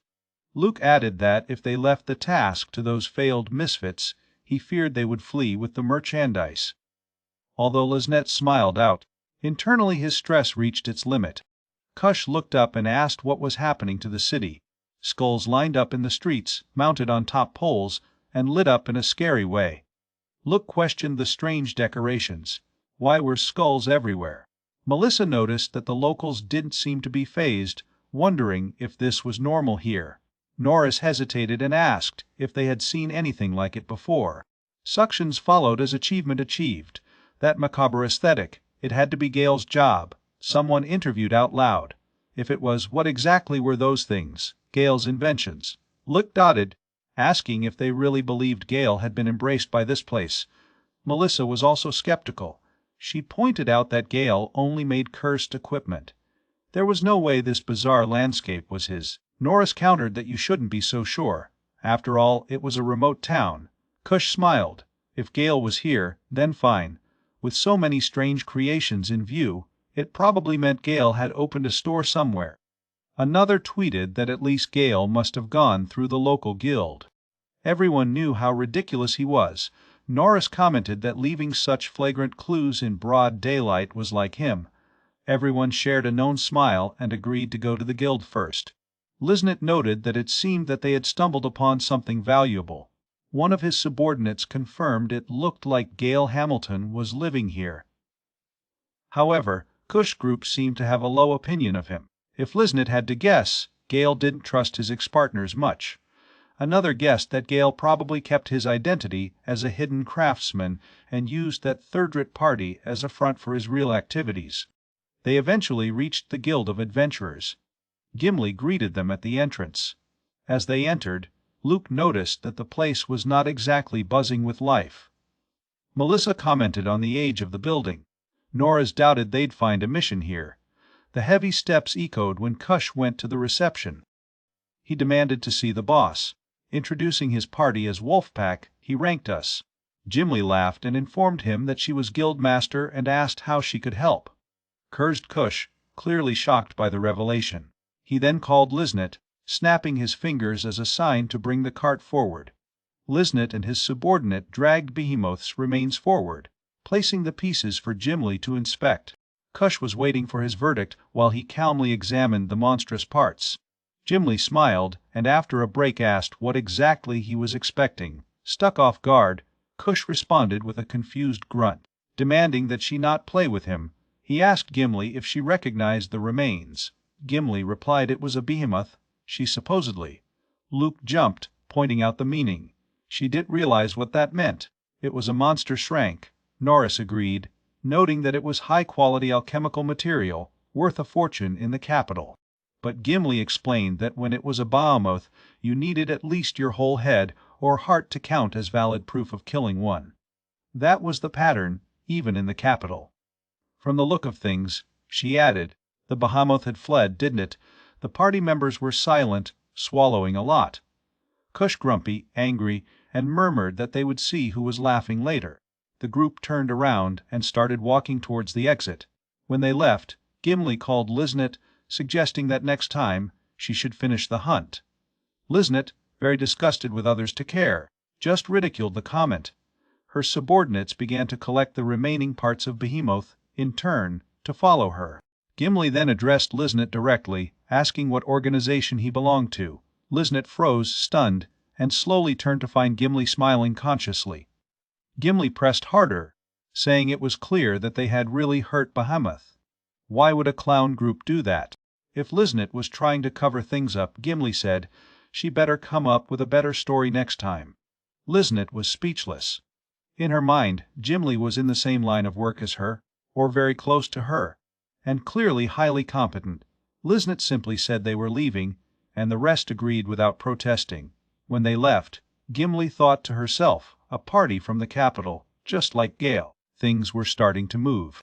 The store was just a street from the city's central road. In front of him, a sign was posted. Gale wiped the sweat off his forehead, announcing everything was ready.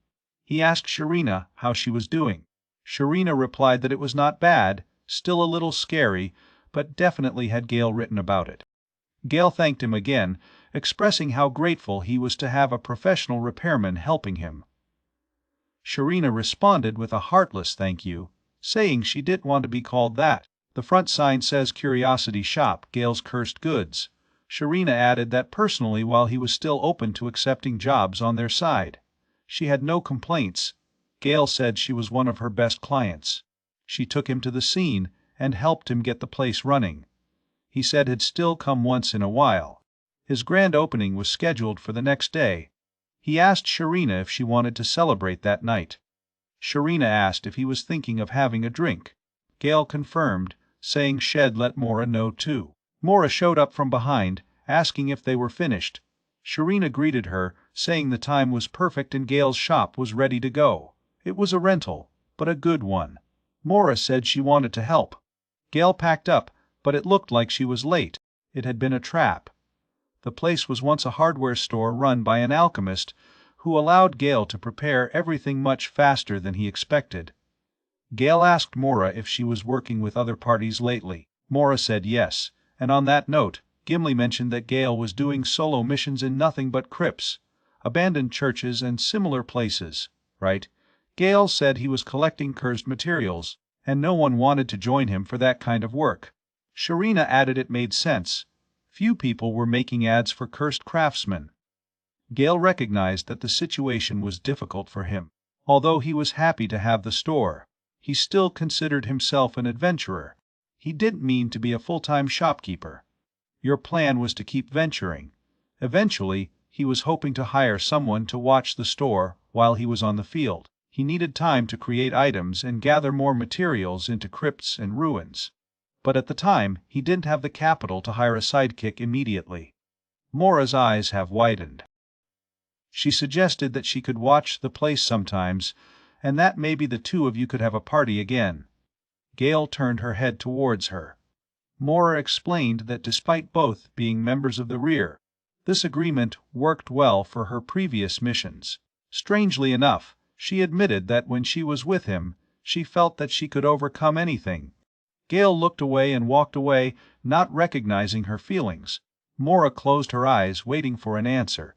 But Gale's focus was somewhere else. He was worried about an item. He mumbled that something needed fixing. An artifact wrapped with mummy on a nearby shelf was beginning to be undone, its bandages loosened. Gale ran, observing the subject out loud. He didn't even hear Mora's words. Embarrassed, Mora realized she'd lost to a mummy for Gale's attention.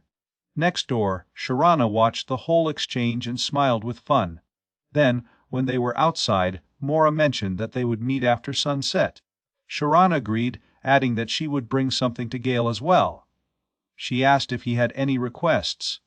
Gale said no, whatever she wanted to bring was fine, and he would do something to go with the drinks. When they left, Mora whispered to Sharana that the Curiosity Shop, part of the name, had been Gale's idea. Sharana confirmed, noting that labeling it as a cursed merchandise store alone would have greatly reduced its customer base. No one would come if they didn't know exactly what they were looking for.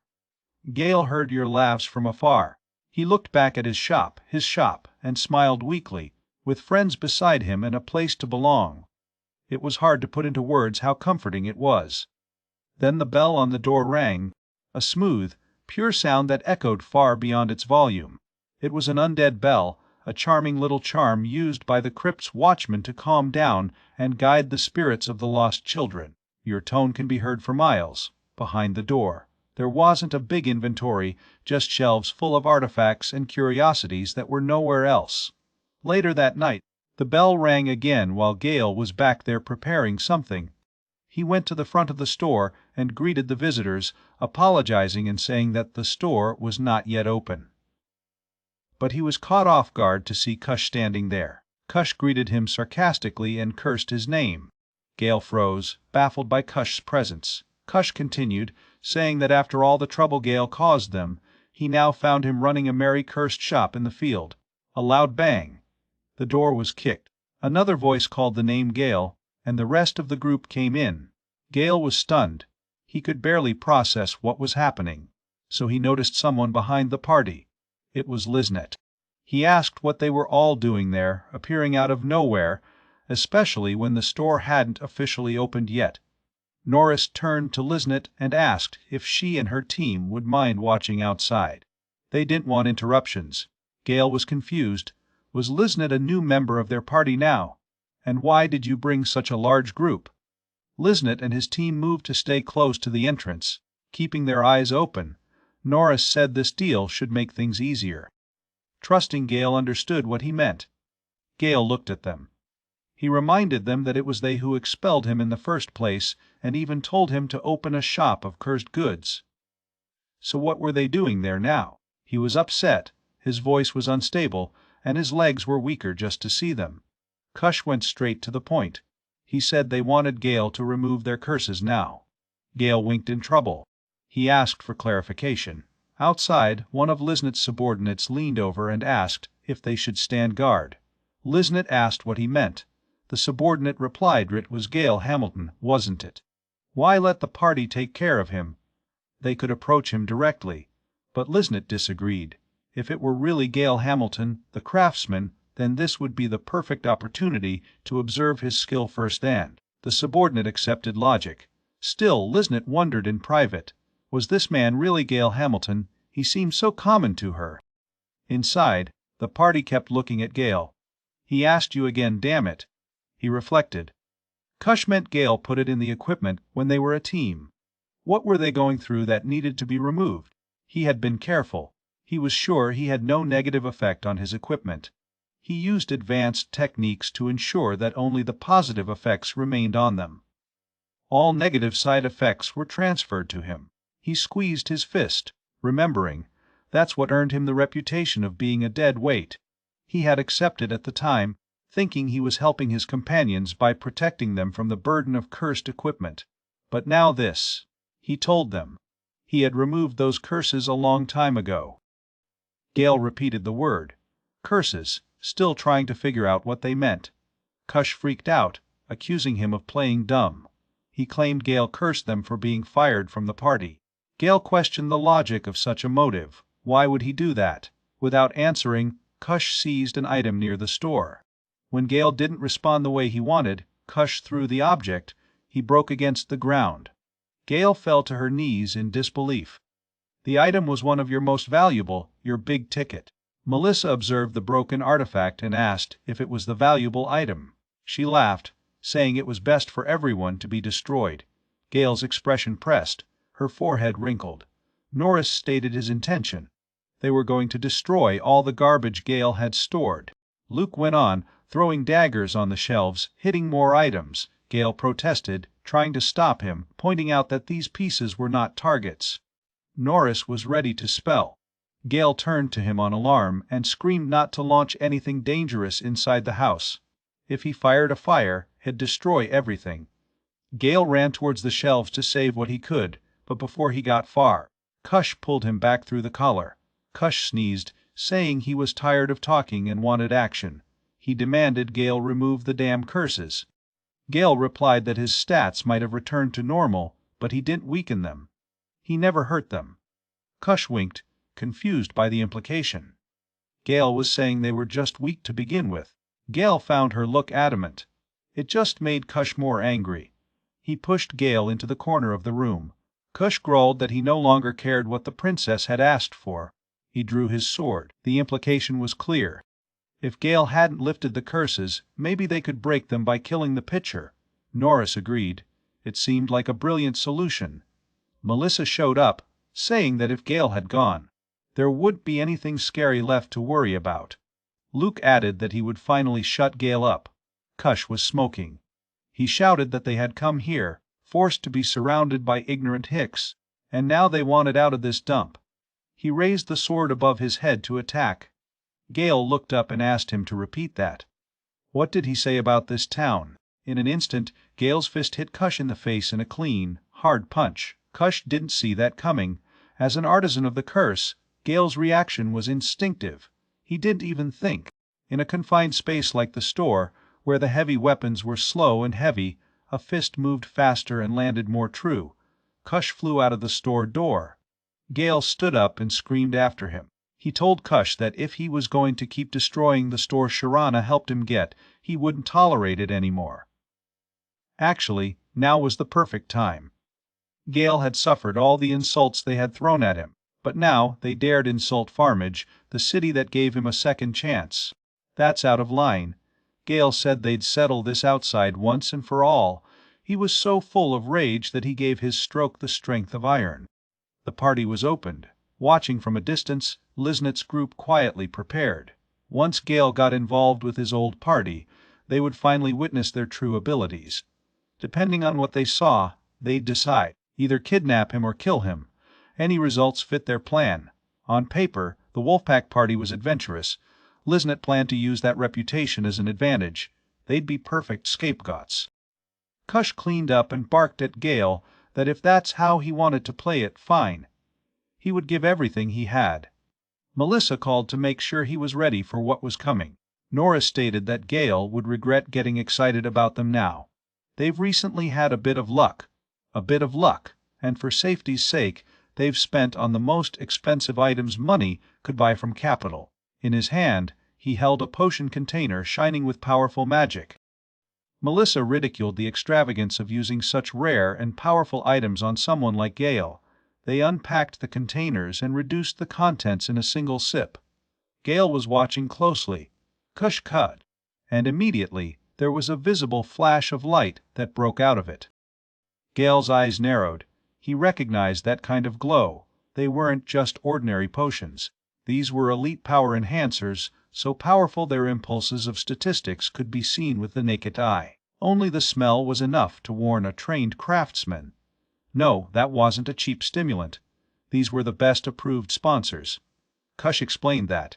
These were Singlu's high-level elixirs that increased skill, drank and released. Items of such quality were completely out of reach for someone like Gale, he boasted. And with them, the party had restored to something close to its forerunner. Still, Gale murmured to himself that he had never cursed them. Before he could react, the pack of wolves went forward. Kush led the charge, running like a berserker. To Gale, the movement seemed monstrous, like an ogre attacking from the front. But it was the formation that caught Gale's eye.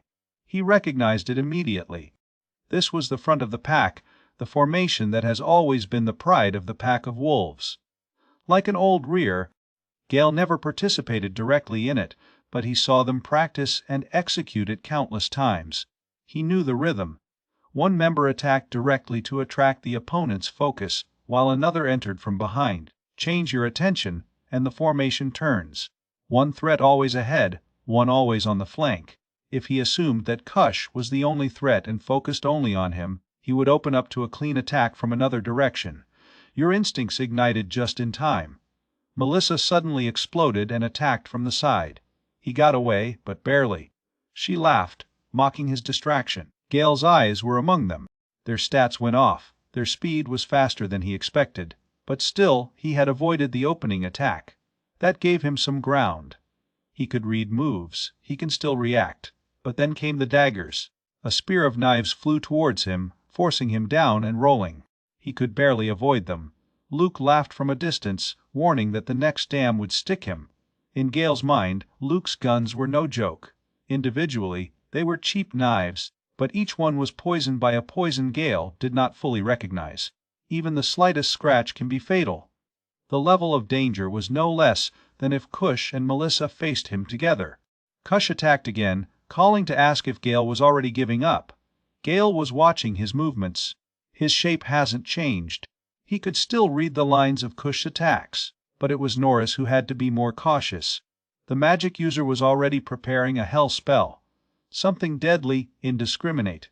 If he lost his target and entered the city, collateral damage would be catastrophic. Kush challenged him, challenging him if he thought he could escape everything. Then there came a wave. Kush triggered his movement, garage cut, a dam of quick swings. Gale danced back, weaving and dodging, but the tight angles gave him little space. Kush gave an order, surrounded him, cut off all escape routes. The other members obeyed without hesitation. Gale's eyes narrowed, so his hand slipped into his pocket. He whispered under his breath, "Something stolen. He had taken something. Scrolls, they were all within range now." Right where he wanted it. Gale activated the scrolls. A burst of pulsed energy out. They thought he was trying to resist their attacks. But it wasn't like that. He was attracting them. If they had adorned themselves to absurd levels, then he would simply drag them back. For all their games about his tools, for all the contempt they showed him for being a craftsman of the curse, now they would see what it was like to be on the other side of the enchantment. He released Anti-Boost, a countermeasure for his enhancements. He snapped his fingers. From the heart of the scrolls came a created talisman. His drawing had the mark of a master, subtle, deliberate and merciless. It was an object of balance, intended to tie unfair peaks of energy and redistribute balance.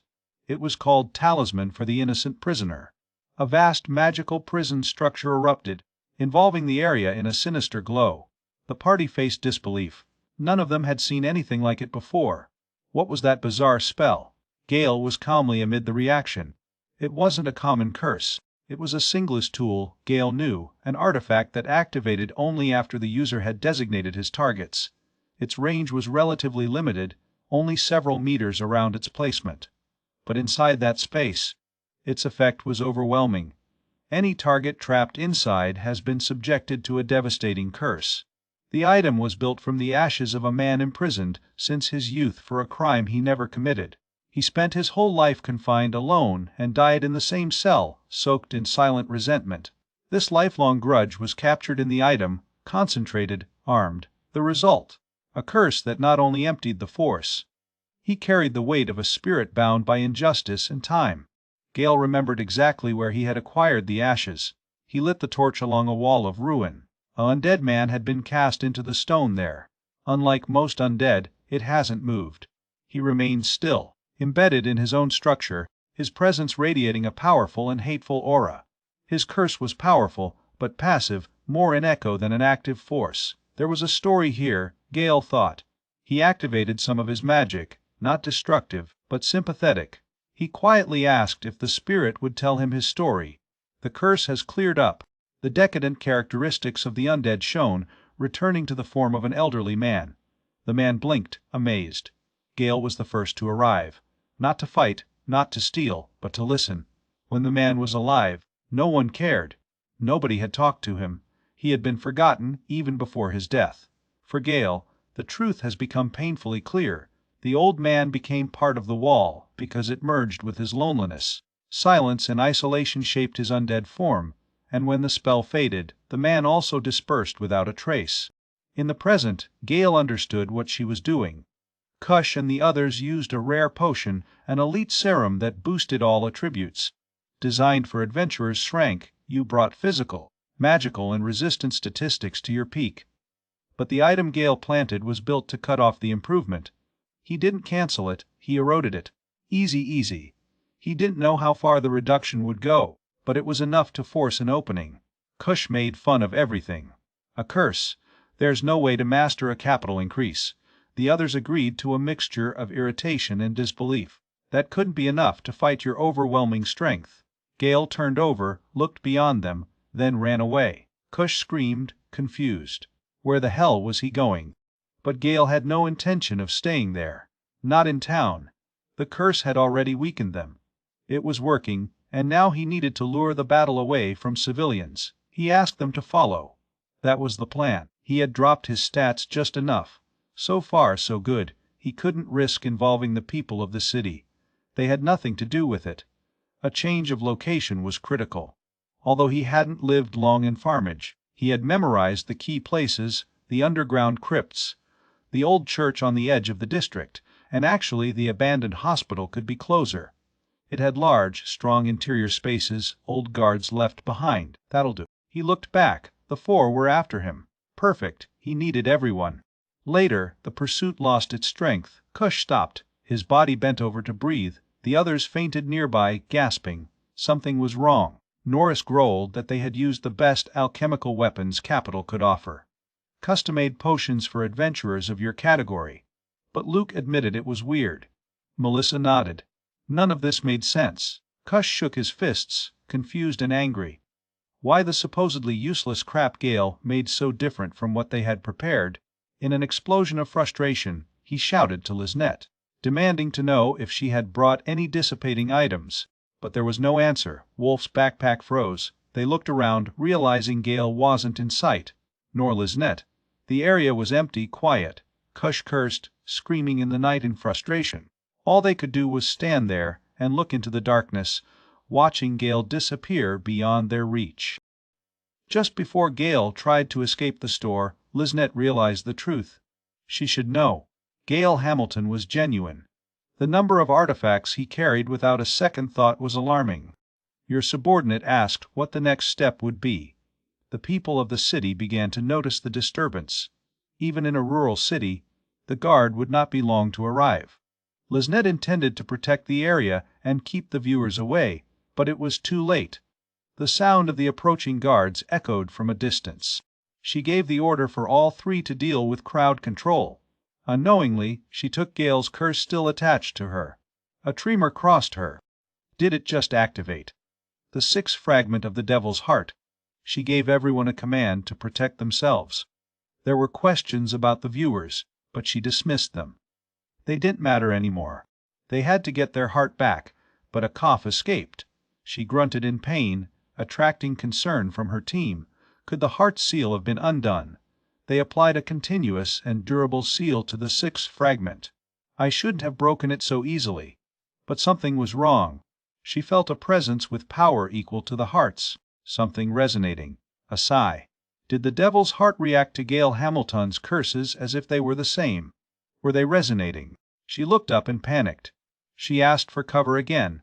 The black smoke began to invade her. His companions were baffled. Was it a miscellaneous whistle? Liznette felt his stats diving from a simple brush with dark smoke. The power was overwhelming. Was that the effect of an artifact? One belonging to Gale Hamilton, a cold poured into her body, cold sweat drenching her. It wasn't an ordinary debacle. Something deeper, more insidious, took over. She fought for her breath. It wasn't just slow. It included anti-armor effects, fatigue beyond normal limits. She tripped. No, there was more. Terror masked in innocence. The deception of sheep's clothing.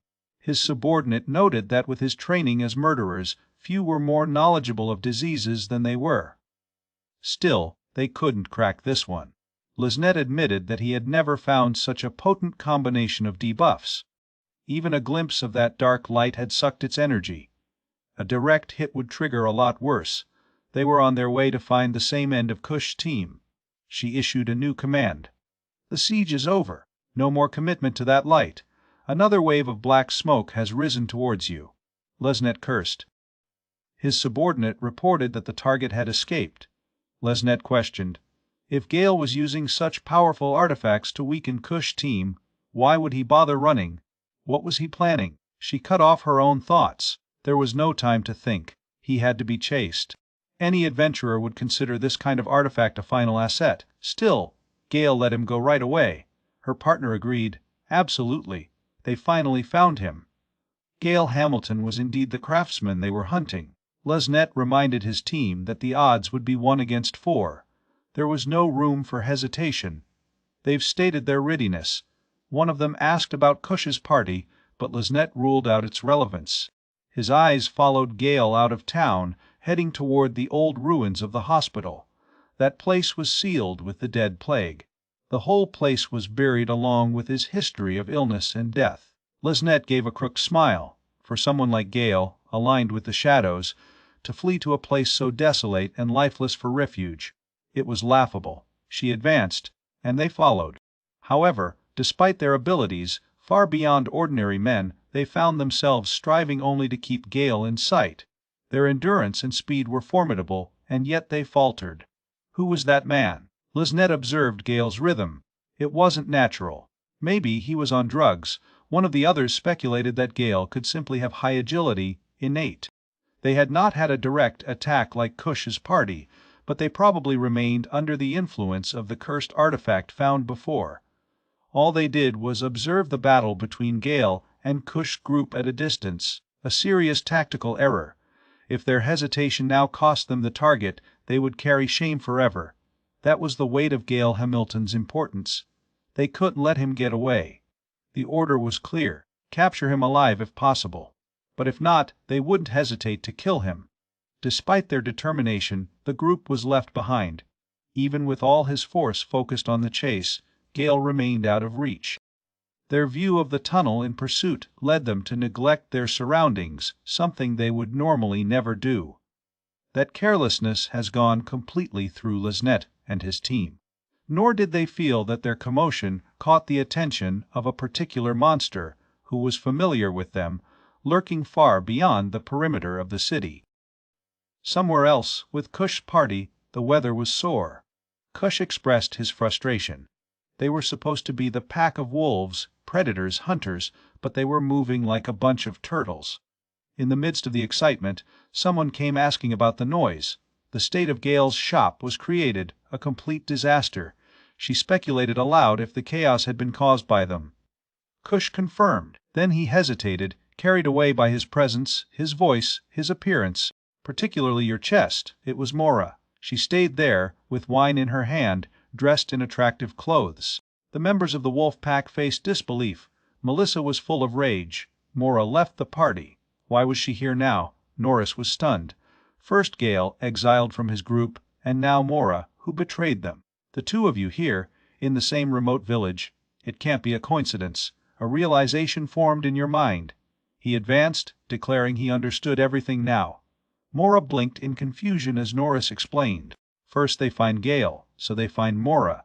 It wasn't a chance, it was conspiracy. He accused her. She and Gale must have conspired against them from the start. The prosecution has left the group tense and silent. Mora responded unbelievably. Was that really your line of thought? The suggestion was so absurd, it doesn't even deserve commitment. She suspected they were fools, but that was beyond twisted. She didn't even want to dignify. One of the party members murmured in understanding. So that's what they thought. Norris was praised for connecting the dots. He calmed down, claiming he knew the truth from the beginning. Mora tried to talk, but Norris fired her. He laughed presumptuously, claiming that with his intellect level he could easily decipher the inner functioning of a woman with a brain no deeper than the valley between her breasts. Has definitely finished. He found her completely. Mora changed, turned into something unrecognizable. The very idea that the wolf pack could even believe for a moment that its alliance with Gale was plausible seemed totally absurd. Cush, sweating on his forehead, asked unbelievingly what she was. She told them clearly, urging them to observe, to listen. These were the same people who kicked Gale out of their ranks. She didn't get together until after she got the invitation herself. And now, suddenly, they were spinning a conspiracy narrative. She changed the charge. How exactly was she supposed to form some secret alliance with Gale? And what did she do to deserve this? Cush wavered, soaked in sweat, his voice tripping. She smiled at him. In the situation, anyway, I was cutting her. He left a tired sigh. Mora turned her back on him. She told him to consider what he did. He wandered to the far corners of the field, broke into someone's shop, left it in ruins. And now, here he was, talking to someone has already expelled. She questioned him, like a child. He never learned the basic rule. Cush asked, learned what? She laughed. Simple. If you don't want something done to you, then don't do it to anyone. Then came a bright flash. The energy of Mora, raw and unfiltered, lighting the air. Kush has asked them to return to full formation. They started their attack, launching coordinated attacks. Mora escaped effortlessly. Kush screamed, desperate to rally morale. So what if they were slower than usual? They were all still against her. She was alone. Then, abruptly, he cursed out loud. Your arms wouldn't move. He couldn't lift his sword. He lies coldly wondering if that wave of blows was his idea of a dam. It doesn't matter. Her slow reaction time gave her the moment she needed it. She had already finished strengthening herself. Full elevation, an immense force flowing through it. She'd show him what a real dam looked like. She'd squeeze her fist. She said that. She would record the truth in her flesh. A storm of punches rained on Kush, crushing him. Just before he needed, Mora caught him by the collar. He would have received the same level of destruction he had treated at Gale's store. Perhaps then, he finally began to understand how his actions affected others. Melissa jumped from behind, calling, warning Mora not to turn her back. But before Melissa hit a single blow, Mora's fist was attached to her face. Melissa mashed. Mora threw Kush away. She looked at the scene. Gale, apparently, had put serious problems in all of them. This was no longer a 1-4 fight. It was 2 against 4. Luke made a mockery. Laugh while I could. They didn't have to go near her anyway. They had an arsenal full of shells at their disposal. And unlike Kush and Melissa, they wouldn't come down so easily. Mora stared at them, his eyes sharp, unshakable. Luke and Norris moved around, circulating Mora, confident and ready to take her down. Luke made a provocative observation, signaling an imminent attack. But when he took his knives, he suddenly froze. They're gone. He realized too late that he had used it long before. That brief moment of hesitation cost him everything. In the blink of an eye, Mora was standing next to him. His fist sank into his intestine, blowing the wind out of his lungs.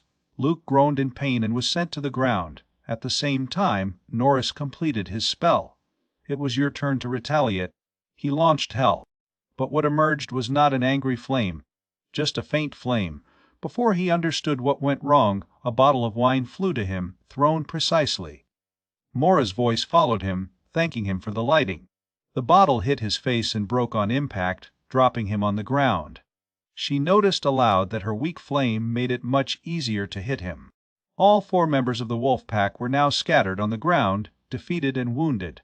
Mora was over them, calm, inflexible, untouched. Around them, viewers began to murmur, frightened by the spectacle. Still Mora isn't finished. She approached Kush party again, his heavy steps with purpose, his unreadable expression. They hesitated and begged her to stop. But Mora remembered in them that Gale also asked them to stop, didn't she? And they didn't listen. No, she hadn't finished with them yet. His screams echoed in the sky when another round of punishment fell. The broken remains of the wine bottle soiled the floor. Mora wanted to get a piece. She brought the wine to celebrate with the party. Now it's been wasted. Her anger has faded. A new question has entered her mind. Where was Gale? She went to his store and went in. The inner destruction was heartbreaking. Gale's inventions, her meticulous work, were in ruins. She took one of the devices, broken and twisted. Her memory conjured Gale's image, putting it on the shelf, saying it was his best work. All set. She held the object in her hands, thinking to herself, why was she doing all this for him? She placed the mummy-like item carefully on the table, as if restoring a piece of order. Suddenly, someone came in, murmuring curses. It was Sharana, dragging a barrel, and carrying a reasonable amount of drink. She looked around the shop destroyed, and demanded to know what had happened here. Mora told her. They had to find Gale. Sharana winked, confused. What did she mean? She grabbed Mora by her shoulders and asked her to explain. Mora gave you the simple truth. Gale was missing. They had to go after him. Sharana agreed, but questioned where he might have gone. Mora thought out loud. Gale wouldn't let Kush's party beat him so easily. It didn't make sense. But she knew Gale. He wouldn't want innocent people trapped in the crossfire. He must have taken the fight on purpose. Sharana waved, adding that Gale probably underestimated how powerful his cursed artifacts were. He probably thought they'd catch up to him fast, so he must have gone further than they expected. That's when Gimli showed up. She spoke clearly. Outside the city, the old ruins of the hospital. Everyone turned to her by surprise. Mora asked if it was true. Sharana pushed her. How did she know? Gimli claimed it was by accident. She made gestures out there. Some strangers threw garbage near the guild, so she went out to give a piece of her mind. But in doing so, she discovered another group, different, also chasing Gale. Mora's eyes have widened. More of them. Gimli couldn't say for sure if they were with the same faction, but whoever they were clearly much more competent than the Mora group had just beaten. Mora's concern deepened. She thanked Gimli, made her decision at the scene, and fled in pursuit. Sharana raised an eyebrow. Awesome. Was he really gonna run away like that, all dressed up without guns? Mora insisted there was no time to change. They had to move now. Sharana moaned, rubbing her timers, then gave in. She decided to join her and told Mora to wait a second. She returned with Kush's sword and delivered it. It wasn't much, but better than nothing. Mora said yes. This was now a complete operation, an emergency mission to recover Gale Hamilton. Gimli came in, offering to lead the way. She admitted she didn't know the old ruins of the hospital and looked at Sharana. Both had only heard of the place, never looked for it properly. But something made her uncomfortable. Mora asked if his concern was the second group chasing Gale. Gimli nodded, but added that it wasn't just them. She could feel something else. Something non-human. She pointed out the trash the strangers threw. Part of it was part of a behemoth's body. Mora's expression hardened. A disaster-class creature. Gimli confirmed it. The group that was in the guild and those who were chasing Gale found the monster on their way to the capital. They managed to hurt him, but not finish the job. And a monster like that, a creature of such class, never forgets. If hurt, take things personally. And this was Shrank. Not only was he immensely powerful, but he was intelligent, capable of strategic attacks, leading coordinated attacks. Worse, he had a sharp sense of smell and could track down those who hurt him through great distances. Now, you may be following the smell of your former enemies. It could be converging on Gale, and fast. Sharon showed up. So, besides everything else, they can meet a beast of disaster. She mumbled that the search just reached the classification. She was sick of high-class monsters. Those roosters had been a nightmare on their own. The sweat lowered his forehead as reality set in. Meanwhile, Gale had reached the ruins of the hospital. He did it. He was breathing and preparing, ready to face the pack of wolves. But instead, it was Liznet's squadron that appeared, staggering and breathless. They asked for a moment to catch their breath. Gale, a little dazzled, gave it to them without hesitation. He recognized them. They were out of the store during the previous fight with Kush. Liznet didn't like it when you mentioned it. She freaked out she couldn't be friends with those clowns. Gale apologized for the assumption. She admitted, yes, technically they were associated with them. But it enraged her to be grouped in the same breath. She looked at Gale with suspicion. How can someone like him be so fast? He explained they were chasing him, so he assumed they were part of Kush's party. Liznet ridiculed. Did he really think those fools could accompany someone like him? Her irritation broke out. All that yelling made her thirsty. Gale, trying to calm the situation, asked her name. He admitted there was no water, but there was this. Before finishing the sentence, Liznet took the bottle of his hand and drank. She immediately gagged. Tasted bad, smelled worse. She came back and doubled, nauseous. Gale calmly said it was an untraceable potion he was experimenting with. The main ingredient, amniotic fluid from a cock. Liznet threw up violently and then whipped, throwing an object at Gale. He ducked easily. She yelled at him. Why would he give her something like that? Her companions tried to interfere, pointing out that she had grabbed and drunk without checking. She said shut up. She couldn't help herself. Gale said it was rude to throw up something someone had donated to her. She said it was him who gave her fluids. He shrunk her, making sure it was safe. The worse the flavor, the more effective it was. Real medicine always worked that way. Liznet looked at him. Did she look like someone who needed a potion to undo the petrification? Gale reminded her. She said she was thirsty. But Liznet had no more patience. She cut the number, drawing her daggers with a sharp ending. They just spoke. She and her companions were taking Gale. The rest of her group followed suit, pulling their weapons while Gale raised her hands, asking them to wait. They ignored him. Orders were given. Surround him. dead or alive. Gale asked if things were so bad between them. He apologized again, but Liznette cut him off. They were way beyond the point of apology. She jumped. Gale tripped back, tripping. Liznette caught him, thinking he was trying to escape. Gale warned her to be careful, but she was obsessed with keeping him. Her mates told her to stay focused. This guy wouldn't be knocked down that easily. Gale kept escaping, ducking with quick steps, and letting go. Liznette called for reinforcements, and this time they rushed him at once. Knives flew. 3 of them pointed directly at his face. Then an explosion. Smoke and debris burst into the air, darkening the vision. When it became clear, Gale escaped from the worst, sliding to a safer position and catching her breath. Liznette admitted he was good at ducking. Gale wasn't sure, but I told her to look down.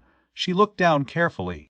Under her feet, she saw them, skeletons crushed under their boots. Bones have soiled space. His companions also saw them, now realizing what kind of terrain they were on. Gale explained. The darkness was hiding all this debris. Sailing it without familiarity was almost impossible. Liznette was stunned, an adventurer used to cemeteries. It seemed absurd, but he moved like someone who knew this terrain well, agile. Not moving. One of your comrades complained. Lots of obstacles. Another insisted they still had numbers on their side. But Liznette objected. This land divided them. Gale asked if they could take a break. Your attacks, accusations, coordinated attacks. Nothing was landing. Every time they moved, bones cracked under their feet, debris dislocated, giving their positions before they could execute. Liznette threw another dagger. That scratched him. Close enough to make him stop and look back. But she was watching too. Gale didn't seem in phase. He was analyzing, waiting, looking for the right time. She got it. This hospital, decadent, broken. A forgotten place devastated by years of rain and wind.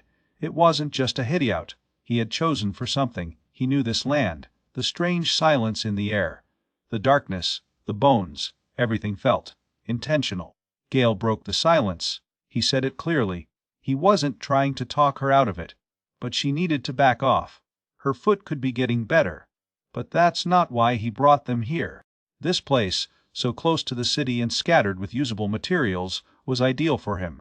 Not just as an advantage of the terrain, but as a battlefield. He came here many times, collecting supplies. He knew it was every twist, every hole. And now it's almost time. His eyes shone. He said it was the perfect arena for a cursed craftsman. The floor was ideal. Bones spreading the soil, disturbed earth spots. Wandering spirits who had never passed. Everything here. He took care of his trade. He smiled and offered to send her home. Then it started.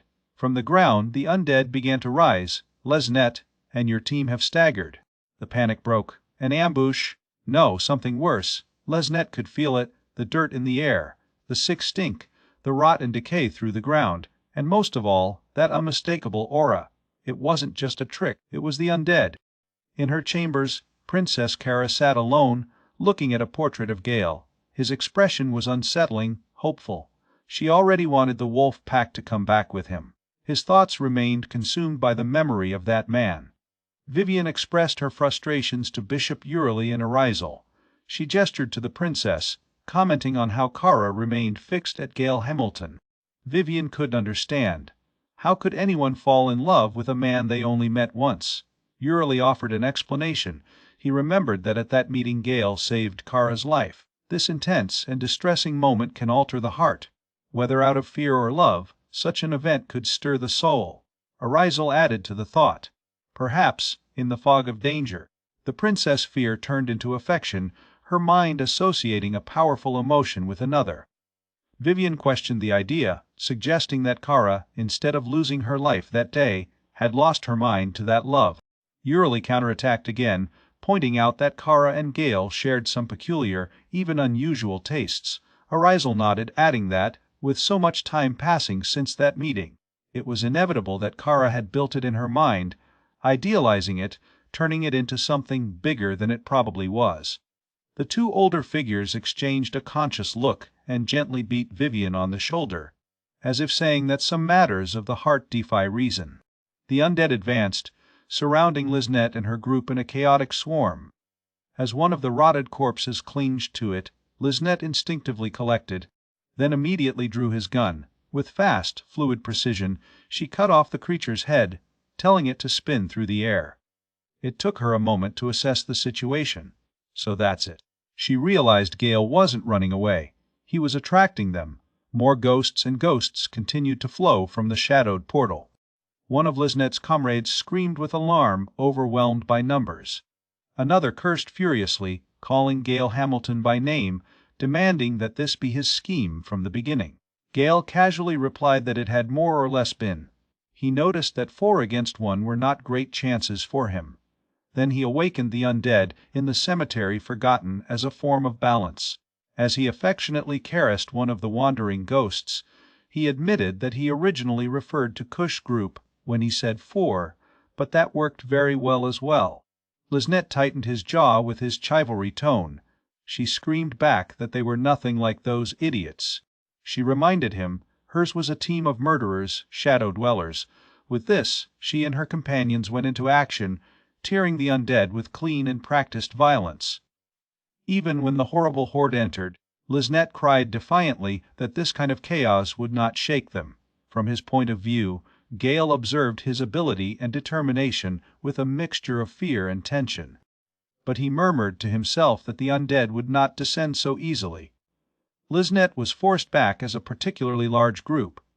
One of her team members screamed for help, just to be informed that her partner couldn't hold the line either.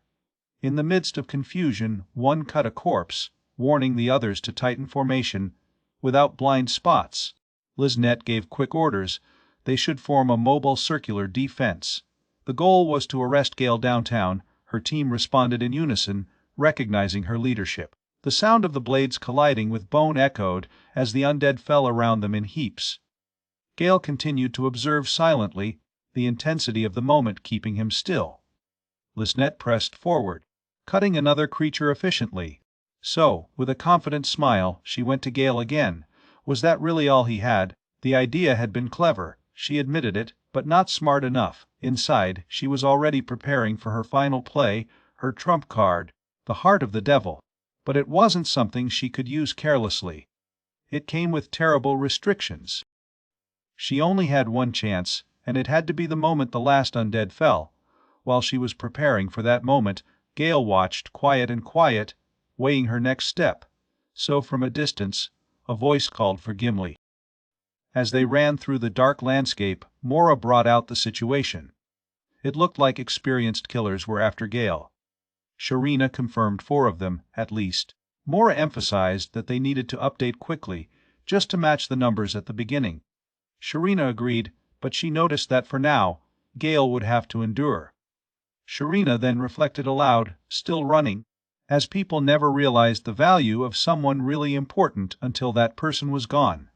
She continued, bitterly remembering how Gale was working on a team cursed for her. They intended to start an agricultural revolution in agriculture. Now has gone. Who knew where? She called him a valuable partner and regretted the situation. Gimli agreed. She had a feeling losing Gale would come with serious regret. Mora sang and said it included her too. Inside, she swore that the next time she saw him, she would make him understand, no matter how clueless he was. She blushed, quietly acknowledging the depth of what he meant to her. Sharina returned to the immediate problem, the wounded behemoth who was still wandering around. She asked what they should do about it. Above all, Live could only agree. Between Behemoth and the killers, it was awesome. Gimli responded with a cautious note of optimism. She said that with Gale around, things can still change. The art of the curse, although often discarded as a weak or disappointing profession, had hidden potential. She asked if they really understood the unique abilities available to those who dominated. Surprising, Mora asked what she meant. What kind of skills? Gimli set an example. A rare ability to turn misfortune into fortune. The latest escape technique, shock luck. Mora and Sharina have enlarged their eyes. They asked unbelievably shocking luck, how shockingly good luck. Sharina asked if it really worked against any misfortune. That kind of skill was unfair, she said. Any adventurer would kill for it. It can save you in life or death situations. Gimli nodded, but explained that while it was real, it was rare, and could not be activated at will. At the moment, she added, it was little more than a fragile thread of hope. Meanwhile, back at the ruined hospital, a skull fell to the ground. Liznet and his men were exhausted, finally defeating the horde of the undead. Liznet was gasping, unable to catch her breath. She recognized aloud that she managed to wipe them all out. But now, she didn't have the strength to take another step. Lifting hands in surrender, Liznet admitted that none of the undead had been particularly powerful on their own, but the full number had dominated it. And unlike them, Gale had no problem avoiding each attack. That broke her will. Gale responded with a casual remark, agreeing to finish things there. Liznet agreed. She admitted defeat. She reached out to Gale. Gale's surprise was silent. Was she really offering a handshake? Liznet smiled patiently, her hands still stretched out. Gale spoke carefully, her hands are about to meet. So Liznet smiled. She revealed that everything, her surrender, her defeat, was dependent on her not having one last move. A man threw a pot at her. She declared the time had come. The jar landed perfectly in her hand. In a panic, Gale demanded to know what it was. Liznet laughed, holding the pot, the last ace in the sleeve. She opened and poured the contents into her hand. With a strangely calm tone, she told Gale that before he died, he should know what he was dealing with. Gale watched, tense and anxious. Liznet explained that the substance in the bottle would consume the life force of the user.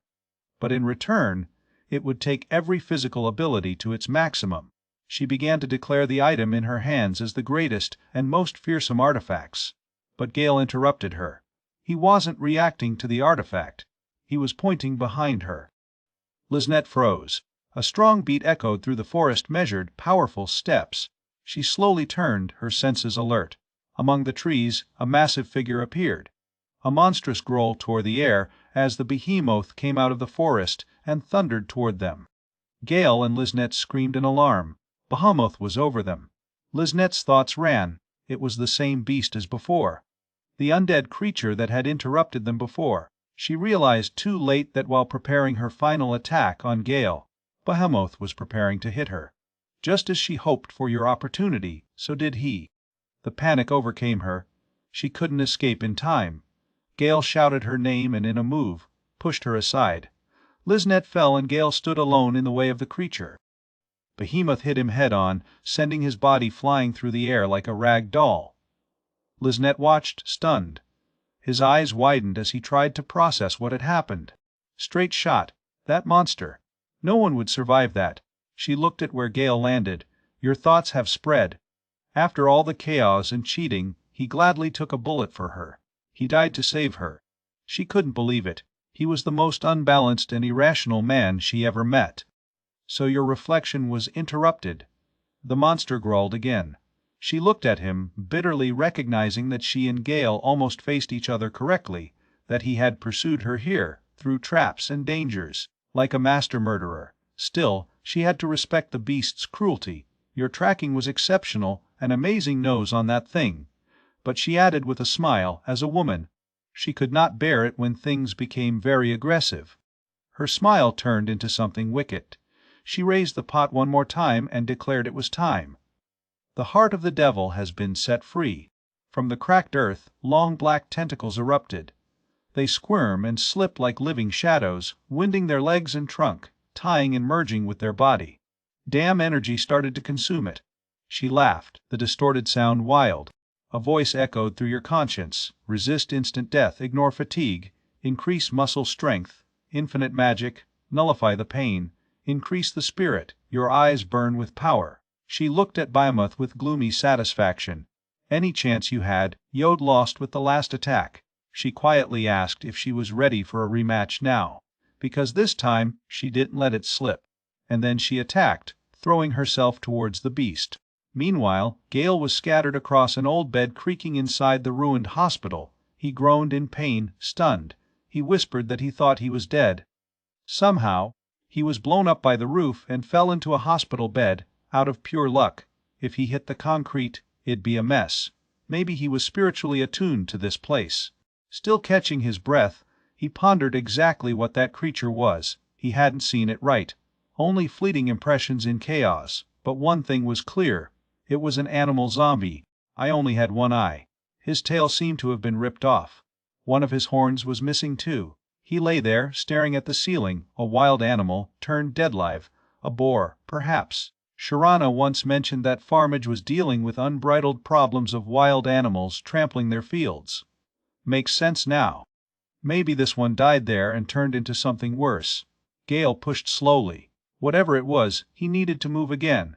That monster was still out there, and he could shift his focus to Liznit and his team. Besides, when the undead were loose, it was the duty of a craftsman of the curse to act. He moved to the edge of the ruined structure, spying on a broken wall. He murmured to himself, had gone far. It was dark now. He wasn't even sure he was going in the right direction. But one thing remained in the air like a cold wind. Would he be back in time to help Liznit? And worse, would he realize how wrong he was before it was too late? Liznit threw himself into Behemoth, cutting him with his twin blades. The creature opposed a powerful punch, but she got out of her way. Her eyes widened when she realized the strength behind her attack. Behemoth looked at her with primitive fury. His three companions watched closely, tension engraved on their faces. Liznit jumped from the top, with the aim of overthrowing.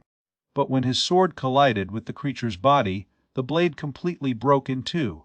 Shock on the face. The behemoth growled, eyes caught on her, and jumped forward in retaliation. She started her horn, pushing herself back, trying to keep her distance. One of her men called her with an alarm. She creaked her teeth, trying to maintain her composure. She had pointed to the remaining eye. But even though he was powerful by the heart of the devil, this enemy was formidable, much more than he had anticipated. One of the men offered to arm her with a new gun, but she refused, screaming that it was not necessary. She reminded them that she had torn his tail before using anything but brute force. This time, she intended to take his head off with her bare hands. But in the midst of his defiant cry, blood broke out of his mouth. Her body wavered and fell to the ground. A sharp, agonizing pain exploded in her chest. His heart rate has become erratic, every pulse of pain more intense than the last. The sweat flowed down her pale face while another shock of pain abraded her, and she screamed, helpless. Her men rushed to her side, calling her name with despair and confusion. Liznit was there, still, your blurred vision.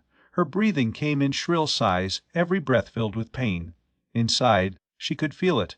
The improvement of the devil's heart was disappearing one by one. Their immunity to death, their increased muscle strength, their unlimited resistance and magic, until their suppression of pain, each collapsed in sequence. His whispered voice trembled when he admitted it out loud. Her power was fading. One of the men deduced the truth aloud. After a second use, the burden of the curse overcame the benefits of the artifact. Her heart turned on her. Another man raised her in his arms. He looked dark. At this rate, the curse would consume it until nothing remained. Behind them, the third man demanded that they dissipate it now. They couldn't allow me to take her completely. But the man who carries it replied that he could not concentrate on both tasks. The other two would have to hold Behemoth. Behemoth attacked again. The two men found him in battle. Liznit, still in pain, tried to scream. She knew what was coming. She tried to yell at them to stop, to back off. But her body wouldn't let her finish the warning. Behemoth hit. Your massive blow made them both fly. Their bodies hit brutally. Liznit saw horrified as one of them coughed up blood.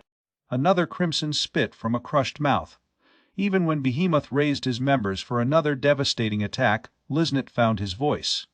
With everything she had, she screamed to the fullest, demanding it to stop. She begged the man to take her to hurry, to dispel the curse now. But his hands were shaking. He tried. He really tried. He poured the blessed potion on her body. She whistled and smoked, thick smoke coming out of her skin, but nothing has changed. In despair, he cried out that the divine artifact, created by the most powerful church, was not working. The sacred blessing of the god of Gog had no effect. He repeatedly cursed in disbelief. Liznit's eyes have widened. Her mind turned. Had the curse consumed so much of it that it was now beyond salvation? Another wave of agony tore his chest. She screamed again. The man who held her cried out her name, frenzied, unable to help. Her body wriggled as corruption continued to eat her inside. After countless days of relentless training, Liznit built an unnatural resistance to pain. so absolute that she could no longer lose consciousness, no matter the agony. His screams and guttural screams echoed endlessly through the cursed battlefield like a dragged dirge from the edge of death. Her lament was in harmony with the accelerated pulse of the devil's heart within her and the mountains of undead corpses scattered throughout the earth. Together, they created an irresistible attraction, not only for Bahamut still lurking, but for something else, something worse. A new intruder felt the weight of death pervading the area. Attracted to grave silence and the presence of countless corpses, he recognized the place as one of the closest portals to the afterlife. Its dark essence began to manifest, freezing and rising through the skyscrapers of rotten corpses, and then a voice, soft, cold and old, a voice spoke, one who described the hidden domain as a spectacle, a proper view, steeped in purpose. Liznit heard. The voice sounded at a strange age, unwavering, but thundering as if echoing through his bones. Her look changed into the shadows. Amid the darkness, something deeper than the black emerged, more opaque than the shadows cast by the stacked corpses. A weak lantern swayed in the darkness, its light was barely alive. Next to her was a sinister curved scythe glowing coldly in the dark. Your eyes have widened. A skeletal figure has advanced from the abyss. It was not just a ghost, nor a spirit of the dead. It was something far beyond, a creature of ancient myth, death itself. A divine entity, taken from another plane by the suffocating density of death around the ruined field. His divine mission was clear, gathering souls and taking them to the kingdom beyond life. Liznit's thoughts ran. Behemoth was unexpected. A brutal opponent, yes, but that transcended all understanding. The presence that now descended upon them was not only powerful, it defied reason. It was an entity rarely glimpsed by mortals, the one who walked the earth only in times of extreme imbalance. A demigod, and now, of all times, she saw herself before the personification of death, the folk figure said to command souls. The god of death raised both skeletal hands, invoking his power. His voice was small in words, but the sound alone sent an increasing mortal force through Liznit's body. She and her companions were frozen, as if the very concept of mortality were pressing their skin, holding them in place. But they weren't the only ones. Even the behemoth, a beast who had oppressed opponents over and over again, a monster of incomparable brutality, stood still, trembling. Immobilized by terror, the god of death bent his head and spoke again. His voice was curious. He watched Liznit. Something about her caught his eye. She was no ordinary mortal. There was something deeper, something dirtier deeper, a piece of demon nestled above all evil. He laughed, a laugh scraping from beyond the grave. Even the heart of the devil, once wild and pulsating, shrunk inside, silent as if trying to avoid his gaze. And Death looked at Liznit and his companion, and then turned its shining bases to Behemoth. Your joy has grown. He spoke of the sweetness of such a feast, the rich aroma of gathered souls.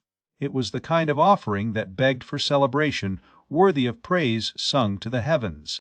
Liznit's thoughts turned crazy. His eyes were fixed on the huge scintillating sickle. She was afraid had already taken her soul. But no, not yet. And yet, even if she could dodge that blow, if she avoided the scythe, what would happen? The heart of the devil, now horribly subdued, would devour it from the inside out. But if they could dissipate her heart, she would be defenseless against Behemoth, who could tear her and her fellow killer limb to limb. Each path led to death. No matter how hard you fought, she saw the result clearly.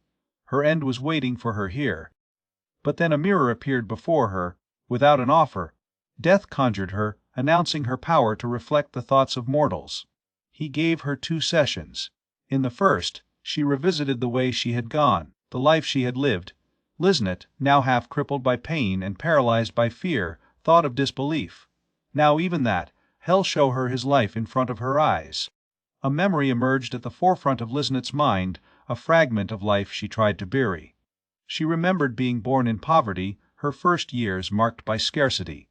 From what she remembered, her family put her to work young, not out of malice, but out of despair, one less mouth to feed. She had been delivered to serve in a noble family. There she was never seen as human. His existence was a use. Day after day, she was reprimanded, punished, ordered, ignored. Among these nobles was a girl your age, who looked at her with cold, glassy eyes. Liznit always saw her nervous, always aware of her look. But still, her eyes just kept sticking in that pretty girl's dress. Each look reminded her of her own humble place, of how everything, was decided at birth. Eventually, Liznit could no longer endure the abuse, the daily humiliations. She longed for freedom. This desire led her to a lifeless body before her, an early turning point. She took her first life. From there, she slipped into the alleys, disappeared from the world of nobles, and entered the shadows. The world of murderers has become your home. As she grew up, she shaped herself to adapt to that cold, cruel world. She convinced herself that she didn't care where she died, or how, that her life was already lost. She whispered these lies to herself for years. But now, with her own death over her final moments, her weight has crushed her. A reaper comes not only to collect, but to judge. And as someone who took countless lives, maybe this dark visitation, was just fair. She thought of her life as futile. A shadow behind her, barren and cold. Death has spoken. He recognized her story with a simple answer. Then came the second session. He told her to imagine her life from now on. Liznit understood the words. From now on, there wasn't. What did he mean by that? She had no future to imagine. Her story is over. But then thought took root. Yeah, she got tired of this life. Tired of the noble family who trampled her in childhood. Tired of how Prince Virial used it. She tried to claim freedom by abandoning the chains of nobility and entering a life of slaughter. But it was a lie, too. There was never freedom. Just different kinds of cages. What if she had taken a different leap? Her mind turned to the light. She did. What if instead of throwing herself in the shadows, she chose a place like Farmditch, a remote control, Greenland? She wouldn't be rich, but it would be surrounded by great heavens, honest people, and the kind of peace that city life could never provide. People who have found joy not in wealth or status, but in simple things. Growth. Family. Quiet mornings. She looked at a door in her mind. I figured it'd open it. I figured it'd pass. What if someone there, just one person, was willing to accept it? She'd love to. A quiet life. A modest one. But a free one. She opened the door. But his thoughts were shattered. The memories broken. Death fell into fury, didn't it? No way. He declared her dream an illusion. Even now, he said, she was still crying over a past that could never be recovered. She stuck to the fantasy of a future that would never come. It was her soul he came to haunt. And how staggering, this hesitation, that hope. That's what made the most delicious moment for him. Tears ran down Liznit's face, and in the depths of her fury and sorrow she cursed him with all her heart. Damn you. Damn him. Death lifted his sickle toward Liznit. She closed her eyes, preparing for the inevitable attack. His breath stopped, waiting for the cold edge to land. But it never happened. One hand caught the sickle in the middle of the swing. Unarmed. Gale stood between her and the coop. The sickle stopped an inch from his face. Liznet's eyes opened. His expression turned into disbelief, so overwhelming relief. She looked at Gale, stunned. Death, too, was reprimanded. He demanded to know what was going on. Confused with the interruption, Liznet's thoughts snapped. Gale Hamilton still alive. Against all reason, he was standing. Even more impossible, he was moving under the overwhelming pressure of the divine aura of death. Gale's response was calm, almost indifferent. He seemed unconscious, or simply faded, by the oppressive weight of the presence of death. Around the wrist was a cursed bracelet, one that greatly amplified the force. For someone like Gale, a craftsman of curses, this kind of atmosphere wasn't just tolerable. It was strangely comfortable. The tone of death has changed. The panic came into his voice when he recognized him. Gale Hamilton, the master of curses, a rare and dangerous individual. He wondered why such a figure was here from all over. Gale let out an exasperated sigh, disgruntled but not surprised. He murmured about how death had to appear, again, always showing up when the undead were involved. A nuisance, a pattern. Gale's tone made it clear. This wasn't their first date. Death, enraged by his casual attitude, roared and shot him with the scythe, but Gale easily avoided the attack. Raised his hand, he invoked a powerful dissipation. Magic surrounded him. A violent explosion of flames erupted, swallowing Death. The fire rose, climbing the heavens as a sacred pillar of purification. Liznit and her companion were frozen with their eyes wide open. Death, a demigod, a divine reaper, was being consumed. I couldn't believe what I saw. Death, sent to heaven, reduced to nothing. He disappeared in no time. Gale, always composed, gave an indifferent farewell, giving Death to care until next time. The flames licked more and more, until the last skeletal body of Death collapsed and collapsed with a final accident. Silence in a row. Everyone saw the bones hit the earth. Liznette could barely find the words. Disoriented and stunned, stuttering disbelief. Did he just defeat Death? She questioned reality. Was that possible? A beaten god. Gale offered clarification. Not exactly the victory, he said. More like dissipating. If he had really defeated Death after all, there would be nothing to reap. And for someone like him, it would be a waste. He approached casually and caught the sickle of Death. Liznette covered her mouth, oppressed. He was touching the murder weapon, without his hands. Shouldn't he be cursed beyond reason? Shouldn't something terrible happen? But Gale showed no fear, no hesitation. He examined the remains, murmuring to himself. Death always came out of nowhere, a recurring plague. Liznette watched with admiration. Is that all it took to scare him? Even the devil's heart, something that had completely dominated it, had remained silent in his presence. But the silence didn't last. A shock of Liznette's chest pain. She choked. The man next to her ran to her, calling her name in concern. The heart was reliving again. Even without Death, the cursed object inside her awakened. She tried to forget, insisting she was okay. Her priority was the two men Behemoth had crushed. They needed treatment more than she did. Gale looked at her carefully, then asked, almost as a later thought, whether he should go ahead and dissipate her as well, while he was at it. Liznette blinked. She was confused. Your tone made it sound casual, but the implications. He approached saying he didn't see it right last time. But now that he had a clear vision, he recognized how rare the cursed item was.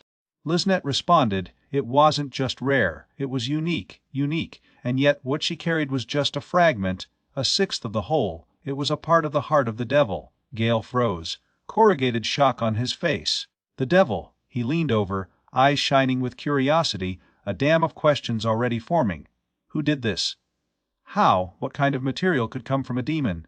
He didn't even look like the undead. He was fascinated. Gale examined the cursed object embedded in Liznette with bright eyes. His excitement was palpable. He noticed that he looked like some kind of demon, but was too attached to living beings to be classified in the same way. A powerful specimen, certainly. But what fascinated him most was his saturation with Ancient Layer's curses. It was something he had found before, a rare and complicated artifact. He stopped, realizing the incomplete nature of the object. It was clearly divided, a fragment of a whole. Even in this state, his presence was overwhelming. Gale's voice trembled with fear. It was like a curse given form, one that lived and breathed the essence of all curses. Liznette, watching him, asked if he really found this interesting. She challenged him. If he was so curious, he could try to accept it. Not even the Churk's most powerful distributors have succeeded. But she warned him. Touching him carelessly would put him under the curse. Gale smiled and accepted the challenge without hesitation. He said there would be no return. Suddenly Liznette cried in pain, and it collapsed. Gale caught her before she hit the ground, murmuring that he better hurry. Raise your hand. He summoned his power. The curse answered, looking violently before them. Gale gave an order, step back. A blind flash erupted, swallowing the cursed fragment. Liznette observed, uncertain what was left of her afterwards. As the light faded, a bright essence flowed from his body and slowly evaporated into the air. What remained was a solid spherical object, pulsating with unstable energy. The curse wasn't over. The object exploded and attacked. Gale's expression lit up with interest. Laughing, he watched his ferocity. The cursed object continued to attack him several times, but he diverted each attack easily. He was more fascinated than threatened, eager to research, dismantle, and replicate his construction. Liznette could hardly believe it. He made it sound effortless. The devil's heart, the same fragment that tormented her and silenced even the devil's core, was relentlessly attacking. But Gale stood firm, pushing away her violence like a breeze. He squatted in front of her, holding a bottle, and said she needed to drink the amniotic liquid of cacatris, for real this time. This would neutralize the persistent effects of petrification and help restore its resistance. Liznette hesitated, so she admitted she felt guilty about spitting before. Gale smiled and explained. Fluids such as albumin and amniotic substances were packed with restorative nutrients. If she had them, she had to make good use of them. A growl around. Gale's eyes turned to her. The behemoth was approaching. Its massive shape was still wounded, but no longer stunned. Liznette slowly rose, thanking Gale sincerely, but she told him to run away while he still could. Though she had escaped death, he was exposed to his presence for a long time. Behemoth was after her, not him. He certainly understood that. She asked if he recognized the beast, the same one that had thrown him into the next town. Gale responded without hesitation. Yeah, he knew. He called it an animal zombie. Liznette blinked in disbelief. What was he talking about? He explained. Body parts were missing. That's what defines an animal zombie. From what he saw, he was once a boar. Liznette was stunned. He was looking at a behemoth and calling it a zombie boar. Was he crazy? The behemoth growled again, more aggressively this time. Liznette begged Gale to escape. The beast was moving faster, paralysis clearly past. But Gale took a step forward. He remembered Sharana talking about the dangerous animals that plague Farmage's farmland. After all the kindness he received from the farmers, he couldn't let that thing get loose. He raised the sickle of death with both hands. It wasn't about escape. It was time to exterminate the threat. Behemoth roared and jumped towards him. Liznette screamed in panic. Why was he holding that cursed scythe with his hands? Gale calmly reminded her. He was a curse craftsman. She could only watch, with her eyes open. How he took his stand. Gale inhaled, fixing his grip on the sickle. He swung slowly, preparing. The behemoth charged at full speed, his fury triggered. So in a fast and precise movement, Gale moved. The sickle cut the creature like air. The blade, created to be unstoppable, cut not only flesh, but through the very nature of things, through flame, storm, and even light itself. Blood erupted from the behemoth's neck when his head was cut off. Liznette was frozen, eyes open in absolute shock.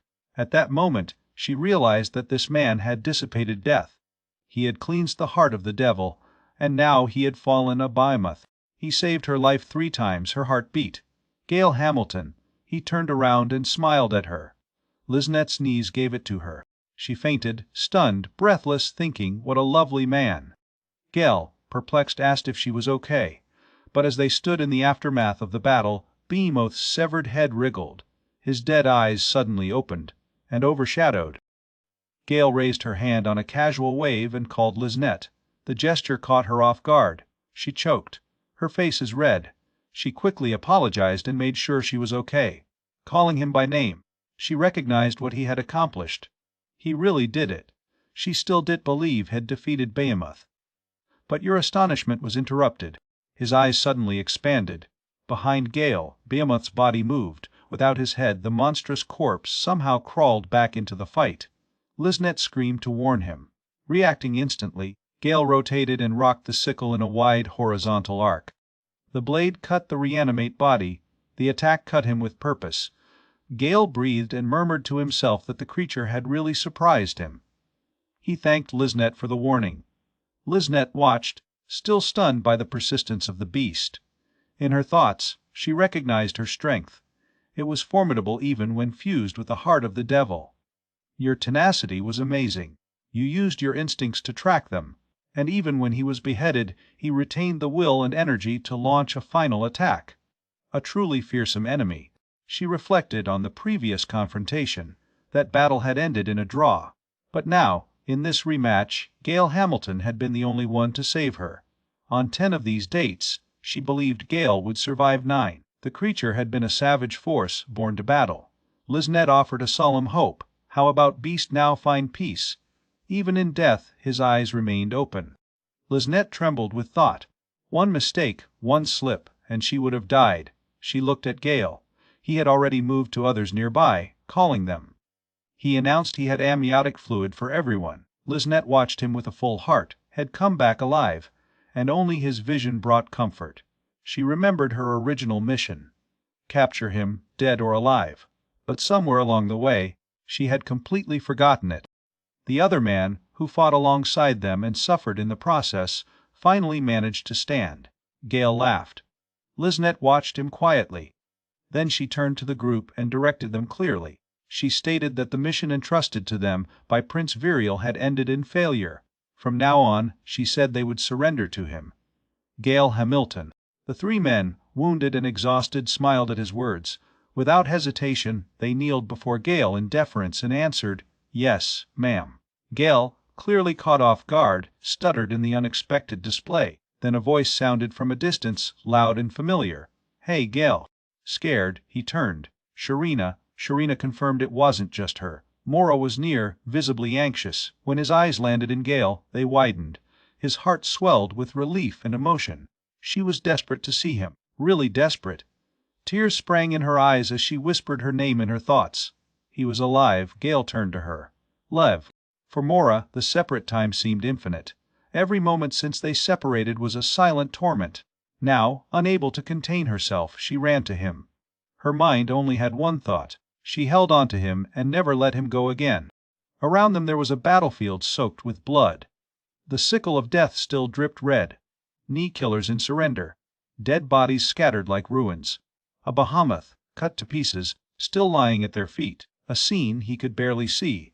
Returning to Gale, she flushed into a deep red and blurred, distressed that there was absolutely no romantic climate in this scenario, and yet overwhelmed by emotion. She threw herself into Gale's arms, ignoring everything around her. The absurdity of the situation has only just begun to affect it. Sharina, standing aside, blinked and asked in confusion, "What is this place?" Gimli replied that it was simply too much to absorb all at once. Meanwhile, Gale, visibly cheerful, showed Sharina the sickle and commented on how incredibly sharp it was, sharp enough, he said enthusiastically, that he could probably forge some excellent agricultural tools from it.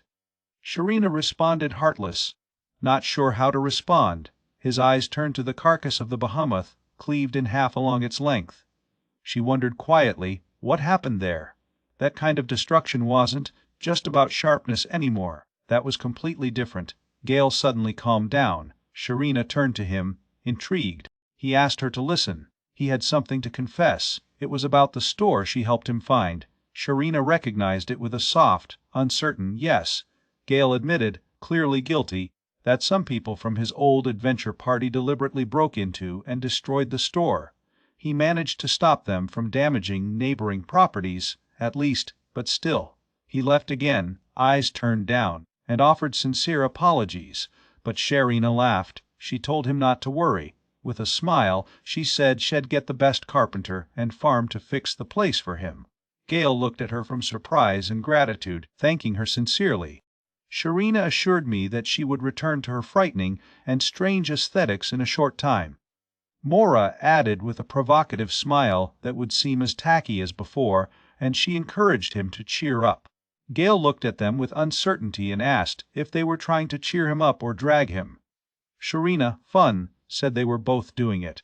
Gimli observed the exchange with a warm smile. She turned to Liznett and formally greeted her, again addressing herself as a murderer. But Liznett shook his head and corrected it, not anymore. She said she was leaving this life behind. Last day's events completely changed your perspective. She didn't want to be part of that world anymore. Although, she admitted, she had no new career in mind yet. Gimli gave her a look. Liznett respectfully addressed Gimli as master of the guild and asked if they could stay and rest for a while. She explained that her men were injured, and so was she. They needed a place to recover. Gale, who had remained calmly listening close, turned her eyes on her. Gimli responded hot. She said it wouldn't be a problem, as long as they could feed and take shelter. So Gale came in and offered a suggestion. How about Liznett working at his store? Liznett was stunned. She asked if he was serious. Gale explained his reasoning. The store was just opened, and his finances were unstable, especially now that had been looted. He couldn't offer much in terms of salary, not until things stabilized. But he believed that helping run the store would give Liznett and his men a sense of purpose during their recovery. They could take the time they needed to heal, physically and otherwise. Liznett looked at him by surprise. In her heart, she thought, if someone was really willing to accept her here, then maybe just maybe, she could finally live a simple and peaceful life. Was that the answer to the wish that she dared not speak out loud? Tears ran down her cheeks. Full of emotion, Liznit cried, not for pain or fear, but for joy. Gale, alarmed by her sudden tears, ran to her side. He asked if she was hurt, if she was in any severe pain. Liznit wiped his tears, shaking his head. Gale, still agitated, told her apologetically that he was out of amniotic fluid now as well. Liznit smiled gently, his tears still running down his cheeks. She commented on how strange Gale was, a comment made with heat rather than criticism. Mora watched them quietly, his expression softening in a conscious smile. She reflected inside. She always knew how kind Gale could be. He was such a compulsive benefactor, someone who would even stop to hear the voices of the undead. But as she watched him, a subtle pout formed on her lips. Her cheeks blushed slightly. In her thoughts, she admitted that. For now, she didn't tell him how she felt. Not yet. Sharina smiled at the time, stretched her arms up, and with a sigh observed that it seemed that the night was ending with a happy ending. Gimli smiled accordingly, his tone of light as he echoed the feeling. Gale, still with something on her hands, said she should show it to Sharina. Gimli's eyes widened when she recognized the artifact. She asked if it was what she suspected. Gale confirmed it. It was the heart of the devil. He searched Liznit to confirm his nature. Liznit replied that it was really like this, specifying that it was a sixth of the heart. She explained that she had brought it with her from the Empire, and that it had been posted on her body until now. Gale Hamilton had taken it from her before she could consume her soul. Gimli studied the artifact with disbelief. Even if it was only a sixth of the whole, the artifact was unmistakable of demonic origin, containing elements of the king of demons himself. Any normal fighter would die for his simple touch, nor high-quality relics would neutralize its effects. And yet, there he was, Gale, a cursed craftsman, dealing with it like it was nothing. Gimli swallowed everything. Suddenly, a commotion erupted, a voice screamed in protest. Kush, of the group of disgraced adventurers Wolfpack, was indignantly shouting about his position, insisting they were a Shrank party and deserved better treatment. He complained of being ignored, abused, and went out to beg for sympathy and attention. Further to the noise, she noted that they had not calmed down until the end. But Gimli recognized it worked for him. After all the chaos Wolfpack caused that night, there was no way they could escape without consequences. A town meeting was quickly called to judge and determine their punishment. But as soon as the process began, a message arrived from the capital. It seems Kush owed several debts in the capital, and the request was made for Farmage to postpone any sentence. Normally, Farmage could have ignored such a request. The crime was committed on his soil after all, but this particular message contained the seal of the central government of the kingdom. That changed everything, although they might have refused if they had come from the Adventurers Association. A royal office decree was another matter. I couldn't be challenged. Still, Capital promised ample compensation in exchange for the delay. Sharina, the most powerful figure in town, was reluctant to contain her anger. Gimli later commented on Gale's absence. He was isolated in his workshop and shop for some time, clearly absorbed in a new creative search. She turned to Mora and provoked her, suggesting that the lonely look on her face could be because she hadn't seen him in a while. She pointed jokes at her nose and questioned her again. Mora panicked, denying it loudly. She said it wasn't like that kind of thing. Gimli pressured her again, asking what that kind of thing meant. She played dumb, smiling. Embarrassed, Mora jumped and ran to a nearby shelf. She called out loud, drawing attention to a new search that seemed interesting. She said she'd complete it quickly. Gimli saw her with a smile, quietly wishing Mora could be more honest with herself. Still, she reflected, it was hard to believe that even a fragment of the Devil's Series artifact could easily be overcome by a human. A man with such talent was forced to attract admirers. She understood perfectly why Mora and Liznit were so in love with him. Gimli smiled again, but then the smile slowly disappeared. Your thoughts have become dark. She quietly admitted that the woman who longed for Gale more than anyone else now was definitely her. Elsewhere, events of greater magnitude were beginning to move. The thousand-year curse placed on the Dark Elves by the Demon King remained an imminent threat, which could mean his extinction. But now, it was time for a challenge. The fragment of the devil's heart she was looking for had fallen right next to her, and now she had access to someone who could undo her curse. In his workshop, Gale murmured to himself. After so many sleepless nights, he was almost done. What he created now wasn't just a replica. It was an improved version of the devil's heart.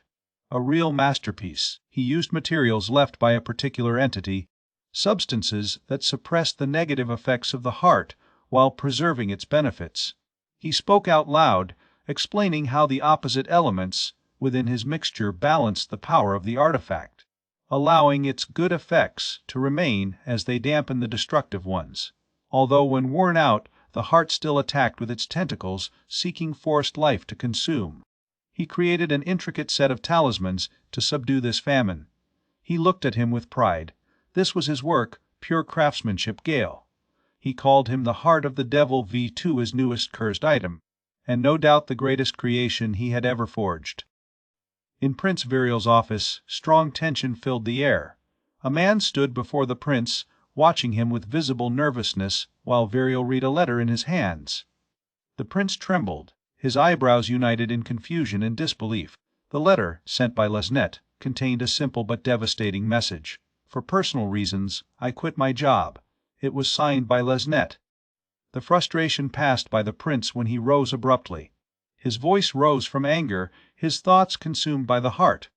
The devil's heart, one of the most powerful relics in the Empire. He lent it to Lesnet for a specific mission. When he scanned the letter again, he noticed a note that had not drawn his attention at first.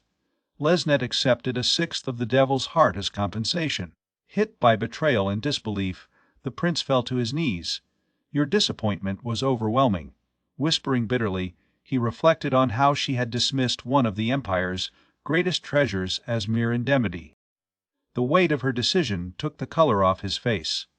Witnesses would later say that his pallor was so severe that he surpassed that of an ordinary undead. In another place, at the Imperial Palace, Princess Kara and her knight confronted the infamous pack of wolves. They faced the squadron with severe expressions, their anger poorly contained.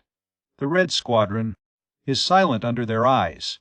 Kara scrutinized them, without being impressed, observing their slow reaction and insinuating that they had not yet realized they were under surveillance. She revealed that she was watching them all the time and was fully aware of everything that had happened. Although she was not sure about the reasons for the wolf pack, she held them responsible for a significant disturbance.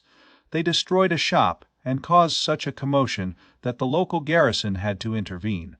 His knight recognized that no official mission had been given them, but the chaos they caused on the farm in part resulted from the neglect of the kingdom. After discussions with the local authorities, the knight informed them that an agreement had been reached. Your crimes would be forgiven. However, she clarified that the royal house would not defend them beyond this point. Your behavior risked to tarnish the honor of the kingdom. Kush reacted with disbelief, trying to defend the squad's actions. He insisted they didn't do anything wrong. Melissa supported him, arguing that all they had done was destroy cursed goods from a foolish merchant shop. Luke agreed, and Norris joined, discarding the incident as just taking out the trash. The princess was quiet for a moment. Then, suddenly, he covered his mouth, faking shock while she was sarcastically lamenting the destruction of Gale's so-called wondrous works. She strongly criticized her actions, questioning her logic. If they regarded cursed objects as garbage, then what did that make them? Her voice took on a threatening tone when she made her point. The squad fell into nervous silence under her eyes. The knight beat Kush with a reprimanded notebook. She reminded him of the great account that he had run in the shops of the capital and the assumption that the palace would cover. Princess Kara then announced that, while not suing the group for chaos in agriculture, they accumulated a debt of 2.31 gold coins and 82 silver dollars, a sum that they were now responsible for paying. She counted her expenses, accommodations at the Silver Wolf Inn, several luxury dinners, and questioned Luke about the expensive equipment he still had in his possession. She demanded to know what had happened to the other equipment they had bought. The knight informed them that while the palace had initially covered all these costs, reimbursement was now due. Everyone here knew the squad couldn't afford it. The knight declared that they had already spent the mission and had no savings. When the squadron tried to argue that they were mission-related expenses, the writer cut them furiously, demanding to know exactly where he said those costs would be reimbursed. The knight informed the guards that the squadron claimed to be helping in an investigation, but his excuses were irrelevant. She told the guards to take the group. Kush, caught off guard, asked where they were being taken. The knight clearly explained, since they could not pay their debts, they would work instead. Not to pay, but to pay your debts through work. It wouldn't be an easy job either. After all, few were willing to employ people with their kind of reputation. The knight told them they should consider themselves lucky that someone was willing to take them.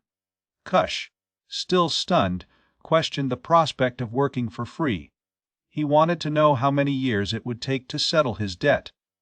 The knight returned the question, asking how long he thought it would take. She made it clear it would take decades. The squad's composure collapsed, and they went into complaints and protests. For them, it was nothing less than a life sentence. Without movement, the guards began to drag them while screaming in protest. The knight instructed the guards to begin their work that same day. The guards recognized your command. Norris, struggling to process the situation, asked what kind of work awaited them. The knight smiled, a sarcastic edge for his expression. She told them that under the circumstances, they should be grateful that she was not being cruel to her tasks, at least not until her transfer. They would do well not to waste their fleeting generosity. The squad continued to cry while they were forced to be taken by the guards. Once they left, Princess Kara turned to her knight and asked if the group had been taken away. The knight confirmed it. Kara exhaled in relief. Reflecting on the group, she admitted to herself that they had actually committed monstrous acts. However, despite everything, they did a good thing, and that singular act was enough for her to let them live. She stood silent-looking, smiling vaguely as she looked away. Her silence extended. Slowly she raised her hand to heaven, thoughtful. She spoke out loud, as if she were confirming a revelation. The town of Farmage, that's where he was. Gail Hamilton. Her expression changed when she shook her fist, declaring that she finally managed to locate him. Now, however, another problem has arisen. Had needs someone to look after him. Turning to her knight, she called her name Vivian and instructed her to contact her father. Vivian, realizing the implication, hesitated. But the princess, happy and satisfied with her decision, told him to go ahead. She stated it was time for the royal family to seriously think about their agricultural policy. Meanwhile, in Farmage, the acute hammer clang against metal touched through the air. Inside a workshop, Gale lifted her glasses and murmured a curse. He called Liznit. The door opened to reveal Liznit, a former Imperial killer who now works as a shop assistant. She responded to his call, curious. Gale apologized to her. He had become so absorbed in his work that he had not noticed how late he had become. Her work hours had passed. He apologized again for keeping her longer than necessary. Liznit, however, ruled out his concern. She told him not to apologize and added that she was happy not to interrupt his work on cursed equipment. Gale stretched out, recognizing how helpful it was to have her around. Her presence allowed him to concentrate. She looked after clients when he couldn't afford to walk away. That day, he was working on a particular item, a skull laughing. It was made from the skull of a Dark Reaper and had the disturbing characteristic of laughing at everyone. Gale admitted she liked the work she did. Immensely, in fact, but he recognized that it was always better when there was a real person around. Liznit, with a hint of shyness, mentioned that the waitress outfit she wore was borrowed from her previous work. The establishment deducted the cost of its first payment, a detail that angered her. The salary had been unfortunate, and she assumed she would never wear her clothes again. For her, it was a flagrant violation of labor laws, and yet, here she was putting it into use again. With that, she told Gale she was going out for the night and said goodbye. Later tonight, Gale let out a long sigh. He then burst into triumphant excitement, finally having completed his work. He considered her a true masterpiece. It not only retained all its skills enhancement functions, but also ingeniously incorporated its tentacles, originally intended for attack, to stimulate acupuncture points in the user. Delighted, Gale embraced the heart of the devil. He celebrated his brilliant design, marveling that the concept of using tentacles in this way had never crossed his mind before. He touched the artifact playing, remembering, of course, that he was cursed. He opened the door, exuberantly explaining that unlike common cursed objects, he could speak, though only in a low voice, and only on rare occasions. In ecstasy, Gale danced with a nearby skeleton, moved by the thought that she would never feel lonely again, even during solo missions. The simple fact that this was only a sixth of the full heart made everything more impressive. He was impressed by how vast and fascinating the world should be. I'm sure even more extraordinary cursed artifacts were out there waiting to be discovered. Leaving the room, he decided to continue his pursuit, to hunt for new unknown components and create even more cursed creations. Proud of his recent success, he was ready to begin his next project. Singing a melody to himself, he pondered what the next effort would be. He considered his heart up to date and questioned what to do with it. Selling was an option if a suitable buyer showed up, but for now, he decided to put it near the window. An interjected voice, marveling at how the Demon King probably never imagined that one day he would become a top item. Scared, Gale asked who the speaker was referring to. The voice confirmed, yes, that the heart once belonged to a Demon King. The voice wondered why Gale had repaired something so dangerous, arguing that such an artifact should have been sealed or destroyed. Gale, a little indifferent, replied that he had no specific reason, it was just a hobby. But speaking out loud, he hesitated and realized something was wrong. He turned his head and saw Gimli. His eyes widened in alarm. Gimli was calm, watching him. Gale exclaimed in shock. She returned a calm salute. Still stuttering, Gale asked how long she'd been there. She responded from the moment he called the artifact a true winner and praised its incredible design. Shamed, Gale covered her face, mortified she had heard almost everything. Gimli admitted that given how much he was talking, she thought someone was with him in the room. That's why she didn't announce her presence immediately. He protested that he was cruel. Retrieving some composure, Gale asked how she got in. He was sure he locked it up. Maybe Liznette forgot, but that seemed unlikely. Gimli laughed. She explained that she simply entered and returned the heart of the devil. Gale, confused, asked if she really did it. Realizing the implication, he laughed, recognizing that he would explain why he hadn't noticed. But then he stopped. Did she go in alone? Gimli gave you a naughty smile. He told her to stop looking at him like that. Inside, he thought for himself that it certainly qualified as invasion. Still unsure of her intentions, he asked what she wanted. Was she there to buy something? Maybe she was too busy with her master duties. But Gimli said no. She wasn't there for that. What she was looking for was him. Gale turned to her, clearly intrigued. Gimli knelt before him. He got more confused. What was that? Gimli remained still for a moment before finally addressing him by full name. With solemnity and purpose, she spoke of her immense skill and curses. She humbly asked if he would hear the desperate request of the dark elf race. Gale was surprised. Your usual behavior was gone. Her expression was deeply sad as she made her request. Meanwhile, at the local tavern, Mora was drunk and declared she was completely drunk. Sharina, more energetic, called Gale. Mora said they weren't at his store, but Sharina was too excited to care. She expressed disbelief for finding he lives in the tavern and lamented that they had not yet given a proper celebration for Gale. Mora, rocking, agreed and proposed to go to his shop for a second rote. Sharina ridiculed and mentioned Liznette's unexpected appearance, questioning how Gale could be ignored. After all, he was an artisan of the curse. Mora waved, but claimed that with the amount of wine she had nothing to fear. Coming into Gale's workshop, Sharina knocked on the door, calling for him. Mora added his voice, demanding that he open the door. When Sharina tried the doorknob, she found it unlocked. They exchanged smiles. Mora, laughing, decided to come in. She entered with enthusiasm, calling Gale's full name and announcing it was time to celebrate. She demanded that he join them for some drinks. Sharina cheered her up, encouraging her to go to him and playing for a kiss in his honor. They're in. What they saw stopped them cold. Inside, Gimli was hugging Gale. Gale, frightened by the sudden intrusion, turned to them in confusion. When he saw Mora, he called her name in disbelief. Mora froze, stunned by what she was witnessing. Mora questioned what was happening, seeing Gale being strangely embraced by Gimli, who was only in her underwear. Gale, agitated and confused, reflected the same question, asking aloud what was happening. Later, the group met for dinner. The table was full of food, but none of the four said a word, a tense silence hovering over them. Gale observed inwardly how the atmosphere had grown unbearably heavy. Eventually Gimli started talking. She explained that 1,000 years ago, the Demon King cast a curse on the Black Elves, a curse designed to last for a millennium.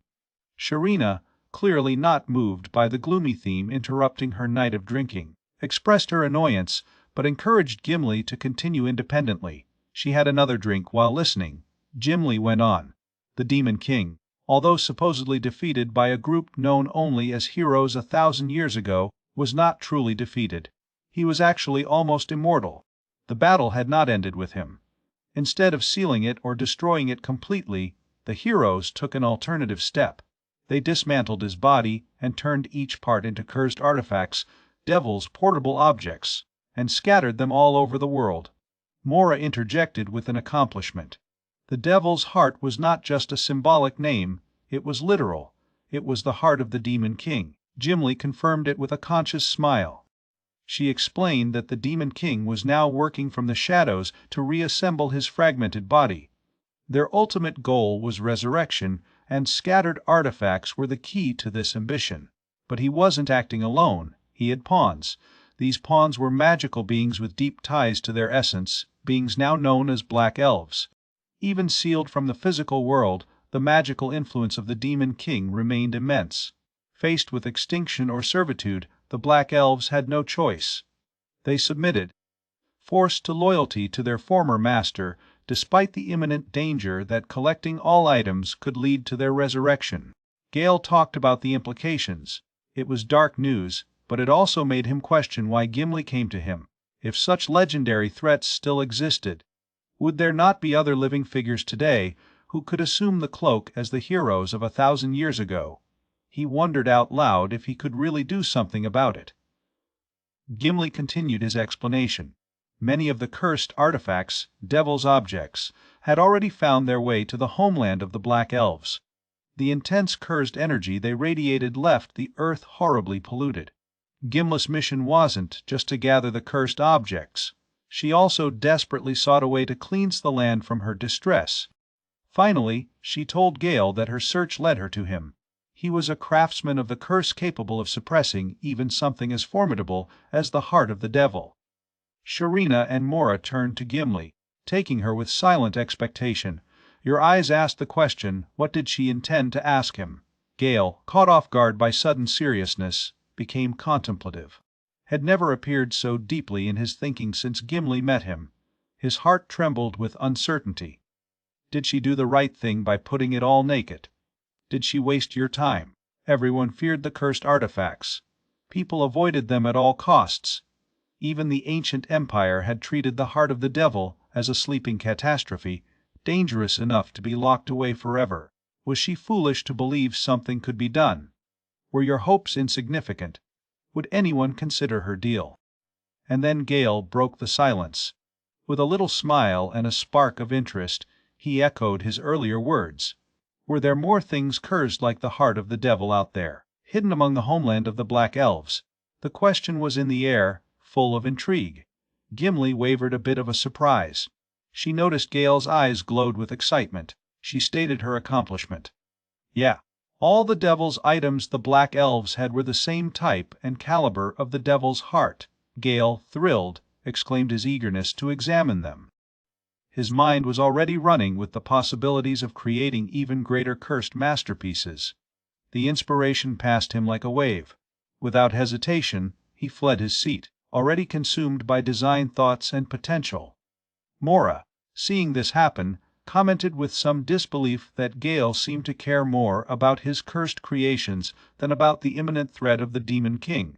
Gimli, foolish, replied that if Gale saw this as a terrible mission or a journey of personal pleasure, it didn't matter to her.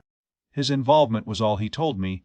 Gale's voice echoed from afar, where he ran off to get something. He screamed back, asking them to wait while writing it all down. He didn't want to forget a single detail. Gimli took the time to clarify something more serious. She claimed that, contrary to what some might assume, the Black Elves never swore allegiance to the Demon King. His people allied themselves with him in a conflict with humanity, but this was a war a long time ago.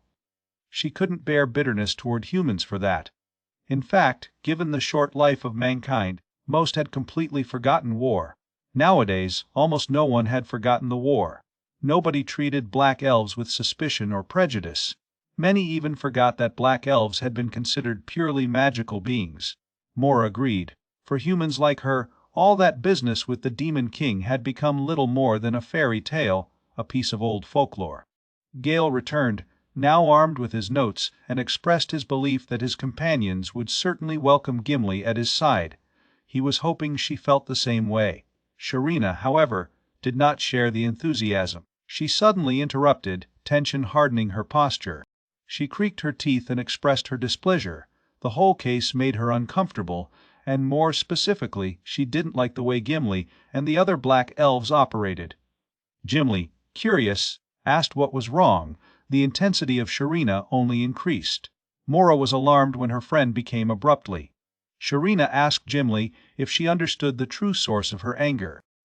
They knew each other long enough for Sharina not to understand why Gimli kept everything to himself until now.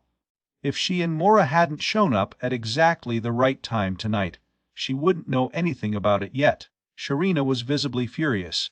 Gimli closed his eyes and explained.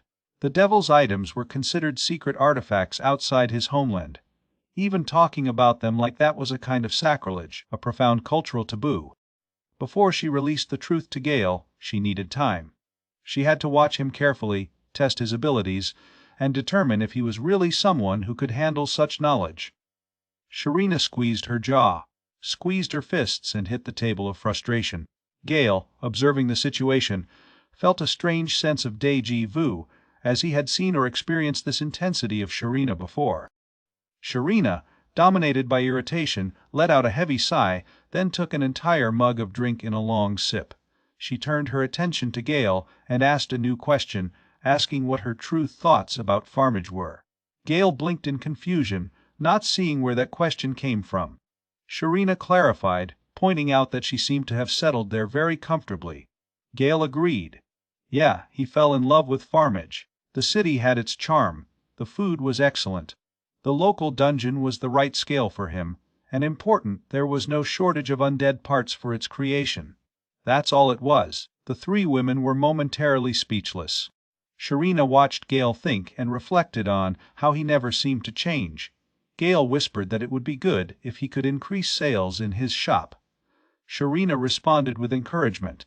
Even if business was slow, she noticed how the city's infrastructure clearly benefited from her presence.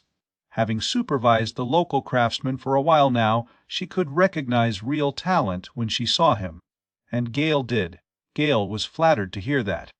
Sharina continued, noting that although they had collaborated on several projects for some time, he was still the first curse artist she knew. Gale explained that the job had a reputation for bad luck. Most who had a gift for it eventually gave up, changing to something else after picking up some essential skills. Still, no other work bore greater fruit since it was dominated. Sharina considered his words and admitted he might be right. But she argued that she never saw it as a work of bad luck. Professions weren't something you classified as difficult. Mara arrived, agreeing with Sharina's vision, although she observed that Gale's life still seemed too harsh when she saw them venture. Gale admitted that the profession was not glamorous. The damn craftsmen operated from behind, just to support. They couldn't fight alone.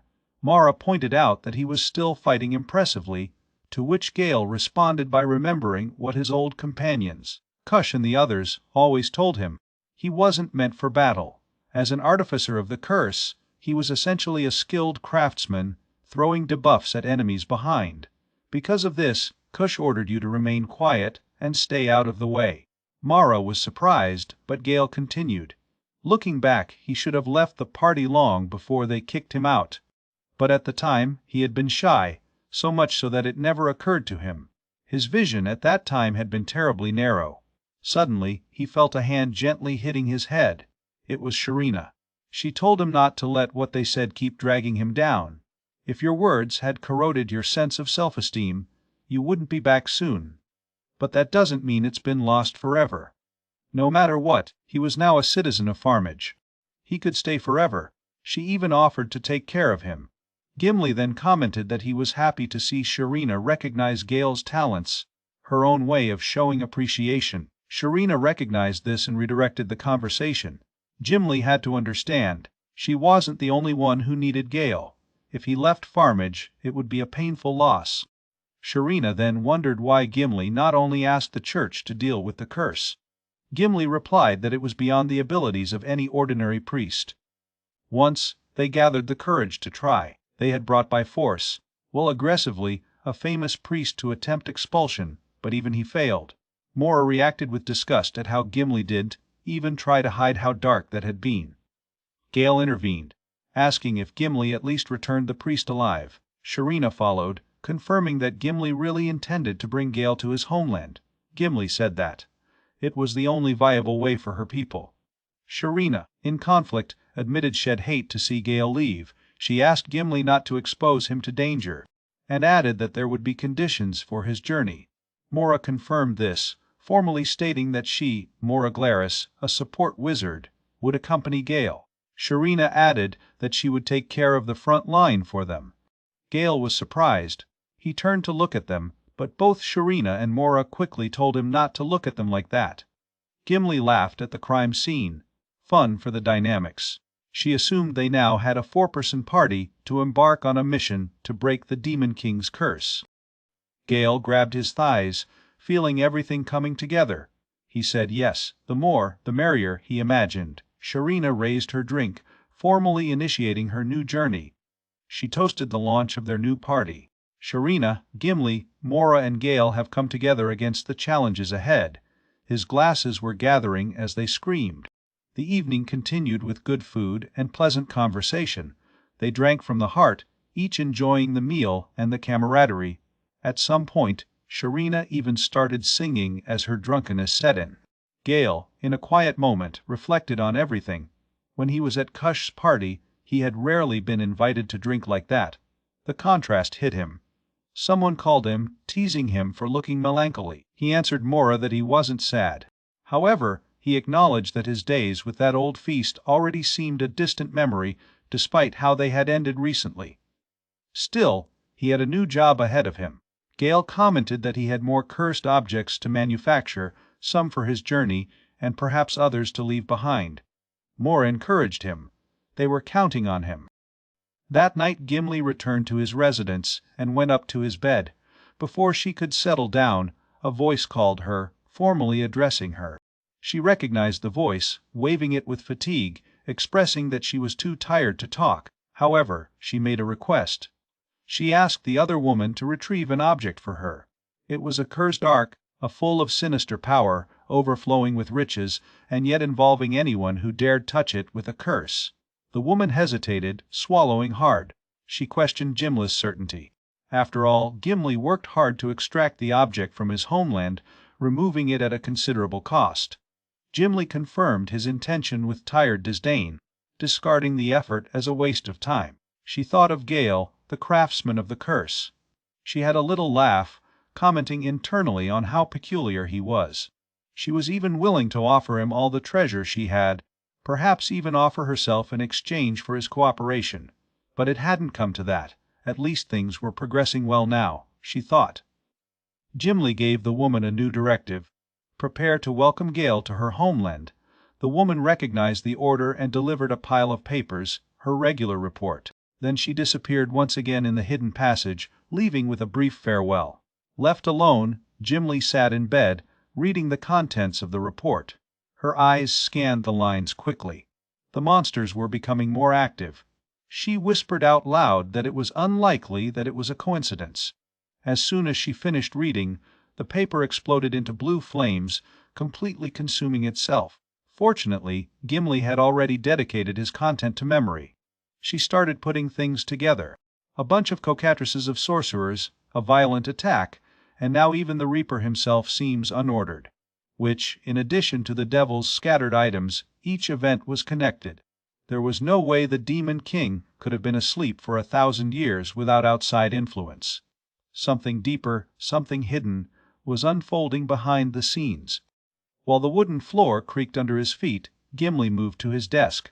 She opened a drawer, murmuring on the stakes. They couldn't make mistakes now. She decided to take advantage of the secret network of the Black Elves and their affiliations to find out the truth. She thought again about Gale. His skills as a curse craftsman were indisputable, but his abilities were extremely unbalanced. In direct combat, he was next to helpless. However, the equipment he produced had the destructive ability to level disaster-class ships. He incarnated both extremes, the weakest, and simultaneously, the most powerful. While she contemplated this paradox, her hand shook, squeezing the pin she was holding. The contradiction to gnaw. How can someone so fragile create such strength? She was abruptly struck by the weight of her responsibility. It would be too dangerous for her to escort Gale alone. Having a party with Sharina and Mora was a wise move. Its route would mainly follow a river road leading to a port, from which they would cross the inland sea by ship. But besides, there was the Forest of Darkness, an immense, indomitable expansion full of danger.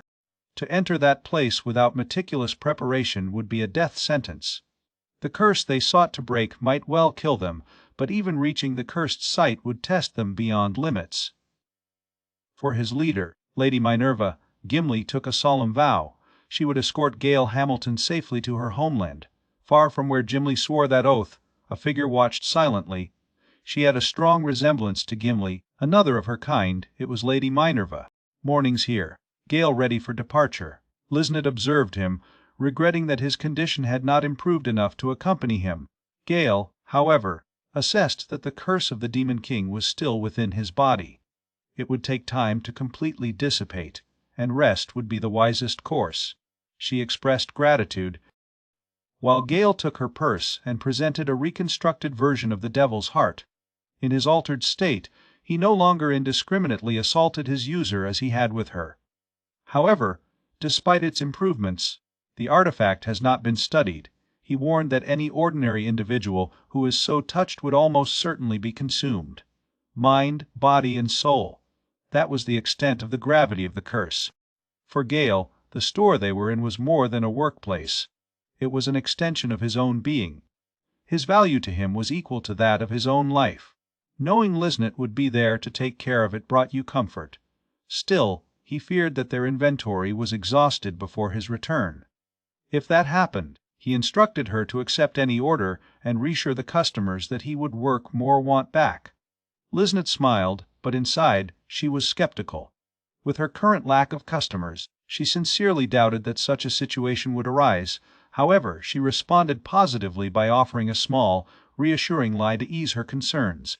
From the door, she saw him go, waving when he left. She looked at his figure, reflecting on his remarkable character. Although he faced a curse of awesome power, he ventured toward a land full of even worse afflictions. And yet, he had no fear, no hesitation. Gale Hamilton's resistance and purpose put him beyond any comparison in his eyes. Quietly, she wished you good luck to accompany him. Gale left, leaving the store in Liznit's care. When he reached the Rendezvous point, Mora greeted him with a wave, which he returned. Sharana noticed that her party was now fully assembled. Gale asked if it was acceptable for her to abandon her responsibilities for the trip. Sharana reassured him. The guild wouldn't fall apart from her temporary absence. Besides, she reminded Gimli of the promise she had made, an instrumental promise to convince Smith's guild to let her go. Gimli recognized that, though a little despicable. Curious, Gale asked about the nature of the promise. Gimli revealed that his homeland would provide the guild with a supply of his indigenous metals, an extremely rare concession. These materials were generally never exported under any circumstances, but due to the current situation an exception was being made. Both Gale and Mora were stunned by the magnitude of this agreement. On the other hand, Sharana commented that she still suspected Gimli might renegade the agreement. That was part of your reason for traveling personally, to ensure that the deal was honored. Mora asked if the offer was attractive enough for Sharana to personally check. Gale wondered what kind of metal could be valuable enough to take all this. Gimli, smiling, admitted that they would soon find out for themselves, so there was no harm in revealing the name now. She called it orichalcum. The name aroused immediate curiosity. Mora and Gale responded with questions. Then Mora suddenly recognized him. She repeated her name, surprised. Gale, intrigued, asked if it was supposed to be something important. Mora challenged him, pointing his indifference to anything that was not cursed. She then elaborated. Orichalcum was a metal of legend. They say a forged sword of hers rivals the value of a castle. If used in armor, it could make your user almost invincible, capable of surviving thousands of battles. It was known as the toughest and most precious metal in existence. Gale responded with genuine surprise. He recognized that although they were making this trip for Gimli's sake, both Sharana and he achieved incredible benefits. Sharana through access to orichalcum, and himself through the acquisition of rare cursed artifacts. He then expressed a hopeful wish that Mora would also discover something equally valuable during the course of his search. Mora was confident. There was no need for Gale to worry. She'd get what she was looking for. Gale pondered his determination, curious about his depth. Sharana took over, declaring it was time to leave. Their journey began with the well-known wagon ride, the first they made in a long time. Together, they traveled in their wagon. For Mora, this experience, more than any mythical treasure, was what really mattered. No amount of orichalcum could compare with the amount she gave in time spent adventures alongside Gale. That thought remained in his mind as his modest caravan rolled constantly forward. A procession of several wagons followed the winding road, leaving the town of Farmage behind. Their route took them to the city of Imbalance, a considerable village located slightly northwest. Positioned near the borders of the empire, the Imbalance functioned as a bustling center of commerce and commerce. Inside the wagon, the repetitive swing movement led Gale to yawn. The calming rhythm affected Mora as well, leading her to yawn in turn. She thought this smooth swing had a strange ability to make a sleepy one. Sharana, in a good mood, joyfully commented on the pleasures of the road, how traveling seemed to make alcohol better. Mora, somewhat exasperated, commented on Sharana's lack of noble refinement. Sharana pulled the criticism aside, pointing out that they rented the entire wagon for you. While much of her interior was full of supplies, leaving her away from luxury, she saw no harm in enjoying the journey on her own way. Gale, taking note of the beginning of the hour, advised moderation. There was still a long way ahead. In response, Sharana joked that her drink was simply a way to pass the time. There wasn't much to do while he was in transit. Gimli recognized the inconvenience of everything. She quietly lamented that her homeland was situated in such a remote and isolated region. Mora asked about the exact fate, leading Gimli to reveal that he was inside the dark forest. Mora recognized the scary distance. They would meet several days, regardless of their rhythm. A sudden realization struck Mora. She questioned the name again, pressing Gimli to confirm that it was indeed that dark forest. Gimli asserted, stating that as far as she knew, there was no other by that name. Gale turned to Mora, curious if she recognized the name. Mora remembered the tale of an entire army disappearing inside him. Gimli replied that it was not a mere legend. It was an established historical fact. Mora followed with another infamous association: the forest where the older dragon was told to sleep. Gimli corrected it, clarifying that the dragon was not sleeping, but actively building a den for himself. This revelation surprised Mora. She associated the forest with the dark myth. No one who entered him came back alive. Gimli added that it was also not just a legend. The older dragon had devoured that army division. Mora, now connecting all the terrifying pieces, was visibly shaken. Gimli remembered the scene vividly, how a growing dragon can be voracious. Mora, still shocked that Gimli witnessed it personally, asked what such a creature would have on the adventurer's scale. Sharina, drawing her own conclusions from the tales, leaned and whispered to Mora her estimate. It was way beyond a search for Shrank. Upon hearing this, both women hung their heads in sad resignation, feeling that their chances were hopeless. Gimli, however, offered them a reliable smile. They wouldn't approach the dragon's lair. The route she planned was the safest route she knew to reach the land of the Dark Elves. That, at least, was evident to her. Sharina, with her muffled humor, commented that her wine suddenly tasted much more bitter. Declaring she had enough, she turned into sleep. Mora soon followed the example. Gale, however, had a long thought.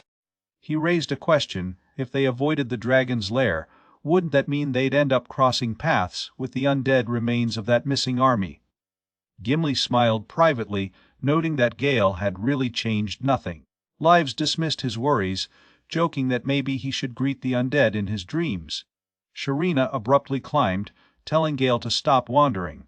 With this, the wagon stirred as its journey continued into the night. Gale, Mora, and Sharina slept. Gimli, always alert, once again said that she would guide them along the safest path she knew. Although what was safe was always a matter of perspective. She couldn't promise complete security, and she hoped that would be understood. Eventually, it's time to switch transportation. Gimli clapped, asking everyone to wake up. The leg of the wagon was over, and now they have to change cars. The group left and was surprised. Before they were river boats. Gimli explained that he had made arrangements for this part of the trip in advance. As before, once your supplies were loaded, the group would use the remaining space for themselves. Gale was surprised that she had booked a ship, but Gimli confirmed it. This boat would be much more spacious than the tight wagon they left behind. Gale and Mora seemed enchanted with perspective. Gimli explained that the boat would follow the Cactus River, a large current not far from Farmage. He flowed from the kingdom directly into the inner sea. Listening to this, Gale commented to himself that it really seemed the beginning of a new adventure. All boarded as instructed. Sharina hesitated, got angry because she was rushed and refused to run. Gale, curious and a little amazed, noticed that he had never traveled through a creek on a boat like this before. Mora agreed. It was a new experience for her too. While Gale stepped on the wooden deck, he groaned under his weight, swinging slightly. He commented on the instability. Gimli assured him the movement would decrease when he was seated. Water spattered rhythmically against the sides of the boat. The candle rolled completely, catching the breeze with a loud noise. Mora commented on how pleasant it was to sit under her shadow, and Gale noticed the soothing effect of the sound of water. Gimli decided it was an opportune time and took his purse, looking at something carefully. Someone peering over her shoulder observed by surprise the map of the high-quality guild in her possession. Gimli warned them not to spread. It wasn't for public eyes. She was giving them a rare privilege. Mora mentioned how expensive that information could be. Gale noticed more marks and notes. Gimli confirmed it was extra bills. He asked if the map included data on dungeons and items as well. She admitted it. Surprised, he wondered if it was wise to share something so confidential. Gimli admitted it wasn't allowed. Under normal circumstances, she would have accused him for it. Mora, looking over the map, was impressed. It had a comprehensive amount of data, perhaps even beyond what the local guild knew today. Sharina pointed out that the map looked very old, and she didn't recognize any of the places marked on it. Mora expressed astonishment that there could be areas that not even Sharina knew. Gimli brought his attention back, stating that there were several paths to the birthplace of Black Elf. As she had explained before while they were on the wagon, the route they were taking was less direct, but much safer. Sharina asked what route Gimli would take if she were alone.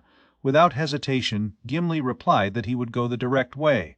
Sharina pushed harder. How would she do that? Gimli explained that he would pass through the various border patrols and fortifications ahead. Sharina immediately dismissed the idea as impossible for her group. Mora clarified the course planned. Follow the river to its mouth, move to another ship, navigate through the inner sea, and then head to the dark forest on the other side. Gimli pointed out 3 critical points of danger within the forest, which they would make sure to avoid in their approach to the homeland. Sharina said it was like coming through the back door. Mora sighed, realizing how long the journey would be. Gimli agreed. It's really been a long trip. Although the route through the forest was winding, most trips would be by wagon and boat, minimizing the walk. Mora recognized the amount of planning Gimli must have put in it. Gimli emphasized the importance. This may be your best opportunity to break a 1,000-year-old curse placed on your people. Mora agreed to the meaning of this mission. Watching Gale, Gimli thought quietly to herself that if she really wanted him to lift the curse, she would need to make sure that he was in maximum condition for the whole trip. Sharina pointed to a location on the map and asked about a structure in Gimli's homeland. Gale got together, curious about the castle nestled in the woods. Gimli clarified. It was once the castle of the Demon King. This revelation caught everyone's attention. She nodded, but explained that the castle was no longer standing, only its foundation remained. The rest had been dismantled over time to build other buildings, roofs, walls, and so on. Gale reacted with surprise. Mora noticed the ingenuity. Nothing was wasted. Sharina gathered it all together, realizing that the Black Elves established their homeland around the ruins of King Demon's fortress. Gimli confirmed this, observing the historical relationship between the Black Elves and the Demon King of past times. Looking at the map, Gale was struck by the vastness of the inner sea. Mora answered. It was something the kids knew since they were young. But Gale pointed to something unusual in the center of the sea and asked about it. Mora leaned over and guessed. Maybe a squid. Sharina observed a detail on the map and noticed its implication, suggesting a good fishing in the area, which she imagined would match well with alcohol. Mora and Gale turned their attention to her. Gale commented that he had anticipated that they would be forging and cooking along the journey, and therefore had packed the sharpest kitchen knife he could find. Sharina approved. Mora mentioned that Gale was really a skilled cook, which made Gale feel happy. Gimli recognized that the idea was not bad, cooking while traveling, but she expressed doubt that the squid in question would make a proper meal. That raised his eyebrows. She explained that the mark on the map denotes a kraken. Everyone reacted with shock. Mora linked the term with the infamous shipwrecking sea monster. Sharina was surprised to learn that the map contained information about monsters as well. The kraken, a legendary sea creature similar to a huge squid, was known to unleash a relentless attack with its crowd of tentacles. Any vessel he targeted was almost certainly destined to sink. The gravity of the situation began to settle. Gale considered the scenario of finding such a beast at sea and realized that there would be no hope of escape. The weather has changed. Fear replaced his former excitement. One panicked, insisting she didn't want to die yet. Another exclaimed she'd finished. She was coming home right away. Gimli encouraged them to remain calm, reminding them that they were a robust party. Still, Gale seized her urgently, wondering if there was a way to avoid such a threat. Mora joined, demanding to know if Gimli had included this in his planning. Gimli explained that his route would follow a large commercial route, often used by ships passing without incident. It gave others a glimmer of hope, until Gimli added with a smile that they simply had to pray that their ship was one of the lucky ones. Gale called her, recognizing it wasn't a plan, it was blind optimism. Sharina cursed the boat. Mora insisted that she was serious this time and demanded landing. Gimli reported that once on board, there was no way out. The others, pressing her further, asked if she had explained this situation as well. Internally, Gimli admitted that if they faced a kraken, there would be no escape and no viable way to defeat him. But avoiding this route was not an option, not if she intended to bring the whole party to her homeland. Still, she took comfort in an advantage. She had a master cursebreaker in Gale, someone with unmatched luck and escape skills. A monster who could be defeated wasn't a problem as long as he was never found. Secretly, she was putting a lot of hope and confidence in Gale. Later that same day, the silent sounds of water dripped. They stopped at a hot spring. Someone tipped it off. Gale shouldn't peek where he shouldn't. Gale, already soaked in the spring heat, responded vaguely, noting that there was even a single hole in the fence to spy anyway. The moment was pure happiness. He didn't expect to find a hot spring along the way. Two men came in. One said Gale seemed to be having fun. The other mentioned that it was the perfect opportunity to drink and relax. Where people gathered, commerce and buildings naturally followed. The Cactus River was dotted with ports serving as rest stops, mainly serving sailors downstream. The area was full of tents and tents of sellers. Like a small city traveling, Gale, watching the surroundings, commented on how excited he was. One of the men took the name the woman called him, Gale, and asked where he came from. Gale replied that he was from Farmage, a city primarily focused on agriculture. The man explained that he and his companion were traveling merchants. Curious, Gale asked about your business. He mentioned had started a store with his own name. It wasn't an easy job, and he recognized the challenge. The conversation turned to the kind of store he ran. Gale explained that his establishment was a sort of curiosity shop, unique and full of items that would hardly be found elsewhere. However, business was slow. The two men next door exchanged looks. One of them acknowledged that simply having quality goods was not always enough to guarantee sales. He sympathized, explaining that the source and stock of the right items was only half the equation. What really mattered was how effectively you could promote the store. While pouring drinks, Mann continued, emphasizing that spreading consciousness was the real key. Gale accepted the drink offered and expressed gratitude, noting that it was a valuable lesson. He intended to focus more on marketing when he came back. At the moment, a woman named Liz was overseeing the store while recovering from a disease. The lack of customer traffic, he added, may be a blessing. Less pressure on her while she was convalescing. One of the men left in the spring, making a comment about leaving a beloved wife behind in search of a new inventory. The other mocked, questioning if Gale was there to complain about her or brag. Gale cleared it up. He was looking for items, but Liz wasn't his wife. He appreciated the advice and asked for their names. They left the question, insisting they were no one special. Gale said she was hoping to meet them again. When he left, one of the men turned to the other and asked if he had taken the detail. A curiosity store full of rare and unique things. It seemed like a promising opportunity for the next target. His brother agreed. Your next destination would be Gale's Farmage store. What Gale didn't realize was that he had just met the Walther brothers, infamous bandits who disguised themselves as traveling merchants. His method was to pose as friendly merchants while secretly plotting their robberies. The next target was the store being watched by Liznet. At that very moment, Liz felt a strange feeling, something off, and turned her head, alert eyes. Meanwhile, in the hot spring, Gimli threw water at herself. Sharina, your curiosity increased, asked aloud about the nature of Mara's relationship with Gale. Mara was surprised, asking where that question came from. Sharina responded boldly, remembering that love was a common theme on the road and had fun with the idea. When Sharina first met them, she assumed they were a young couple from the capital fleeing together. Mara posed the suggestion. She explained that their meeting was by accident.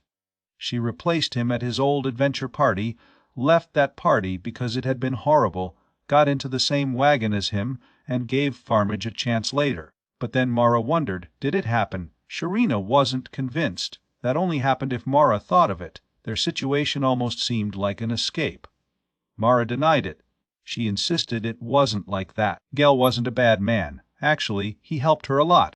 Gimli, now joining the conversation, noticed with fun that after surviving several brushes with death together, it seemed the beginning of a flourishing romance. She sat smiling, clearly enjoying the moment. Mara groaned in protest, exasperated that even Gimli was provoking her. Mara submerged deeper into warm water, her cheeks flushing. She insisted that if their relationship had to be defined, then it was simply that they were friends. Just friends, that's all. Sharina and Gimli exchanged looks.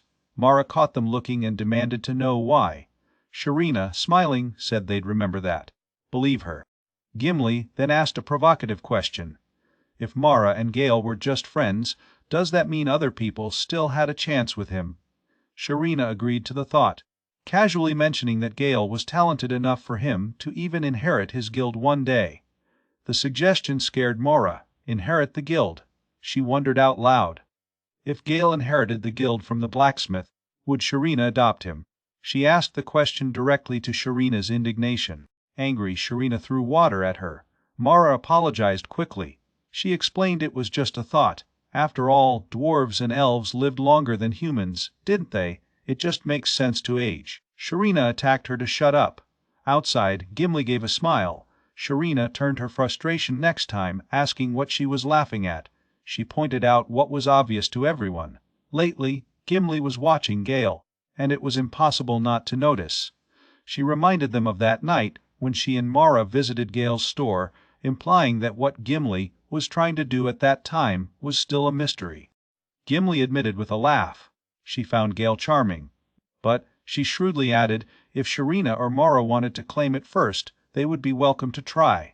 She herself was busy dealing with a 1,000-year-old curse. Waiting was second nature now.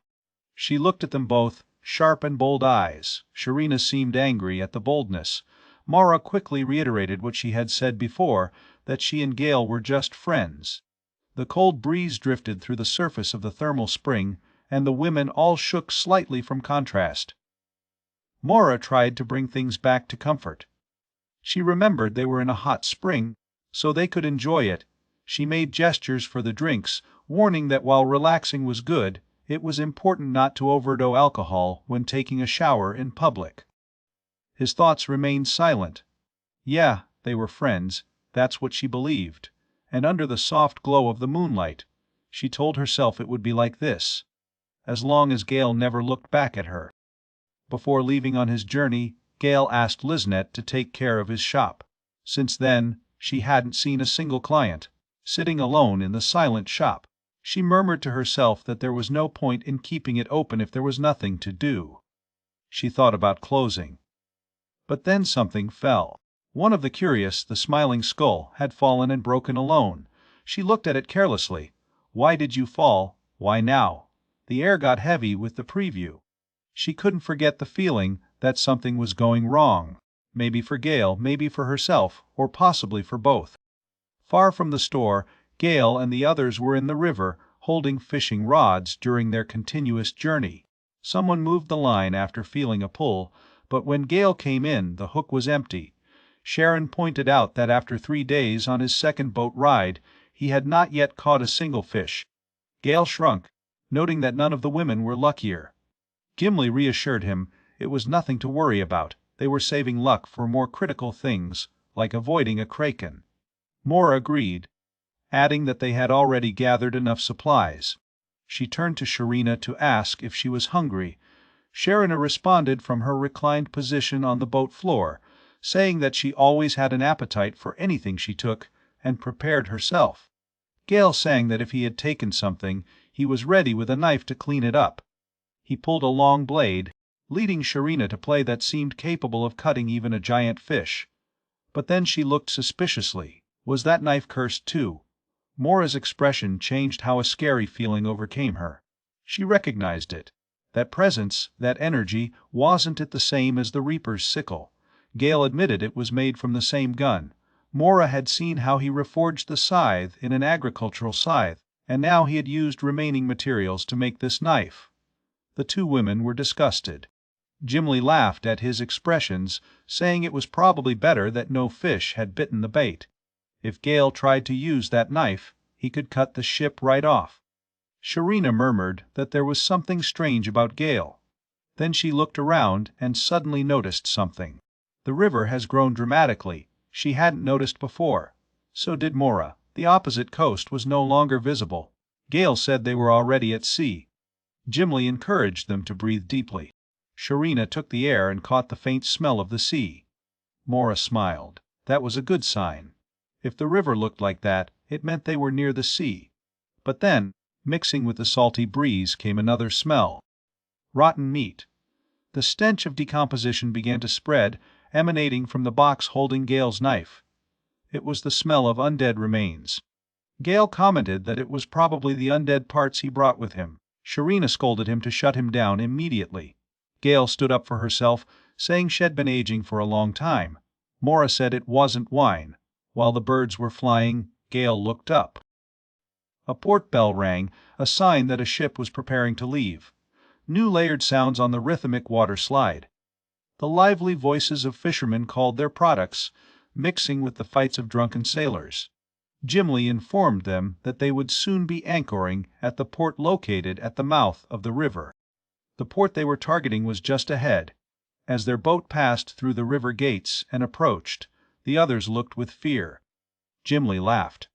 They all used the same surprised expression. She said to wait a moment, and then she jumped off the boat with her purse in her hand. Sharina's eyes narrowed suspiciously. Gimli left them behind, but Gimli called back, asking them to stay close to the pier while she was looking for a merchant ship that they could hitch a ride. They arrived in Port Nanan, a lively city where the cries of seabirds echoed through the air. Known as the front gate of the kingdom, he connected the great inner sea to foreign lands beyond. Gimli returned, announcing that she quickly found a merchant ship worth boarding. Luck was on their side. Along with that, she also heard some rumors. The moment she said that, the others woke up immediately. The biggest rumor was that the Kraken had recently appeared, attacking and sinking a warship belonging to some unknown force. The others reacted with faces, not impressed by what Gimli called a rumor. Gimli clarified that it was not the very attack that was lucky, but what followed. According to the captain of the merchant ship, the Kraken did not attack frequently. Once hit, it usually stayed quiet for a while later. More fun out loud than maybe Kraken just needed to release tension or do some exercise. Gimli replied dry that such thought was little comfort for his victims. Still, the incident had cleared the sea route for now. The ship she had arranged was already preparing to take advantage of the calm and sail. She pointed to the other side of the harbor. The ship in question had a patched sail and a very worn-out appearance, signs of many trips and numerous repairs. He looked doomed from afar. His captain, standing by the ship and smoking quietly, was a man named Captain Nick. Mora and Sharina studied his face, his expressions going around with uncertainty. Mora noted that his look suggested that a determined man turned the situation into profit, betting on Kraken staying away. Sharina murmured that he was the type to squeeze lemonade from whatever lemon fate gave him. Gale said they should load the equipment on the ship and offer to handle the transport. He asked a worker nearby where the warehouse was and went to get the party's supplies. With Gale momentarily concerned, Sharina leaned down and lowered her voice. She proposed that they use the moment for a more serious conversation. She confirmed what everyone knew, that this maritime route was her only viable option. Gimli said that with a nod and a hint of sarcasm. Sharina remembered that she had not driven a guild for nothing. She knew the logistics. Mora didn't know where Sharina was going. Sharina continued, explaining that unlike the Dark Elves, most of them could not cross borders without being detected. They wouldn't have an official pass from any nation either. His destiny was the Dark Forest, a place buried in political and magical territory. Sharina's voice lowered as she looked at Gimli. A couple of guards walked around with severe expressions, alert and serious. There were more guards than usual. Sharina noticed there were rumors circulating. Rumors that the military presence was increasing, that the kingdom was acting strange, or that the empire was becoming more active. Mora seemed surprised. Both the kingdom and the empire. What could be happening to lure them into motion? Sharina admitted that it was still a rumor. But someone supposedly made an attempt on a high-level figure in the capital. The incident was part of the wider conflict between the two nations, and in his heart there were powerful artifacts. Mora pushed her to explain more. Sharina waved. They say the artifacts in question are powerful enough to destabilize entire nations. No one seemed to know its exact nature, but the items were starting to appear in markets, black or not. Mora tightened Sharina's shoulder in protest, deeply disturbed to hear the word market used in this context. Sharina turned her eyes and told her not to give that nervous look. She wasn't the one selling them, but she confirmed that the kingdom and empire were actually looking at each other about these relics. Gimli added another detail. The warship that had been sunk by the Kraken. It was also connected to the whole situation. Mora blinked, asking if it was serious enough to send the Navy. Gimli answered straight. No matter the details, it was obvious. Both countries were doing everything in their power to prevent the artifacts from falling into external hands. Mora gave a little nod. It made sense. Hence the increased security, and even the presence of the Navy. Gimli said so. This warship was probably on patrol to prevent any artifact from leaving the continent by sea. Shiz disapproved. That spelled problems for their group. There were no viable land routes near the border, were there? That meant your only option. Actually, that was a ship, right now, your line of salvation. Sharina confirmed that point. Mora went on, making it clear. Given the situation, the sea route was not just the best option. He was the only one. Sharina added that they would be passing through several different nations on their journey to the forest. Still, she doubted that any of these countries would go so far to end all regular travel. Trade would still have to flow, even in tense times. Mora dropped her eyes, her eyebrows wrinkled. Something fell. Until recently, the kingdom and empire had no relatively stable relations. Gimli agreed.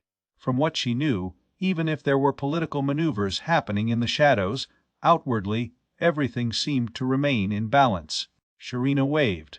Exactly. And then when the balance began to break, came the rumors of the artifacts. The kingdom and empire have long been in a tense but manageable standoff, evenly combined in strength. But the sudden introduction of such powerful items could break this delicate balance. Gimli changed a little tone. At the moment, there were two individuals moving at the heart of everything, both without exaggeration at the center of world unrest. One was the Demon King, seeking his own resurrection and dominion over all things. The other was an anonymous figure spreading the artifacts, disrupting global power in ways that no one could predict yet. Sharina released a frustrated breath. Who would think to do such a thing? Mora sighed, expressing what others felt. She didn't want to participate in national affairs. None of them. Gimli recognized the feeling. For their group, the Demon King remained their focus. Even with everything they knew about Gale and the cursed equipment he created, they couldn't see a connection. The man with the strange work, the strange charm, the eccentric inventions. None of this is in line with the idea of someone influencing the world on a large scale. Not in their eyes. Gimli broke his train of thought and mentioned that it would be better to fetch his own supplies. Sharina agreed. They shouldn't have Gale take everything alone. Mora nodded. You'd better get everything aboard before the ship leaves. She called, asking the others to wait a moment. Then came the unmistakable sound of the noise, heavy feet and weight change. The three women surrendered in unison, frightened by the noise. His eyes widened in unison. There was Gale, taking all the supplies after him. Packages of equipment stacked and safe. He looked like a moving beast. Gale looked at them with a confused and expectant expression. All three looked quietly. Their reactions froze between fear and disbelief. Sharina quietly observed that what he carried was the total loadout for 4 people. Gale stuttered in response. Gimli leaned slightly bewildered.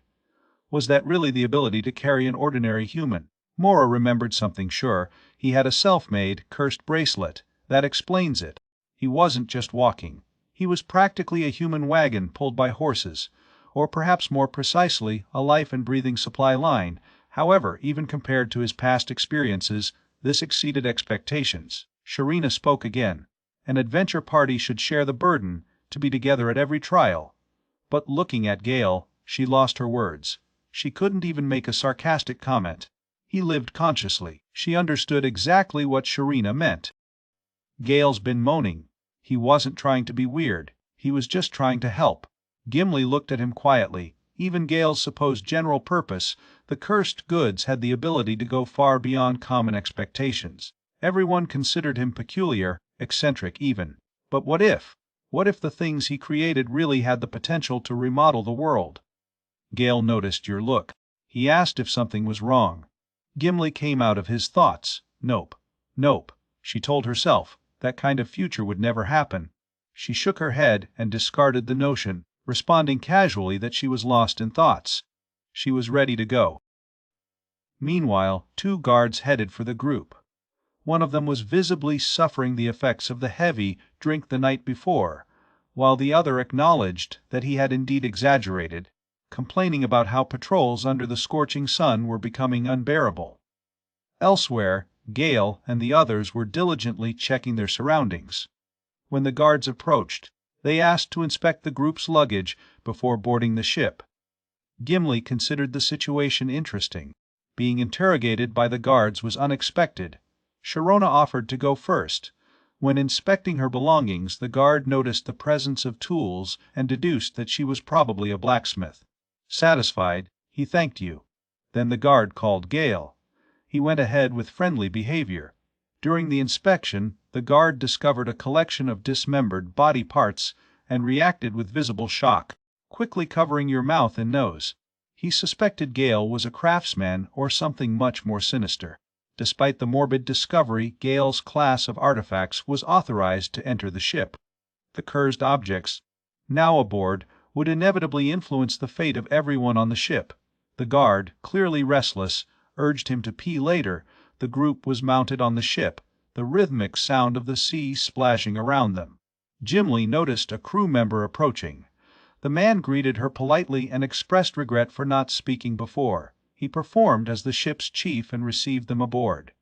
He noted that the ship, though old, had resisted many long journeys and still remained reliable. Gimli responded positively to your safety. The items were far away, warning that just looking at them seemed dangerous. Sharona rebuked the guard's reaction as unnecessarily rude. Later, the group was mounted on the ship, the rhythmic sound of the sea splashing around them. Gimli noticed a crewman approaching. The man greeted her politely and expressed regret for not speaking before. He performed as the ship's chief and received them aboard. He noted that the ship, though old, had resisted many long journeys and still remained reliable. Gimli responded positively to your safety. He added that while the candles looked worn out, they were skillfully manipulated to catch any wind. Gimli observed the ship's considerable storage capacity, and the body confirmed that heavy cargo helped stabilize the ship in turbulent waters. Gimli also took note of an excellent deck ranger, to whom the chief responded with hope that it would not be necessary. As another crew member called him, he apologized, promising to continue his conversation later. Gimli waved it and observed internally that the ship did not seem as unpleasant as it had initially assumed. Gimli turned to see Mora and Sharina visibly nauseous. Mora mentioned how ocean waves were more disoriented than the river movement. Sharina expressed nostalgic discomfort, admitting she missed her boat trip. Gimli then checked Gale, who did not seem affected. He smiled and explained that he was wearing an anti-attack necklace. Mora said the necklace looked like a pair of women's hands strangling him. Gale explained its origin. It was made from the bones of a woman's hand married to a sailor. Every day, she kneeled on a cape, praying fervently for her husband's safe return from the other side of the sea, regardless of time. Mora interpreted the necklace as a symbol of prayer, but Gale corrected it. The whole story was much more complex. The sailor led a double life, playing recklessly at each port and maintaining relationships with several lovers. Eventually, the consequences of his actions struck his wife through debt collectors and scorned women. When he returned, thinking that his mistake was successful, he was found with the fury of his wife as she grabbed him by the throat. Mora, disturbed, signaled him to stop, admitting that she had asked, but did not want to hear all the dark details. Sharina observed that the necklace seemed to be a symbol of anger rather than devotion. Gimli concluded that, regardless of symbolizing the desire of a distant lover or the wrath of an infidel, he was keeping Gale stable in the same way. Gale suddenly remembered something and expressed regret. He had only brought one of the Antinosia charms. He punished himself for such a mistake, murmuring of silent frustration. Sharina dismissed your guilt. Mora, still clearly affected by the sea movement, recognized that while seasickness was unpleasant, Gale remained the only untouched thanks to charm. A sudden rush of hasty steps echoed behind them. Two men, part of the crew, rushed in. One immediately adjusted to work adjusting the sail while the other pointed forward, indicating something visible on the horizon. Sharina, trying to understand the urgency, speculated if the Earth was near. Gimli corrected the assumption. His journey still had at least 3 days left. Sharina breathed a sigh of disappointment. Then she noticed something at sea. An object or silhouette in the water that caught your attention. Gimli, intrigued, sloth toward the distance, but still failed to identify him clearly. Maybe another ship, she asked herself out loud. Sharina noticed that being on a trade route meant meet other vessels were probably. Gale speculated it might be a pirate ship. Mora rejected the idea, not convinced. Suddenly a bell rang through the ship, your acute clang reverberating urgently. It sounded in every vessel in sight. Gale wondered if it was a warning. Sharina moans. Her head was already nauseous. The bell rang again. This time, the ad came. A large, suspicious object has been spotted. The entire crew has been ordered to take positions. Immediate movements swept the ship. Seamen mobilized with practical precision. The arrows were loaded, the weapons were positioned, and the battle stations assumed. Sharina, taken back, noticed the seriousness with which the crew responded. Mora questioned aloud whether the pirates were really active, even after the recent Kraken attack that had sunk a Navy ship. Gale's concern has deepened. Fighting pirates was no laughing matter. Then it happened. Tentacles broke the surface of the water. Gimli reminded the informant that sea monsters have become more active lately. His nerves were tense while trying to maintain composure, leaving a trembling laugh. The captain, focused and alert, stated that a mysterious object had been seen. By examining him through his telescope, he confirmed the worst, the Kraken. The very beast responsible for destroying the ship was now falling on them at alarming speed. Gale expressed disbelief. You shouldn't be showing up again anytime soon.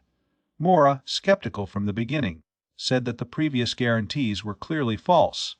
Sharina screamed, shocked by the rapid approach of the monster. As he emerged further from the sea, his size stunned them in silence. A large splash followed its surface. Gale was overwhelmed. It wasn't just huge. It was colossal, probably the size of your own ship. He speculated whether the revival of the Demon King was exerting an influence not only on earthly monsters, but on those hiding under the ocean as well. The captain, recognizing the threat, ordered the crew to gather and prepare the sails. Total speed was his only hope. The panic touched his voice as he questioned why the Krakens would strike again so soon after the last incident. But this wasn't the time to look for reasons. Gimli understood. Thinking about origins or causes can come later. Delays can now cost lives. Their priority was to survive. A crew member offered to face the beast, although it was clear that direct engagement was useless. Captain insisted, starboard. The sails broke in the wind, and the ship advanced with renewed speed. However, the Kraken emitted a deep, unnatural sound and disappeared under the waves, just to resurrect moments later directly in front of the ship. One of the sailors realized the gravity of the situation. Kraken hadn't just caught up, had outdone them. The captain recognized his terrible speed. Gimli remembered that squid was among the fastest creatures in the sea. With their side fins, they could both hover and accelerate with incredible agility. Now, Kraken was standing before the merchant ship, an immense force in another world. His terrifying presence threw the crew and passengers into disorder. Without a break, his enormous tentacles began to slide aboard the ship. Kraken's complete form came with horrible clarity. 2 elongated arms and 8 huge tentacles stretched out of the depths. Their numbers seemed infinite, writhing with grotesque fluidity. The beast has reached the pillars of the ship. So, with a sick crack, they freaked out. Gimli recognized the implication instantly. The ship was doomed. Shouts burst through the deck as the panic crossed the passengers and crew. The Kraken had destroyed the main mast along with its sail, paralyzing its ability to escape. The ship now would be much slower, badly maneuverable. From behind, the crew shouted in despair, declaring that everything was lost. The captain shouted for help, his voice rising in defenseless terror. Despite the chaos, Sharina stood firm. She couldn't accept abandoning her posts, no matter how dark the situation became. Mora remembered that the ship was armed for situations like this. Surely they could build a defense, but one of the sailors entered with brutal clarity. That was crazy. The deck's ballast is designed to repel sharks. Don't fight, sea monsters of legend. No merchant ship would be equipped to face a Kraken from the front. Gale's attention was drawn to the sound of spatter nearby. Several crew members began to jump overboard. Sharina was shocked by her actions, horrified by the idea of people throwing themselves into the icy sea. But Gimli, always observant, explained that in panic, these people were not capable of rational thinking. Either that, or they chose death at sea over being torn apart by monstrous members. Sharina made her decision. She took her war hammer and declared they had to face that threat. Mora asserted her resolve. While Gale signaled that he had heard their plan, Gimli acted quickly, rising to the highest point of the ship. From there, she would be able to observe and call the kraken movements in real time. Sharina turned her eyes on the beast, and was accused of challenge. But when she met Kraken's look, she wavered. His eyes were immense, alien, and incredibly intelligent. Cold ran down the spine in the vision. Gimli, watching from above, shouted a warning. Sharina had to watch her side. Mora channeled her magic. She invoked a spell, overlay, a strengthened version of the usual magic. Surrounded Sharina, her energy intensified her physical power. The magical explosion exploded in an explosion of light and heat. Gimli and Sharina recognized it immediately.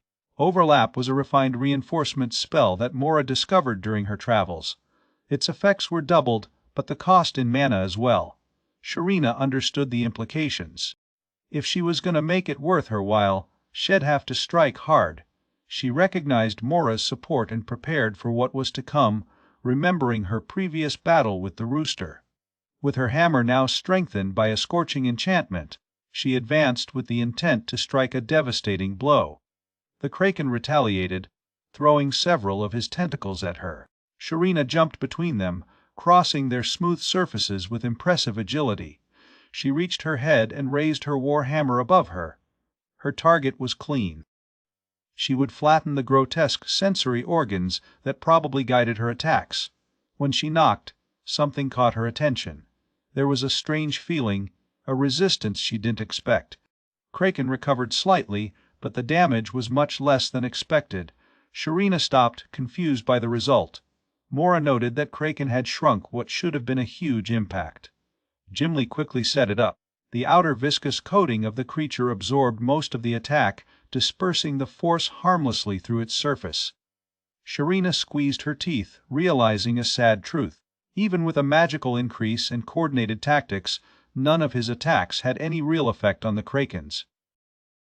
Sharina approached one of the kraken tentacles and tried to attack. She shook her war hammer hard, but the kraken reacted quickly, taking the gun in the middle of the swing. She remained suspended in the air, grabbing the hammer shaft while Kraken held him. Gimli, watching from above, warned her that the next step would hit her directly. This creature did much more than just grab and crush its victims. Tales talked about swallowing the enemies whole.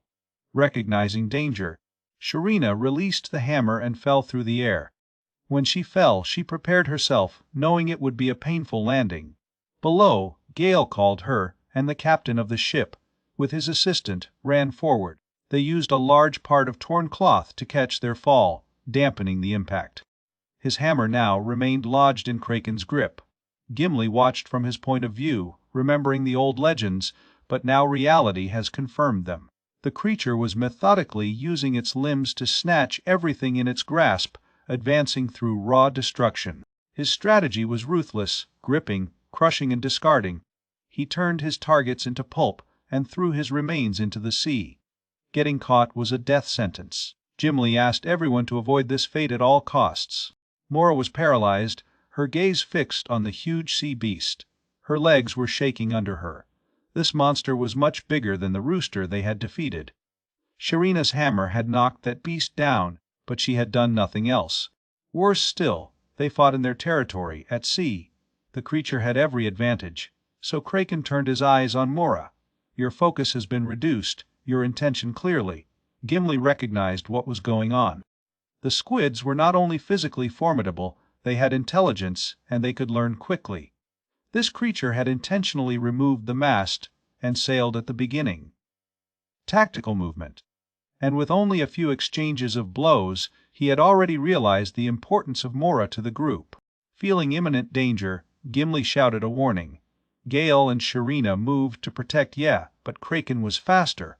One of the tentacles fired and wrapped around it, lifting it off the deck. Her breath caught her while she was having trouble. Sharina immediately accused, but was found with another tentacle whip-pointed at her while the first continued to squeeze Mora. With his hammer still in Kraken range, Sharina was unarmed. To fool her empty-handed would be suicide. She would be captured easily. Frustration built on her as she realized how powerless they were at that moment, so Gale, next to her, went into action. He ran towards the Kraken with non-characteristic speed and aggression. Gimli's eyes widened in recognition by seeing the blade in his hand. Despite Kraken intelligence, you couldn't have anticipated someone like Gale. He didn't fit the mold of a frontline fighter. In a blur of movement, Gale closed the opening and cut the tentacle, constricting Mora. The limb was cut clean. Mora's out. The Kraken collected, stunned. Kraken's severed tentacles retreated under the waves while lives fell through the air. Gale had acted accurately and was now holding a knife in his own way, efficient, lethal, and clearly forged for a purpose. The Kraken, long considered the sovereign of the depths of the ocean, was shocked, disoriented by the unexpected loss of one of its members. This marked his first encounter with a successful counterattack. She lives, having been released, recovered on deck. The near-death experience pulled her out of the anterior paralysis. As Sharana ran to his side, Mora mentally reassessed the situation. She could see a way forward. The blade Gale used was forged from the Reaper's sickle, one of the strongest known materials. In her eyes, there was nothing she couldn't cut. The evidence was in the damage he had already inflicted on the impenetrable members of the Kraken. However, the effectiveness of the blade depended on proximity. A strategy formed. Gimli would be elevated, watching the Kraken movements. Sharana would provoke and attract the remaining members, creating an opening. If she could stop the retaliation attacks long enough, Gale would be able to close the distance and attack. While this was happening, Mora would cast magic on Sharana and Gale simultaneously. Mora had perfected her skills to an expert level, developing her magical multitasking ability. She put her hands on their foreheads, preparing the enchantment. The spell would suppress the instability of the wet deck, swinging under your feet, maximizing your mobility. As she activated the enchantment, her expression became resolute. This was Terraformer, Multihusk, a double, advanced, rare spell. Their work has become right. Their bodies synchronized with the rhythm of combat. With the plan underway, Gale recognized his role. If he could cut off the remaining 9 members, Kraken's offensive capability would be neutralized. Sharana shared her determination, already glimpsed the reward, an abundance of squid flesh. The Kraken shook, regaining consciousness. Gimli warned them. His tentacles were now attacking in unison, targeting both fighters at the same time. Gale barely avoided the first attack. Sharana prepared herself as another tentacle. She opposed a well-timed kick, a specific Sharana technique she developed. Gimli was momentarily stunned by how the force of the Kraken whip attack had been diverted by simple footwork. Meanwhile, Mora continued her support. Her heart hit her chest. Channeling magic to 2 warriors at the same time drained it quickly. The question approached: would they defeat the Krakens before she ran out of strength? Sharana tried to stay focused. With one of its members destroyed, the Kraken movements became slower. She ran forward. On the other side of the deck, Gale wavered for a moment. Gimli knew Mora and Sharana were trusting him, and Mora's support spell was strengthening every step of him. He had acted instinctively before, fed by the desire to protect Mora, but facing the monster now, fully conscious of his power, even he hesitated. It wasn't like fighting the undead. This was beyond his usual domain. Normally, someone like him would never be put on the front line. That's why Gimli intervened. She'd be supportive of a different kind. The Kraken grotesque eyes made her nervous, but they were also easy targets. She prepared her slingshot and fired, not for damages, but to obscure her vision.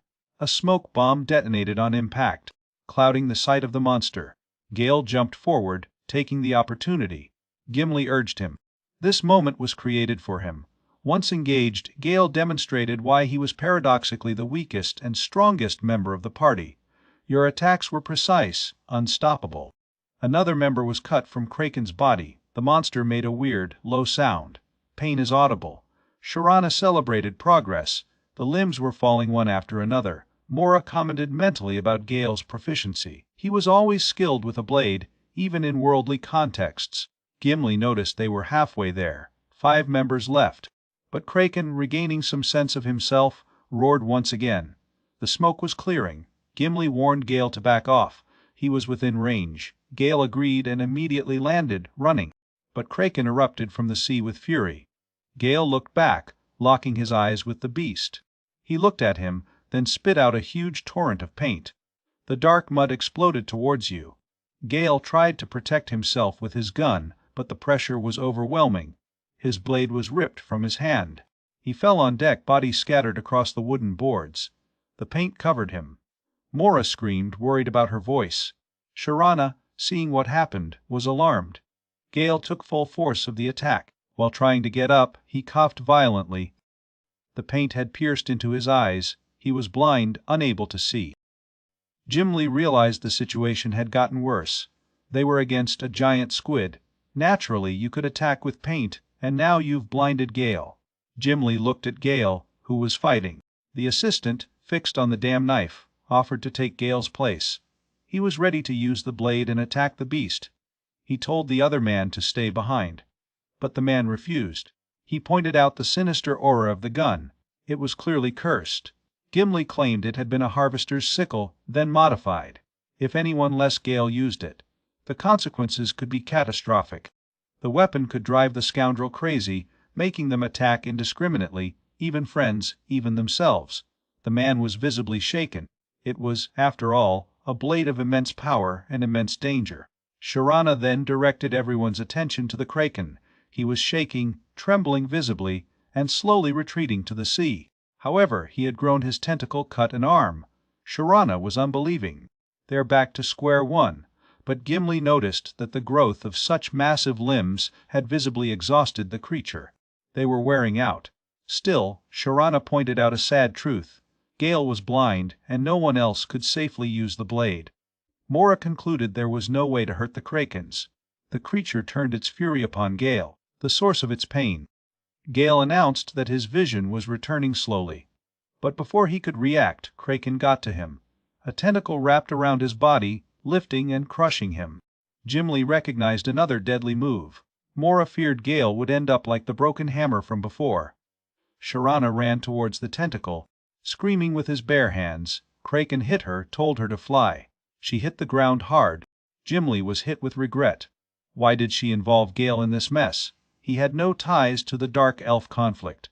If it weren't for her, he'd still be safe, working peacefully in his shop. She was horrified, whispering excuses. Mora ran to Sharana's side, raising her wounded body. This can't be happening, not right now. Mora never even told Gale how she felt. She shouted her name in distress. A corner rang, mortal destruction. The three women faced shock as a detonated explosion where Gale had been held. Then came another corner, reverse mortal destruction. His jaws fell off. Gimli asked, on the contrary. Mora noticed the Kraken exploded into pieces in an instant. Sharana, perplexed, wanted to know what had happened. Gale landed again on the ship and turned to them with a smile. He took the neck, referring to what saved him. It was the necklace he mentioned earlier, which was made from the hand of a dead woman. As he spoke, the strangler disintegrated into fragments. Mora and Sharana were stunned. It had been that cursed item all along. Gale confirmed it. When caught in a crushing attack, the choker activated once, reflecting the movement against the attacker with twice as much power. His special effect, his wife's revenge. Sharana and Mora can imagine that now. Sharana laughed, observing the name of the item. Gale started explaining. The Kraken, drained from regenerating its limbs, launched its strongest movement against it, just to be hit back with twice the force. No wonder it was torn apart. Who knows how many ships the creature destroyed, and now that's what's been torn apart, scattered across the sea. Sharana wondered if the entire result had been part of Gale's plan. It hadn't been. Gale was overwhelmed, just keeping his unknown role in strategy. Defeat the Krakens like that never crossed his mind. If the creature had chosen to attack it or swallow it instead of using a crushing motion, the effect of the strangler would not have been triggered. Lives, relieved, embraced him firmly. She didn't care about the paint staining her face. She just wondered how painful it was to be crushed by that monster. She held on to him, wanting to offer a more comforting form of contact, something softer. She pressured him, sniffing, grateful he survived. Gale didn't know how to answer. He started sweating under pressure, physically and emotionally. Comforted and flushed, he slowly raised his hand and hit her hair. Sharana watched the scene with a warm smile. Gimli landed next to Sharana, a light laugh escaping from her lips. She reminded Sharana that Kraken had been the dominant threat in this region. She doubted that others like him would challenge these sea roots now. Perhaps everyone can thank Gale for Gale's inexplicable luck or the evasive ability to ensure the safety of all who would sail through these waters from now on. Gradually, the spectators who had hidden themselves during the battle emerged from their shelters. A confused man commented he didn't understand why, but Kraken exploded. Another quickly dismissed the need to understand, saying that the only thing that mattered was that they had survived. The crowd burst into applause, grateful to be alive. Unfortunately for Gale, Gimli didn't think he'd get much credit. A sudden splash caught the captain's attention. Alarmed, he asked if Kraken had survived. Sharana and Gimli reacted with immediate concern, but relief followed quickly. Turns out they were survivors, those who had been thrown out during chaos, now being hoisted back aboard. The captain asked that the boat be demoted to help them. Sharana asked if fixing the ship meant they were free. The assistant interjected with bad news. They couldn't locate the blade that hurt Kraken. No one dared touch him because of the unknown curse he carried. They had left it on deck, but when the Kraken exploded, the explosion probably made it fly to sea. Sharana recognized the loss without much concern. The explosion even ripped off the mask Kraken had torn before. Better than death, Gale agreed. There was nothing to be sorry about. He explained that the materials for the blade were easy to find, and he could always create another at home. More importantly, he had already neutralized 99% of the curses on the weapon components. It would have been safe for anyone to wield. Everyone around you was facing disbelief. Gale admitted he must have been too focused on cleaning the paint from his eyes to talk earlier. The assistant quietly sued what he had just heard. Cancel. Sharana pressed the point, unbeliever. Were the drops of a reaper that easy? Morak knelt next to Sharana, both equally stunned. I could. Does Gale really deny 99% of the curses of a reaper? Sharana grabbed him and started shaking him with frustration. They were already exhausted. She told him not to mess with them like that. Not with absurd jokes. But Gale insisted he was telling the truth. Gimli watched him, quietly reflecting. Gale exceeded all expectations, challenged every reason. She rested her arms on the ship's trail and looked at the horizon. Murmuring under her breath, she addressed Minerva, suggesting that they would never find another man like Gale Hamilton. And soon, Minerva would know him. In another place, far from the sea, a woman raised her hand to receive a butterfly that trembled over her. She sat upon a pile of stones in the heart of a forest. Minerva, the chief of the Dark Elves, as if he heard Gimli's thoughts, whispered to himself in response, "Oh really?" Back on the ship, the moment of calm was deceiving. Just as the saying says, bad news comes in groups. Not even Gimli could have predicted the next horror. From within the ship itself, a new aquatic threat began to emerge. This time, it was the undead of the sea. Gale held the remains of the broken strangler in his hand. It was unique, something he really liked, and now has gone. After him, Sharana saw no reason to regret his loss. Mora added that. After all, he played a vital role in defeating the Krakens. Why be upset about something that saved them all? But Gale was not in mourning for his usefulness. He lost his aesthetics, his crafts, his design. There was an elegance that no one else seemed to appreciate. That thought aroused an idea in your mind. Perhaps even the most remarkable works of art live and perish without ever being really understood. He let the feeling echo in his head, twisting it to suit his own insight. Sharana and Mora had enough.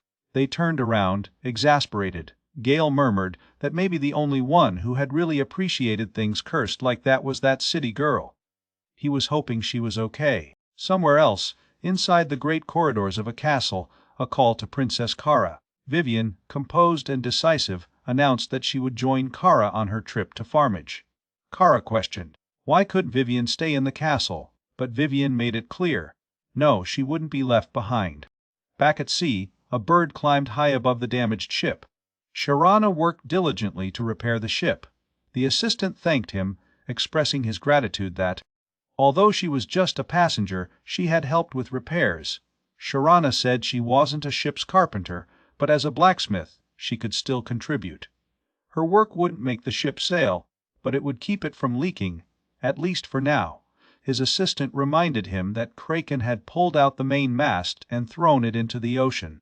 That was beyond any job. Gimli asked if that meant the ship was completely still now. The man admitted they were stranded. Gale commented that the ship was more of a floating bathtub now than a functioning ship. Mora recognized that considering the danger they faced, it was a miracle that the ship did not sink completely. Gimli agreed. For now. But they were trapped in the open sea, in a closed space with limited supplies.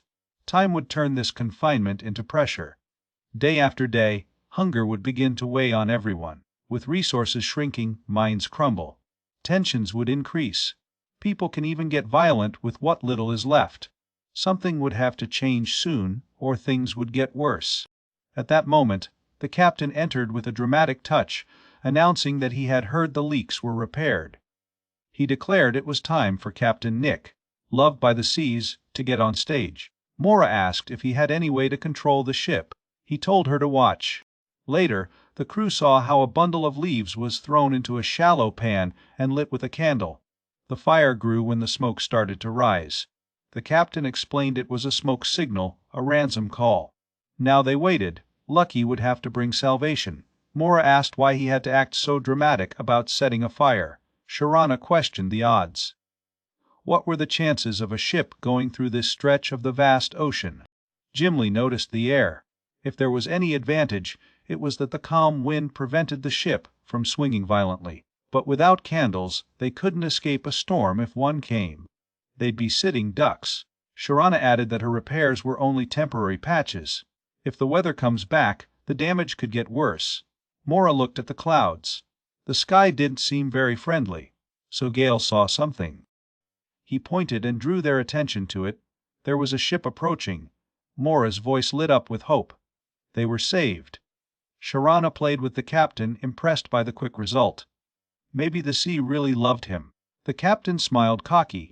Everyone started screaming and waving at the distant ship. The sound of the waves became clearer. As the ship approached, the wooden gnashing and the damaged candle flap reached its ears. Mora's excitement wavered. They weren't healthy sounds from a robust ship. Sharana agreed. He seemed to be in worse conditions than theirs.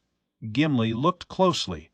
Despite his discouragement, he was sailing towards them, cutting the sea with unnatural precision.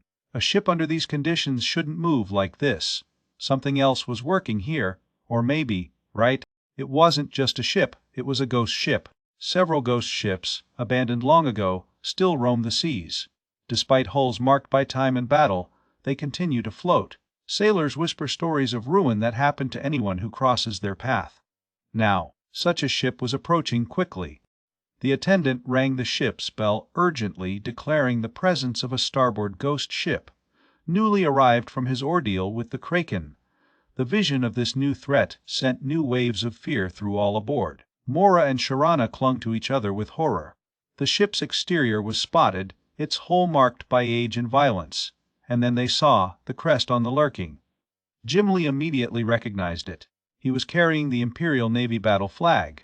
She remembered to hear recently about a Kraken attack that had claimed a warship. This ship, recently taken down, must be the ghost ship before them.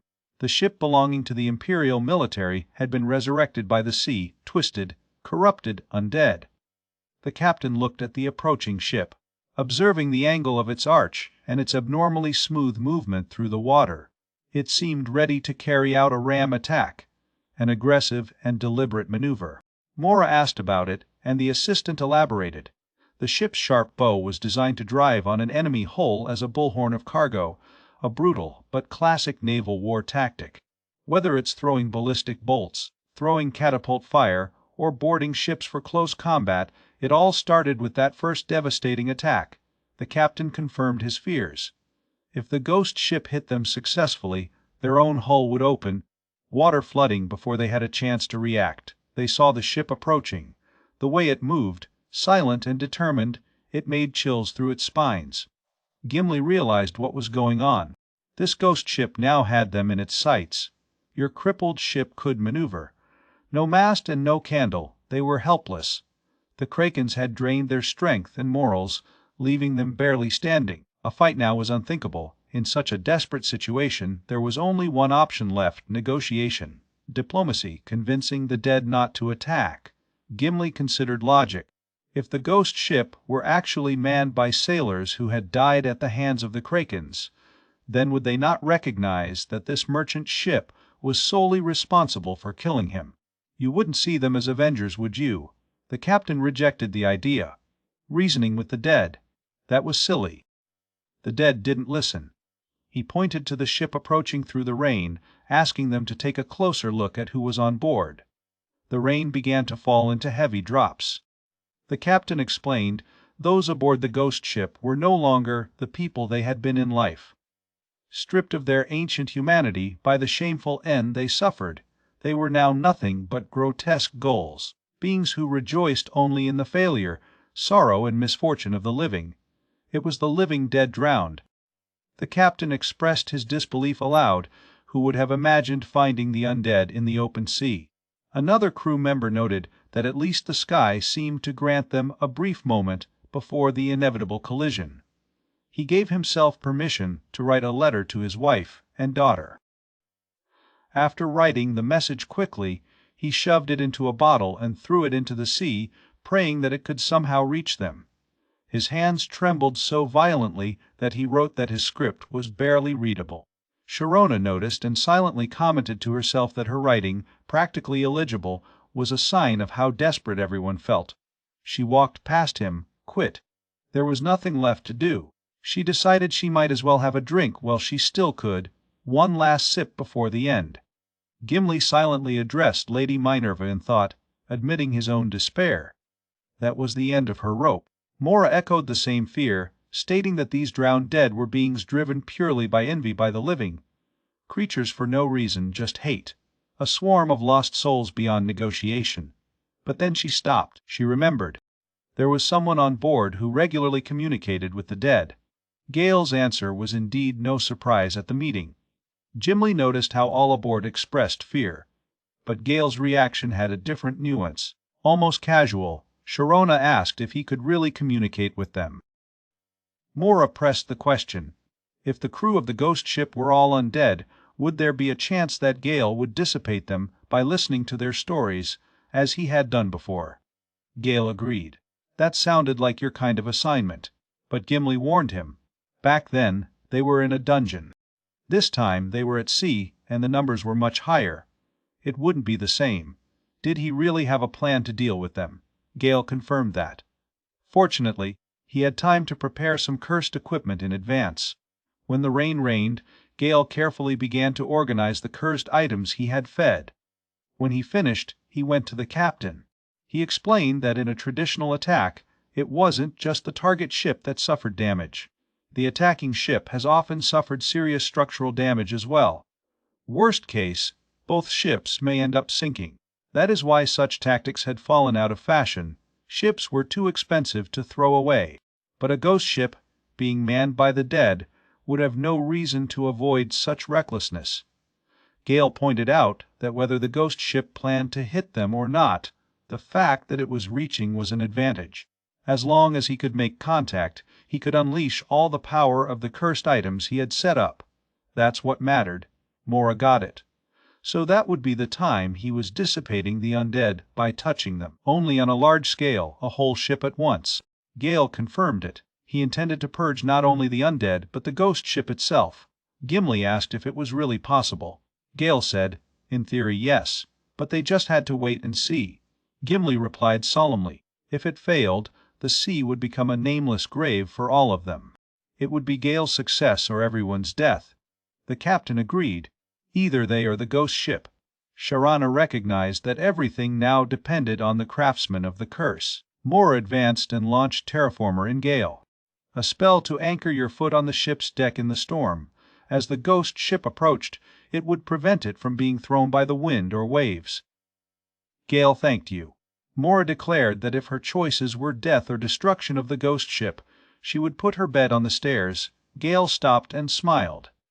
He accepted his fate with a wave before he walked away. Mora saw him go, thinking he wasn't ready for Gale yet. Gale got on the ghost ship. His faceless, dark crew began to approach him. The ship stood on its own merchant ship, an ancient military ship, huge and deadly.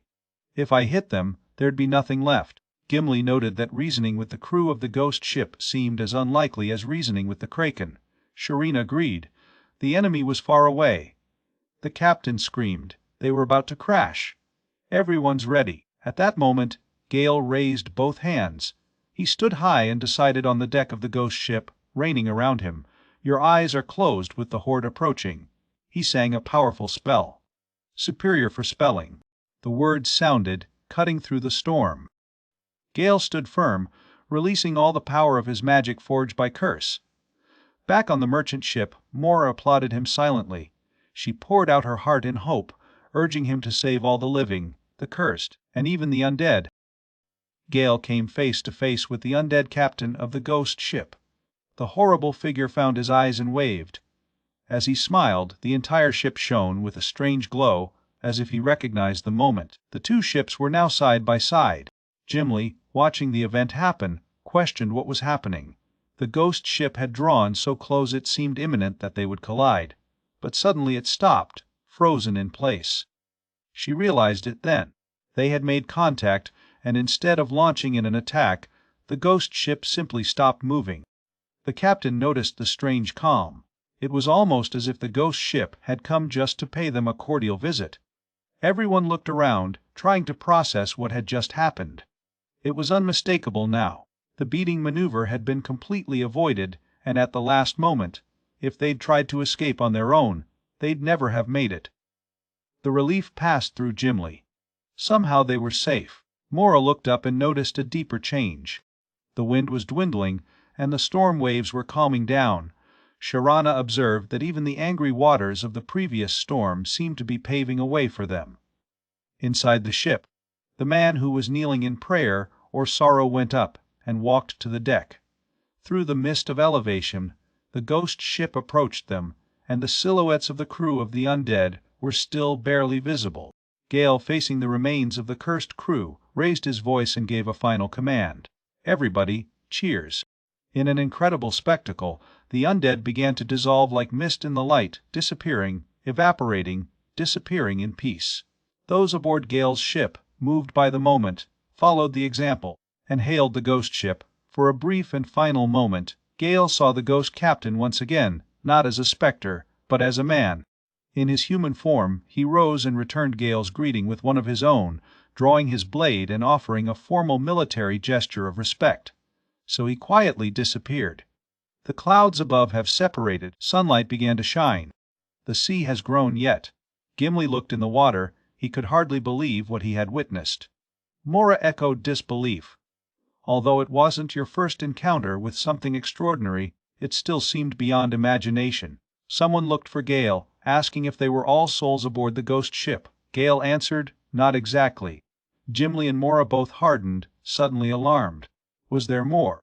Gale cleared it up. The strength of his dissipation spell had been so powerful that it had affected not only the crew of the ghost ship, but other wandering spirits at the bottom of the sea as well. Spirits who weren't even part of this battle. The scale of magic had gone far beyond what they had predicted. Gimli recognized the feat, but pointed out a practical problem. The sea may be calm and the ghosts are gone, but their own ship remained crippled. No mast running and no wind, they weren't going anywhere. The situation has not changed in this sense. They were still trapped. Mora looked up at the sky again, watching the seagulls glide freely. She mumbled jealously, which she wouldn't give to fly like them now. So Gale made a suggestion. Why not change ships? The group winked at him. Confused, agitated, asked what he meant. What ship? Gimli face. She didn't even want to entertain the idea, but actually they didn't have much choice. Gale smiled and pointed at the ghost ship. Disappointment and disbelief wavy through the crew. Gale, still smiling, declared that the ghost ship was navigating and perfectly capable of continuing his journey. Desperation settled again, but Gale revealed what had not yet been said. Before he disappeared, the ghost captain had personally thanked him for defeating the Kraken, and as a sign of gratitude, he had offered his ship to them. Mora and Gimli were stunned. Some of the men asked in disbelief, would they really embark on this frightening spectral ship? Really? Gale reminded them. This was no ordinary ship, it was a naval warship. Despite its sinister past, it was a high-capacity ship. Sharona shrugged her shoulders. If it was free, she'd take it. The ship they were currently on had been patched, just by close. You'd end up sinking, no matter what they did. Gale agreed. The merchant ship had served well, but it wouldn't last. The old captain, heartbroken, lay on the beaten hull of his ship, weeping and murmuring to him. Your beloved lady, finally abandoned. The more pragmatic assistant said they had no choice. They would start transporting the cargo immediately. So, to the ghost ship they went. The next day, everyone was already working hard, transferring supplies, preparing to continue their journey aboard a ship once manned by the dead. Mora and Gimli looked down the fence. Below them, his old ship, the old merchant ship, was slowly descending under the waves, his creaking structure sinking like an old soldier finally granted rest. He seemed to surrender voluntarily, as relieved to have done his duty. The assistant noted that the heavy load they were carrying had weighed to the point where their waterline sat lower than it should, ironically making it just a little more stable in their last days. Mora, moved by the moment, cried out her gratitude to the sinking ship, grateful for having lasted so long. Then she and Gimli turned to the current environment and took everything. His hands rested on the rough railing of his new ship, dirty, lined with barnacles and seaweed stains. It wasn't just any ship, it was a ghost ship. Mora sighed, hoping this would be the last turn in her already absurd and dangerous sea voyage. Gimli replied dryly, recovering chaos, stranded in open waters, almost knocked down by a ghost ship. And yet, Gale solved both crises alone. Even the legendary heroes of antiquity would have fought against it. It took someone like him, a master of the curse, to do the impossible. Before she could finish the thought, Sharina interrupted with a cry of discovery. She discovered new weapons in the ship's basement, a military beast, and a real Imperial battle axe. She exclaimed that both had been submerged and forgotten underwater. But with a little polish, they'd be as good as new. What a load! Gale then approached with his own discovery, a stock of fresh and undead materials he collected. Mora wrinkled her nose in the mine. Fresh, they were the remains of the undead. Rotten, stinking, and unequivocally dirty, the smell left no room for discussion. Later, the ship's captains gathered to thank Gale and his companions for their efforts. Thanks to them, they finally returned to their original route. Gale explained that during the night cargo transfer, he took the opportunity to place several talismans on the ghost ship, spells designed to improve his performance. The ship must sail faster than anything else on this route. The three women exchanged looks and looked at him in disbelief. Mora complained that simply commanding a ghost ship was unprecedented. Gimli added that cursing him later, improving him through necromantic means, was absolutely unthinkable. And now they just hoped to accept the ship and its mysterious thunder of gold coins with no known origin. The assistant asked if that was the deal. Gimli replied that everything was fine as long as they kept their promise to prioritize the cargo route they had agreed from the beginning.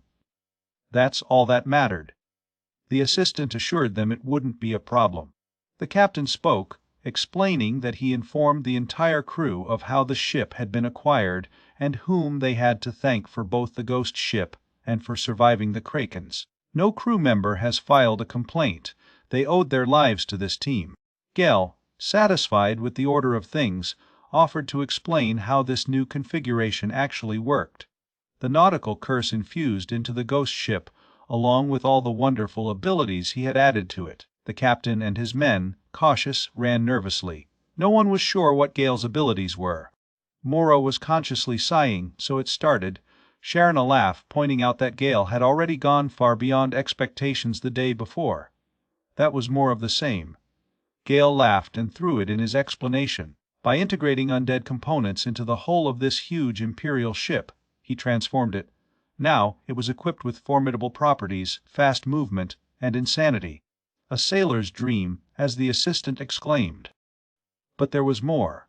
If they were attacked again, the ship was armed with a powerful catapult, one that dropped skulls as ammunition.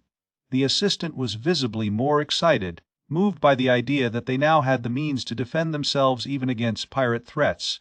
Gimli, though impressed, decided to retain any opinion about creative, if eccentric, design decisions. Gale, energized by attention, announced that she had saved the best for the end, the most unbelievable feature of the ghost ship, its navigation system. According to him, he could operate fully on autopilot.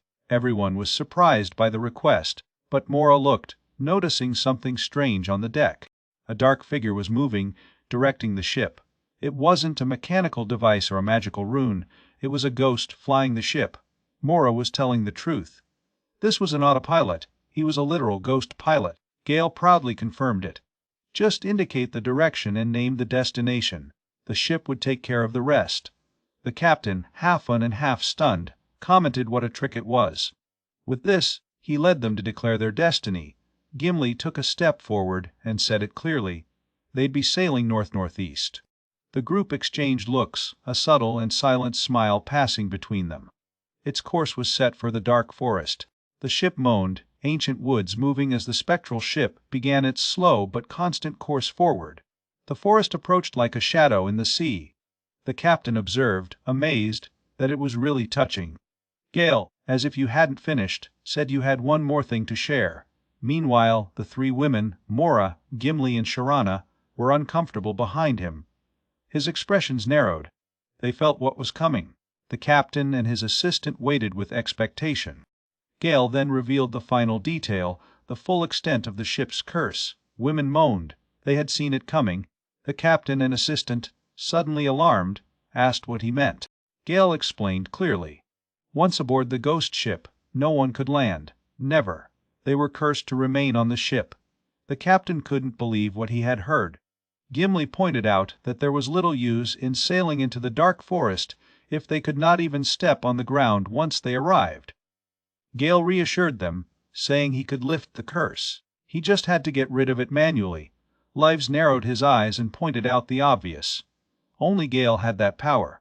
Without him, they were trapped.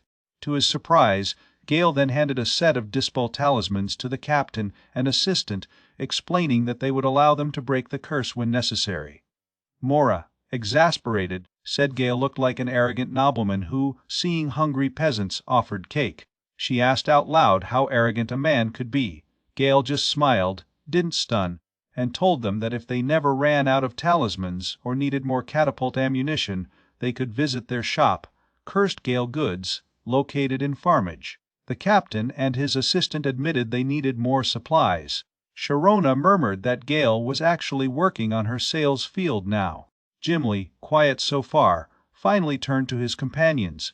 She confessed to something she'd been holding for a while. She apologized. The Kraken attack, the encounter of the ghost ship, and every mortal situation they encountered, she blamed herself. It was her business with the dark elves that dragged them into this mess. If it wasn't for her, none of this would have happened. Mora stopped her gently, telling her not to go on. Things had worked out so far. Gale added that everyone had decided to follow Gimli. He was grateful himself. If he had stayed home, he would never have had a chance to tame a ghost ship. It hadn't been easy. But for him, the journey had already been worth it. Sharona also added her voice. If the Demon King returned in full force, it wouldn't just be a problem for the Dark Elves. The whole world would be involved. Besides, if that happened, she'd never drink in peace again. She can't have that. The others laughed softly. Everyone smiled at Gimli. She wiped her eyes, blaming the sea breeze. She says it gets in her eyes. That's all. As they sailed, Gimli was struck by a memory. She called Mora and remembered that Mora once said she couldn't confess anything to Gale. Mora was caught unprepared by the reminder. She replied that, realistically, how could she have? The timing never felt right with Gale. Gimli questioned her. Then she wouldn't say anything. Gimli said he felt wrong, joking that Mora should change careers from support wizard to con man. She laughed. Mora protested, telling Gimli to stop teasing. She explained that Gimli had seen Gale. He was always buried in undead discoveries, obsessed with cursed equipment all night. The notions of love and hatred seemed to have no place in your world. Everything with him was curses, possession, arcanic mechanisms. Gimli played again. There was Mora's true ability, love evasion. Mora repeated her request not to mock her, but admitted she wasn't gonna make excuses. She confessed she was afraid. Afraid Gale would reject her. Even now, just being close to him gave him some sort of peaceful happiness. But if she sought more and failed, things could not go back to what they were. The dynamics of the group would break, and she might have to leave completely. Gimli responded with a kind of understanding, noting that everyone had their own vision of things. But while Mora hesitated, someone could enter and capture Gale's heart. As a frown, Gimli reminded her she was one of those people herself. Mora called her cruel. When Gale came to an end, a certain pair of brothers, thieves, finally arrived in the town of Farmage. They looked up and read the sign of the store. Gale's cursed possessions. Cursed. This hadn't happened before. Now what? A brother asked. The other one said you came here, they had to move on. They're in. Inside, Liznette smiled, preparing to welcome customers. But something stopped her. These men weren't here to shop. One of the brothers noticed her reaction. She didn't know what that was. The other said there was only one thing to do. No witnesses around. They thought they could take up their time when she was out of the way. A gun was fired. Liznette escaped. A shower of knives followed. She took a desk, using it and the countertop to block the robbery. A brother was scared. She used the counter as a shield. Liznette confirmed, calling them what they were, thieves. She mentioned that she installed countermeasures for moments like this. The other brother observed her, quick and decisive. A normal person wouldn't be standing. Liznette agreed. She was far from normal. She said it came from the dark. Too bad, though, that your health was not what it used to be. If she was okay, she'd have thrown one of the blades back by now. One brother pointed out it was 2 against 1. It's not exactly a chance for her. Liznette shrunk her shoulders. She said it was her specialty. So she moved out. A quick kick. She grabbed a brother's arm, took a step back, shook a leg on his head. She grabbed the other's head and, in an instant, threw her knee at him. He coughed up blood. The first one tried again. She took his arm with an elbow, followed by a blow to the elbow.